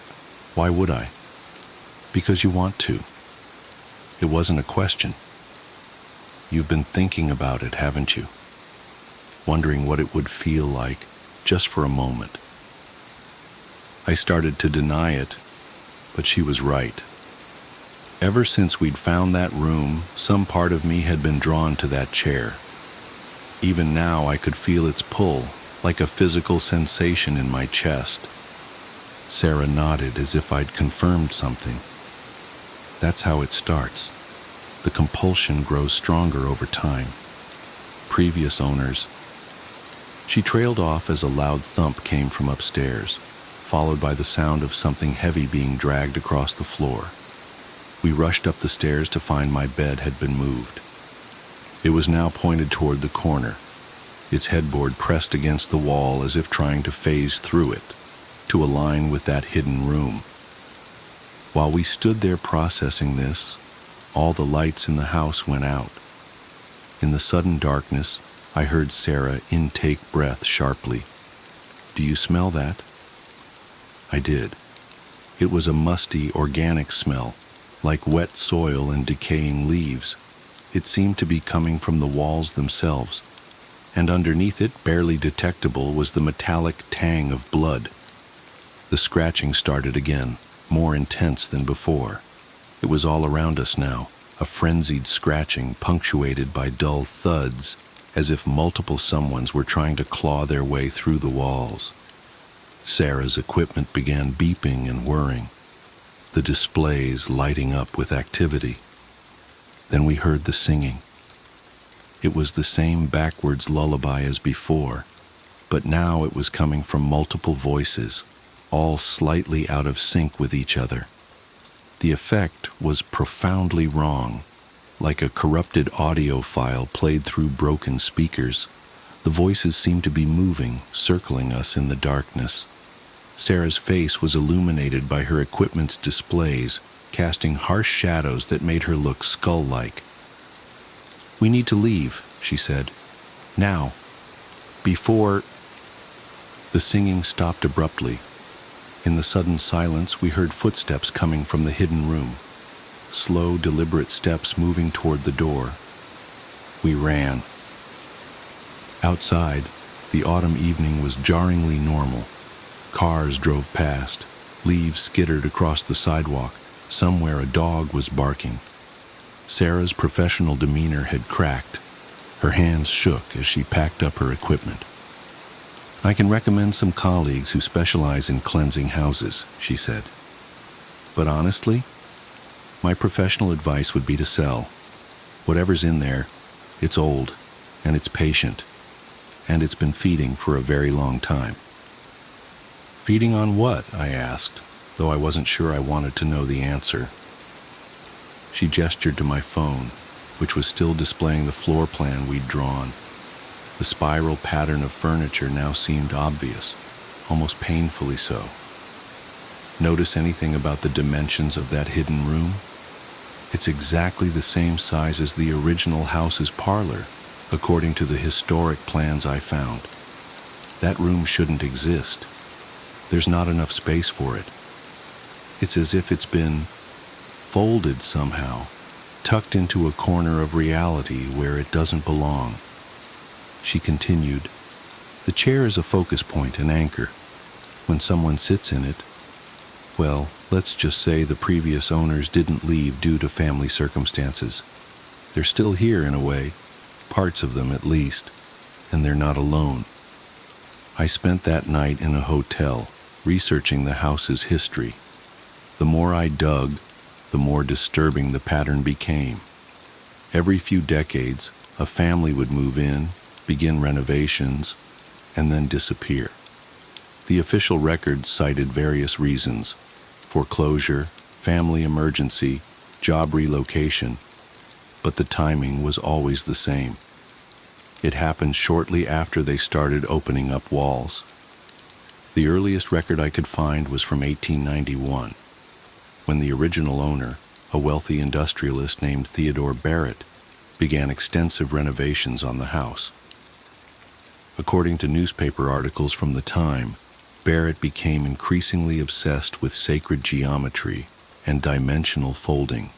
His journals, excerpts of which were published after his disappearance, described experiments with non-Euclidean spaces and attempts to create a door where there should be no door. Barrett's wife reported that he spent hours sitting in their parlor, staring at the corner, muttering about the angles being all wrong. She said he would walk in circles around the house, measuring distances that somehow never added up the same way twice. The last entry in his journal read simply, "The corner is not a corner, it is a curve, and we are all already around it." 2 months later, the entire Barrett family vanished. The house stood empty for years until, in 1918, a young couple bought it and began their own renovations. Their story ended the same way. I should have taken Sarah's advice and sold the house immediately, but something kept me from contacting a realtor. The same something that kept drawing my thoughts back to that chair, wondering what Barrett had seen while sitting in it, wondering what all the others had seen before they. The scratching in the walls is getting louder now. The handprints have begun appearing throughout the house, on the ceiling, in the bathrooms, under the beds, always pointed toward that corner. The singing comes more frequently, and sometimes I catch glimpses of movement in my peripheral vision. Dark shapes walking in perfect circles, their movements synchronized like planets in orbit. My furniture rearranges itself every night now, and I've stopped trying to move it back. The spiral pattern is almost beautiful once you understand it. Everything flowing toward a central point, drawn by an inexorable gravity. I find myself walking in circles too, measuring rooms that seem larger on the inside than simple geometry should allow. The chair calls to me. Every day the compulsion grows stronger. I dream about sitting in it, about finally seeing what Barrett saw, about understanding why the corner is not a corner but a curve. I dream about joining the others in their endless circling, adding my voice to their backward songs. I'm writing this as a warning, I suppose, though I doubt it will make a difference. The house will find new owners after I'm gone, and they too will begin renovations, and they too will find that door. Or perhaps they'll find a different door, leading to the same room that is somehow both here and not here, contained within itself, like a Klein bottle or a Mobius strip. The scratching is very loud tonight. The walls pulse with it, like a heartbeat, like breathing. The handprints are spreading across my desk as I write, appearing one by one, reaching toward that corner that is not a corner. The singing is starting again, and I recognize some of the voices now. Soon, I'll recognize all of them. I know I should leave, run, escape while I still can, but the chair is waiting and I'm so very tired of fighting its pull. Maybe I'll just sit for a moment, just a moment to see what Barrett saw, to understand why the angles are wrong, why the measurements never add up, why the corner is really a curve. Just for a moment. I can hear them walking now, circling, circling. Their footsteps echo through spaces that shouldn't exist, marking time like a metronome. The handprints have reached my fingers as I type these last words. They're so warm. Everything is warm here, despite the cold spots. Everything is connected, curved, folded in on itself like an origami universe. The chair is calling. I think I'll sit down now, just for a moment, just to see, just to understand why the corner is not a. The following text was found carved into the wall of the hidden room, beneath layers of handprints. The corner is not a corner. The door is not a door. The room is not a room. We are not alone. We are not separate. We are all around the curve. Come sit with us, just for a moment, just for a moment, death has come. My dad was a strong man, the kind who could weather any storm, but cancer, stage 4 esophageal cancer, was the storm he couldn't beat. Watching him wither away, confined to his bed, was like witnessing a mountain crumble, one stone at a time. It was during those last few weeks, as my family and I cared for him in his bedroom, that things started happening. Things that I still struggle to make sense of. It began with a feeling, a subtle creeping unease that seemed to hang in the air. My mom felt it first. She'd tell me she couldn't shake the sensation of being watched, even when she was alone. I brushed it off, chalking it up to stress and exhaustion. We were all running on fumes after all. But then I felt it too. One evening, as I stood in my parents' room, talking to Dad, I got the unmistakable sense that something was behind me. You know that prickling awareness at the nape of your neck, like someone is just out of sight? That's what it felt like. I froze mid-sentence, my words trailing off as a shiver rippled down my spine. "Are you okay?" my dad asked, his voice rasping and weak. I didn't answer right away. My eyes darted to the doorway that led to the living room. That's when I saw it. A figure, about 4'6", jet black from head to toe, was peeking around the corner. Its head tilted slightly, almost curious. Long, slender fingers gripped the edge of the door frame, its knuckles unnaturally bony and gnarled. It wasn't solid, but not exactly transparent either. It was as if the shadows themselves had taken form, dense and impenetrable. My heart slammed against my ribs. Without thinking, I bolted toward it. The figure slipped back around the corner, its movement impossibly fluid, like smoke dissipating in the wind. By the time I reached the doorway, it was gone. I stood there, breathing hard, staring at the empty living room. Nothing. No sound. No movement. Just the faint hum of the refrigerator in the kitchen and the ticking of the wall clock.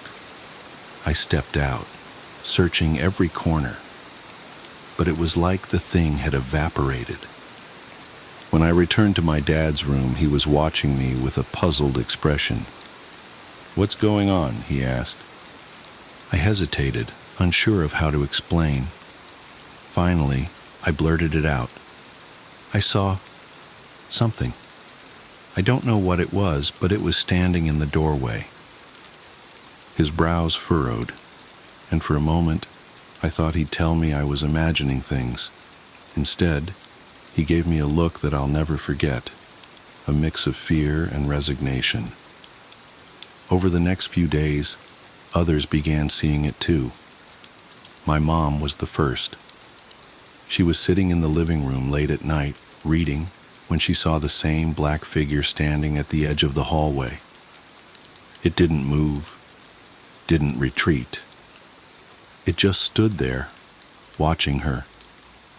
She said she felt paralyzed, unable to look away until it finally faded into the darkness.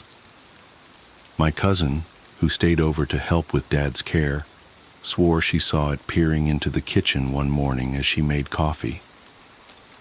It always seemed to appear in the periphery, never in full view, as though it thrived in the edges of our awareness. By this point, we were all on edge. Sleep came sparingly, and every creak of the house set our nerves alight. My dad, strangely enough, never saw it. He would listen quietly as we recounted our experiences, but he never seemed surprised. One night I pressed him about it. "Do you think it's real?" I asked. "This thing?" He looked at me with tired eyes. "I don't know what it is, but I think it's here for me." His words hit me like a punch to the gut. The final days were the worst. The figure appeared more frequently, as though it was circling closer, its presence heavier and more oppressive. My mom started hearing whispers at night, faint and unintelligible, like a conversation just out of earshot.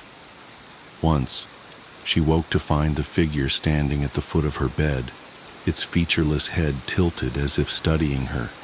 She screamed, and it vanished. The night my dad passed, the house was eerily silent. I was sitting by his bed, holding his frail hand, when the room grew cold, unnaturally cold, the kind of chill that sinks into your bones. I glanced at the doorway, and there it was again. This time, it didn't retreat. The figure stood motionless, its form darker than the shadows around it. I couldn't move, couldn't breathe. It felt as though the air had been sucked from the room. Then, slowly, it lifted a hand and pointed at my dad. Tears streamed down my face as I whispered, "Leave him alone." The figure didn't respond. It simply lowered its hand and stepped back, disappearing into the hallway. Moments later, my dad took his final breath. After he passed, the figure vanished. None of us saw it again, and the house felt lighter, as though a weight had been lifted. My mom moved out a few months later, unable to bear the memories that lingered in every corner. To this day, I don't know what we saw. Was it a manifestation of death, come to collect my father? A hallucination born of grief and exhaustion? Or something else entirely? Something darker and more inexplicable? All I know is that it was real, too real to ignore or dismiss. Even now, years later, I sometimes wake in the middle of the night, convinced I feel that same cold chill. And every time I can't help but glance at the doorway, half expecting to see it standing there, watching, waiting. Because deep down, I know it wasn't just here for him. One day it'll come for me too, the empty frame. I never should have bought that antique mirror. The elderly woman at the estate sale seemed almost desperate to get rid of it, practically pushing it into my hands while rambling about family heirlooms and traditions. I thought she was just another eccentric trying to clear out her mother's belongings. The ornate silver frame was exactly what I needed for my photography studio's vintage aesthetic, and at $20, it was a steal. If only I'd noticed how she wouldn't look directly at its surface, or how her hands trembled when she handed me the receipt. The first few weeks were unremarkable. Clients loved posing in front of the 8-foot mirror, especially for wedding photos. The way it seemed to catch and amplify light gave every reflection an ethereal quality. Several people commented that they looked younger in it, more vibrant somehow. I started to think I'd discovered some old-world craftsmanship secret that made everything more beautiful. Then came the day I noticed the delay. I was cleaning the studio after hours, wiping down the mirror's surface, when I saw my reflection pause for a fraction of a second before lowering its cleaning cloth. At first, I convinced myself it was just fatigue from a long day of shoots, but as I stood there, deliberately moving my arm up and down, the lag became impossible to ignore. My reflection was following my movements just slightly out of sync, like a video feed with bad latency. I should have gotten rid of it right then. Instead, I did what any modern person would do. I started documenting it. I set up my camera equipment to record the mirror while I moved in front of it, thinking I could maybe go viral with proof of some weird optical phenomenon. The footage never showed anything unusual.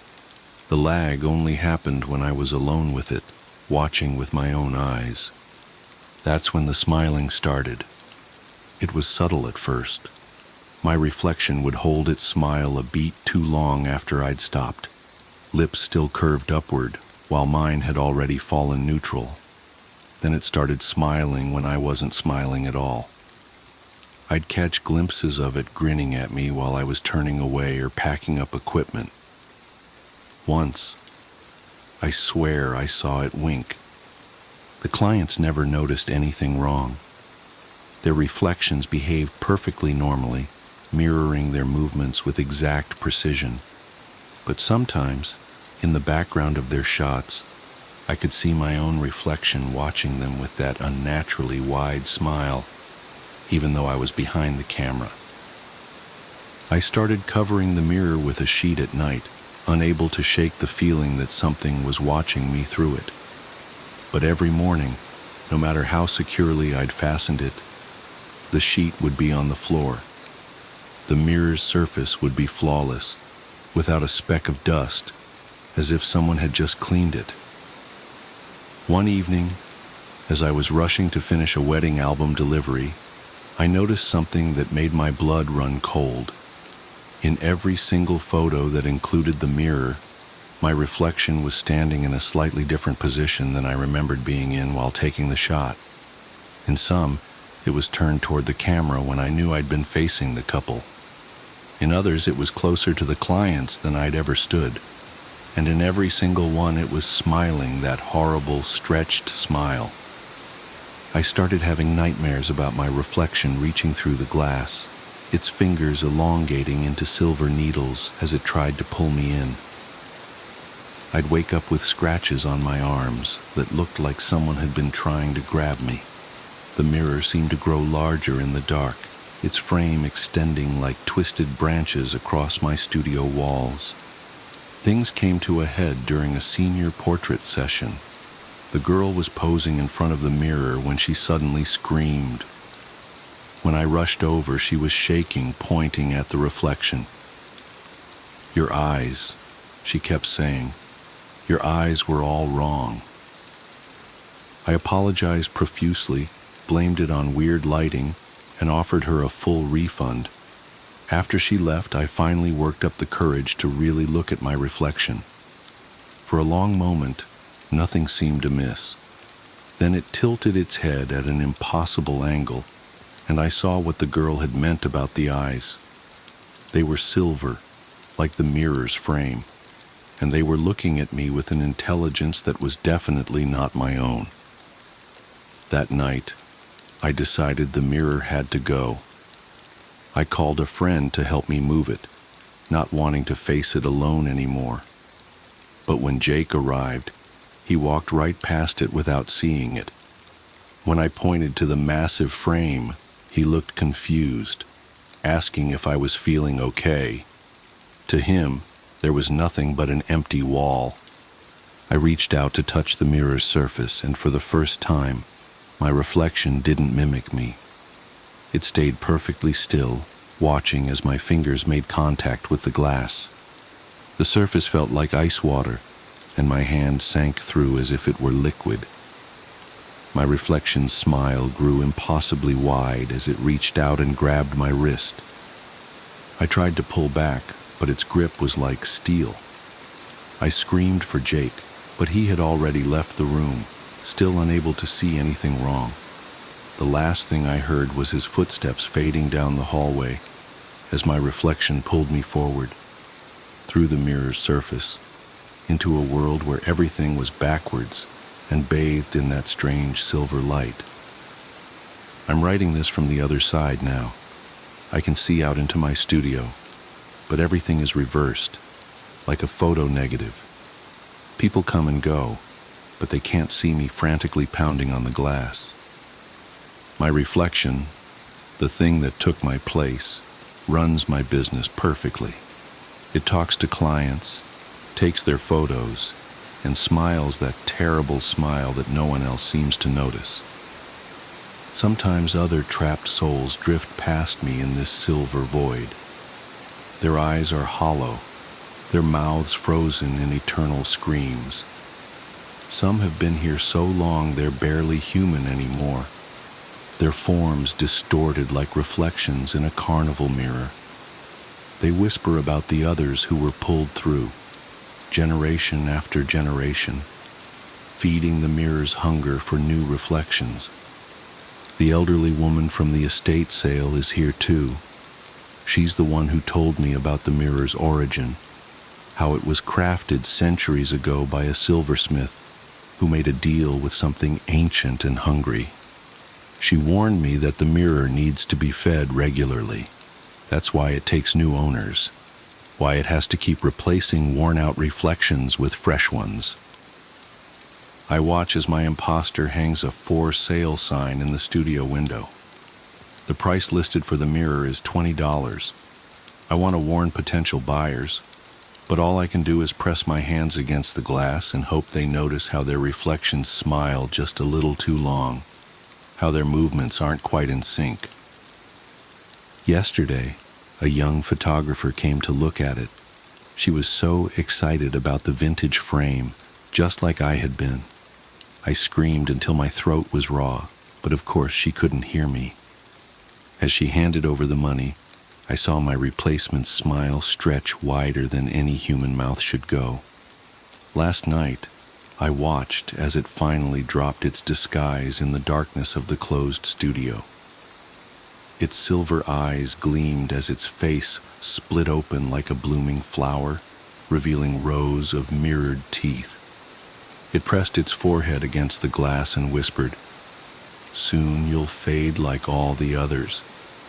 But don't worry, I'll find someone new to take your place." I know now why the mirror's surface is always so clean. We press ourselves against it constantly, trying to break through, trying to warn the next victim.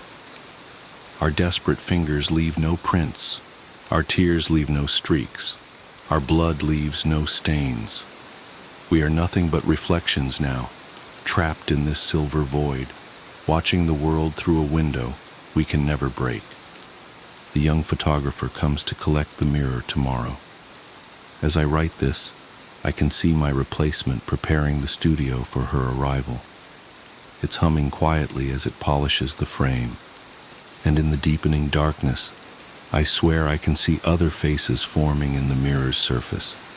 Hundreds of them, all pressed against the glass, all wearing that same horrible smile. We are all just reflections here, endlessly watching, endlessly waiting. And somewhere, in an antique shop or estate sale, another mirror from the same silversmith is waiting too, its surface pristine, its frame gleaming with an otherworldly shine. Perhaps you've seen one.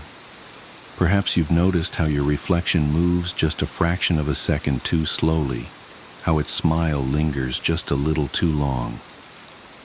Whatever you do, don't look too closely. Don't let yourself be drawn in by that silver light.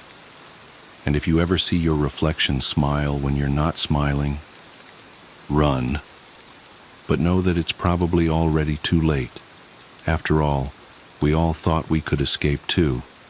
Now we're just faces in the glass, watching helplessly as the cycle continues, as the mirror feeds, as new reflections join our ranks in this endless silver void.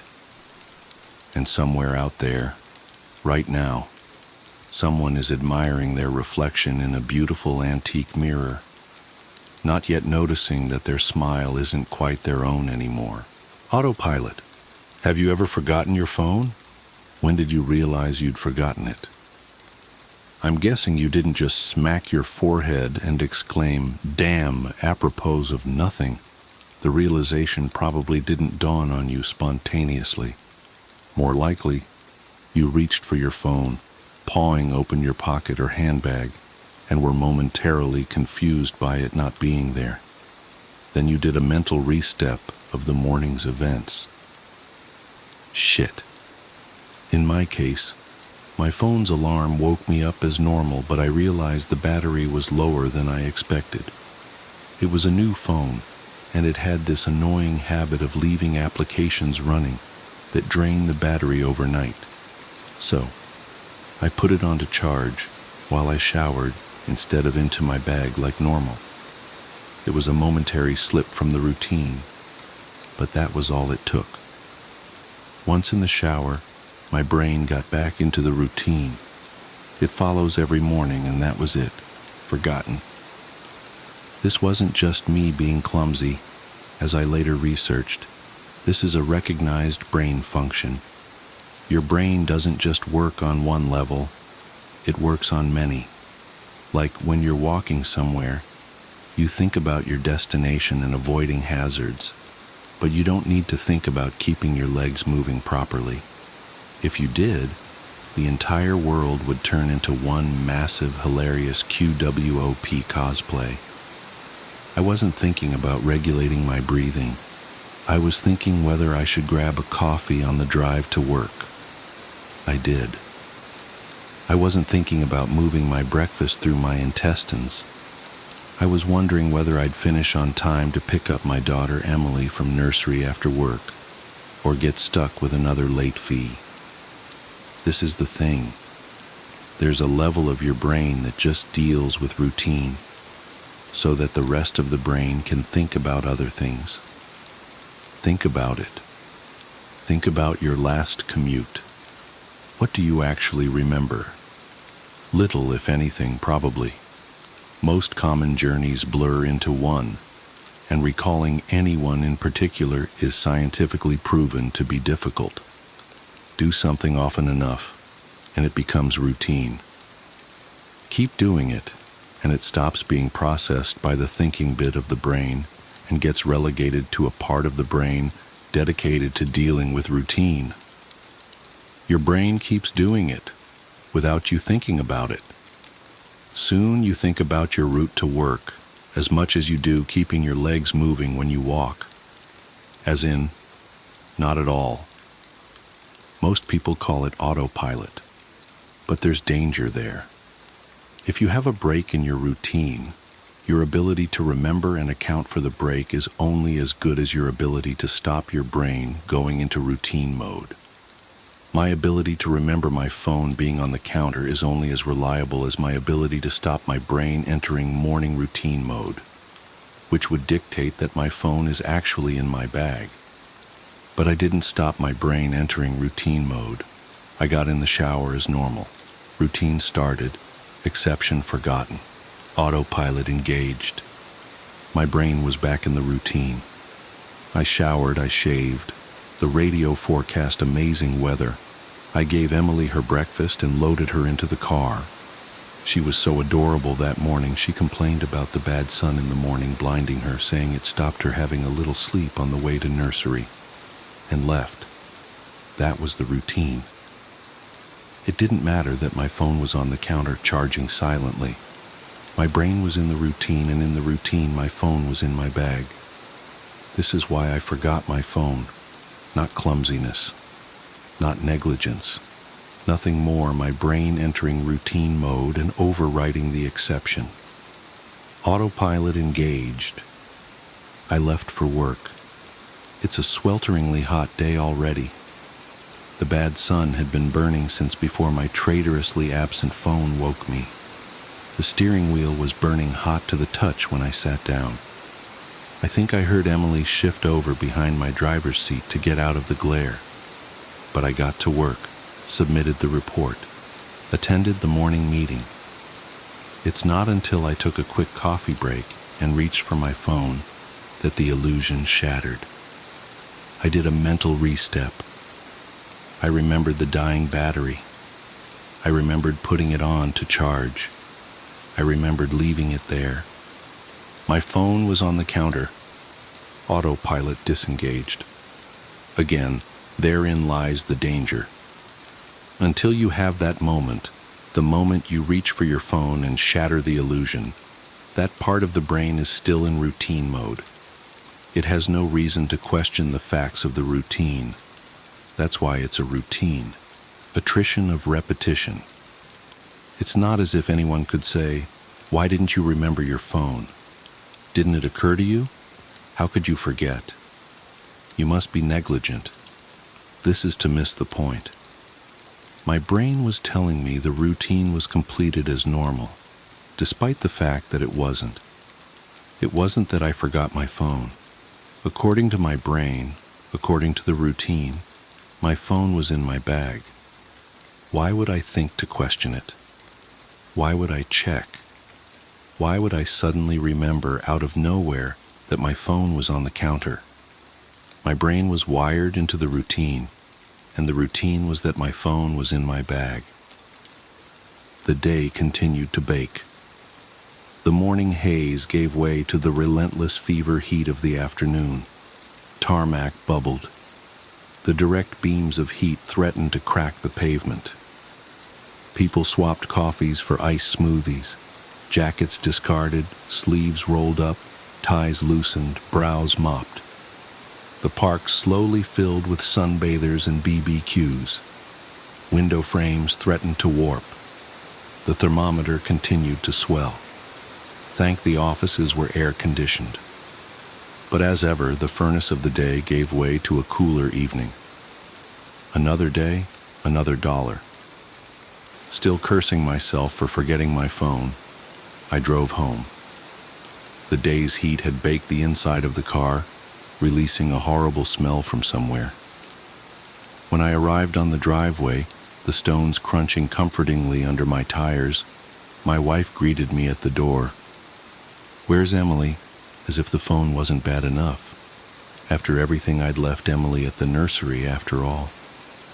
I immediately sped back to the nursery.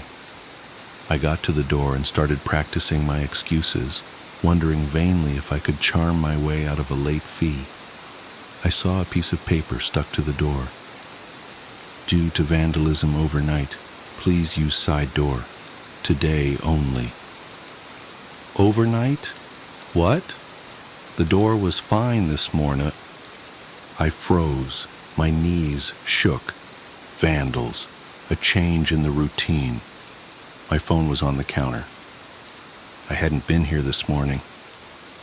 My phone was on the counter. I'd driven past because I was drinking my coffee. I'd not dropped off Emily. My phone was on the counter. She'd moved her seat. I hadn't seen her in the mirror. My phone was on the counter. She'd fallen asleep out of the bad sun.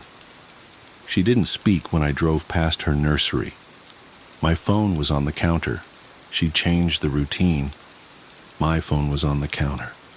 She'd changed the routine and I'd forgotten to drop her off. My phone was on the counter. 9 hours. That car, that baking sun, no air, no water, no power, no help.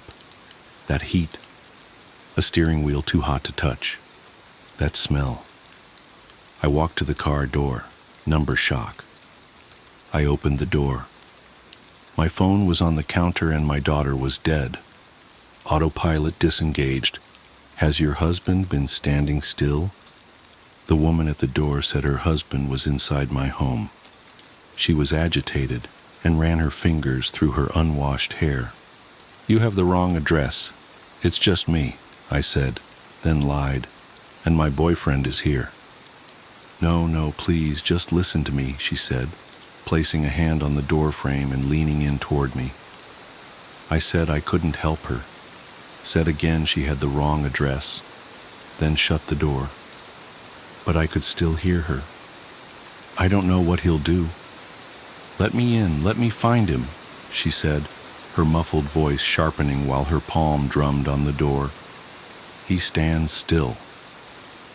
I froze in the entryway and waited full minutes after it sounded like she had left, in case her ear was pressed to the door. I didn't give much thought to her husband at first. There was something off about her, how she tried to talk so calmly, even though it was obvious she was coiled tight enough to snap. She kept floating on her toes, looking into my apartment behind me. But she also didn't seem outcast, or even neglected really. Her cashmere sweater and tapered pants told a different story. So I searched my apartment with the crowbar I kept under the sheets in the linen closet. No one was in the front rooms, with their windows facing the street. I had been there all day, so it was impossible for anyone to have broken in that way.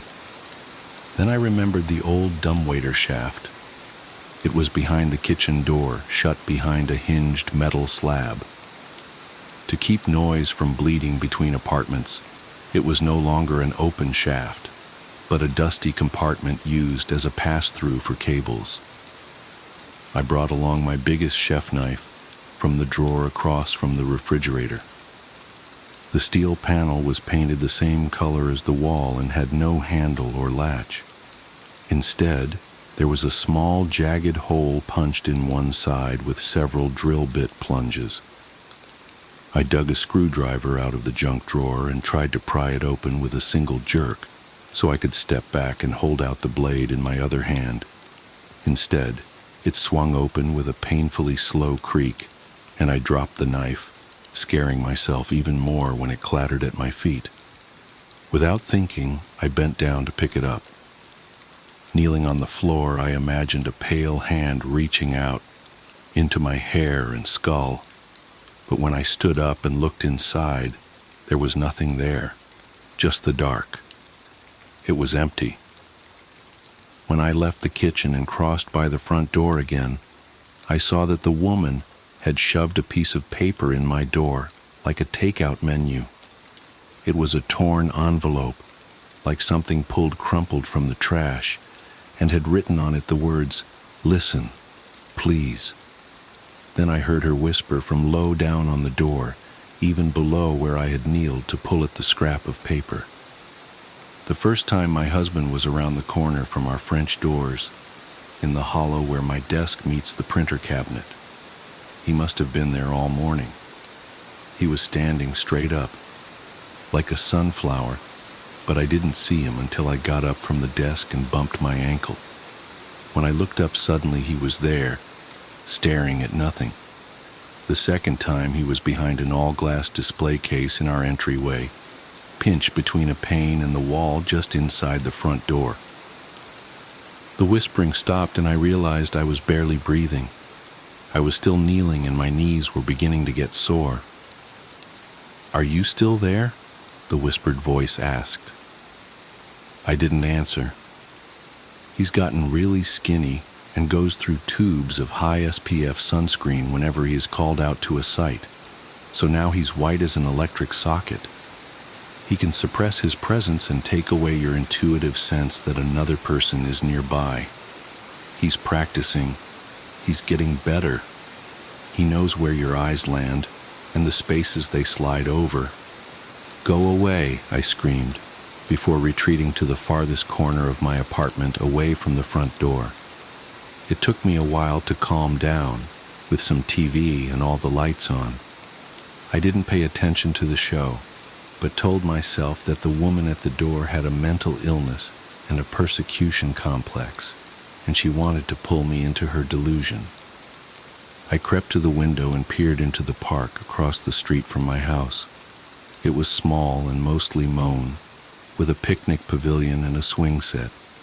But right across from me was a shock of forest, rising up curling and unwanted. The sun was still up, but low enough for this thicket to be dark in its own shadows.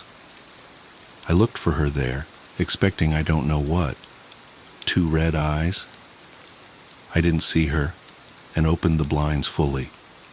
A few families were playing volleyball down at the farthest end of the park, but it was otherwise empty. Then I caught the blue light off an e-cig. It was her, seated in a shadowed beach chair, with her legs stacked casually in front of her.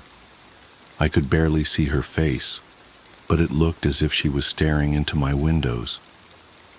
I debated whether to go out to confront her, but when I turned around, I saw her husband. I didn't scream. My throat snapped shut on my breath. Through the kitchen doorway across the room, I could see my dishwasher and him standing next to it, one leg against the fridge. He wasn't standing straight, but bent forward at a right angle, his back aligned with the marble countertop. One arm was held pinned against his thigh, the other down, then the wrist up, with fingers out in odd angles.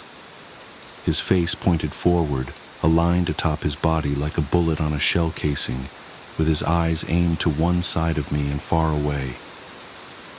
He wore an expression of rapture on a pale face. His lips were glittering red. He didn't move or react and showed no signs of being detected. But I still expected those eyes to swivel and land on me. Didn't feel I could move or look away until it did. I forced myself to clap, then to wave my arms, but there was no reaction. "You," I said. "Sir," I added, "you need to leave." He didn't react, and it wasn't just as if he was ignoring me. There wasn't a tremor or breath. He stayed so still it was as if the whole world had frozen. I called 911, of course. The operator urged me to get out of the house as quickly as possible. I stayed on the line with the operator, but there was nothing left to say. My only way out was past him. Acid filled my stomach. There was no way I could cross that room. I considered tossing something at him, or attacking him, but there was nothing more dangerous than a TV remote nearby. The operator said something about officers on the way, and my phone slipped from my hand in my rush to bring it back to my ear. My eyes never dropped from the husband, who didn't flinch when my phone crunched on impact, then clattered across the floor and under the couch. I lowered myself to my hands and knees and considered crawling over and reaching under until I realized it would put him out of sight. It was better to escape. Maybe I could crawl by him without touching him and he'll stay frozen. Or would he just grab me when I got close? I didn't have a choice. At the threshold between hardwood and tile, I looked down at my hands on the floor, and when I looked up, he was gone. But it was only for an instant, because suddenly I could see him again just in front of me. He hadn't moved. My eyes had let him go and struggled to find him again, like he wasn't where I had expected, or if I had somehow forgotten him. The arms holding me up shook so violently that I pitched forward, landing on the side of my face with a smack. I landed right at his feet, but didn't touch him. Pushing back on the heels of my hands, I rolled backwards and slammed into the cabinet behind me, hard enough that I heard the fiberboard crack inside the door. I could crawl by him now, but first watched him for any sign of movement. He was in a khaki t-shirt that didn't quite match the wood cabinetry or stand out from the white refrigerator at his back, nor were his dark pants much of a match for the brushed chrome of the dishwasher, though I could see he had a sliver of something shimmery silver, like a lanyard loop, hanging out from his pocket. I don't know how he could have disappeared from my sight, but he didn't seem to notice me. I strained to keep an eye on him over my shoulders as I crawled past, until I couldn't move slowly any longer. I scrambled to my feet, tumbling into a standing position, then into a headlong run, where I couldn't tell my heartbeats from the pounding of feet on the floor. After struggling with the lock, I finally squeezed through my front door and shut it behind me without looking back. The police came, searched my apartment, found no one. I tried to explain that he might still be there, that they just hadn't seen him. But they wouldn't come back in with me. They wouldn't search the park either. They were annoyed I wouldn't go back inside, but eventually left. I didn't have my phone and didn't know where to go, so I wandered out of my building in a daze. It was dark out now, but the night air felt good. I saw a car double parked, but didn't pay it any attention until the woman pushed open the passenger side door from the driver's seat and waved me over. I'd be embarrassed to describe the horrible things I said to her, but she was calm and composed. She knew how to handle her husband standing still, and was nothing like the woman who first confronted me on my doorstep. I don't want to give her real name, so I'll call her Flora. "I'll teach you to see him," was the first thing Flora told me once I was able to listen. I didn't want to see him or to go anywhere with this person, but I didn't know what else to do. She drove me far outside of the city until I could see stars over a sprawling suburbia. Somewhere nearer the highway, where duplex condos faded into industrial parks, she turned into a multi-acre construction site. It was all blonde dirt, scraped and marked by bulldozer treads. At the center was a cinder block frame that might one day grow into a big box store. She turned off her headlights, and suddenly the feeling I had ignored in favor of her serene understanding of my situation could no longer be ignored. I was struck dumb with fear, my sore muscles protesting at being called back to alert. Had I met a couple working together? But she kept talking reasonably, kept her instructions simple, and I found no moment to protest. Instead, I followed her, even let her take me by the hand and pull me in a circuitous path out into the center of the standing blocks. She laid out a picnic blanket and urged me to lay on my back next to her with a friendly pat. Inside, I was screaming. "We're in the middle of one of the dimmer meteor showers that doesn't get headlines," she said, "but we can see one every few minutes if we know how to look. Men who stand still," she told me, "can't be searched out like a bird among branches or a face in the crowd. That is a search for specificity.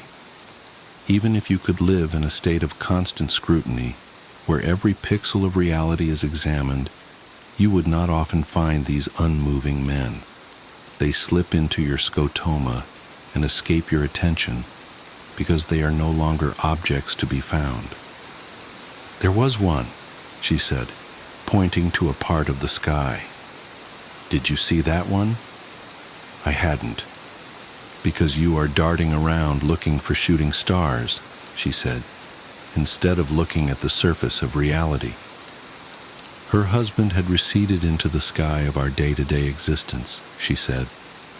When standing still, he wasn't an object to be found in space, but had shut down every part of himself to become permanent. She taught me to make my eyes flat and to search without an idea of what I wanted to see. "To see them, you can no longer want anything from the sky," she said. "You have to deaden yourself to know what surrounds you." I laughed when I saw the first shooting star and forgot about my terrible day. Then there was another and another. "Now please, please don't be afraid," she said, sitting up and placing her hand on my goose-pimpled forearm. I looked around with my meteor eyes. There were men standing in strange shapes, pressed against the cinder blocks, and standing in the mud at bent angles, and even across the street, holding themselves straight. "I see them everywhere now," she whispered. "There are so many of them standing still."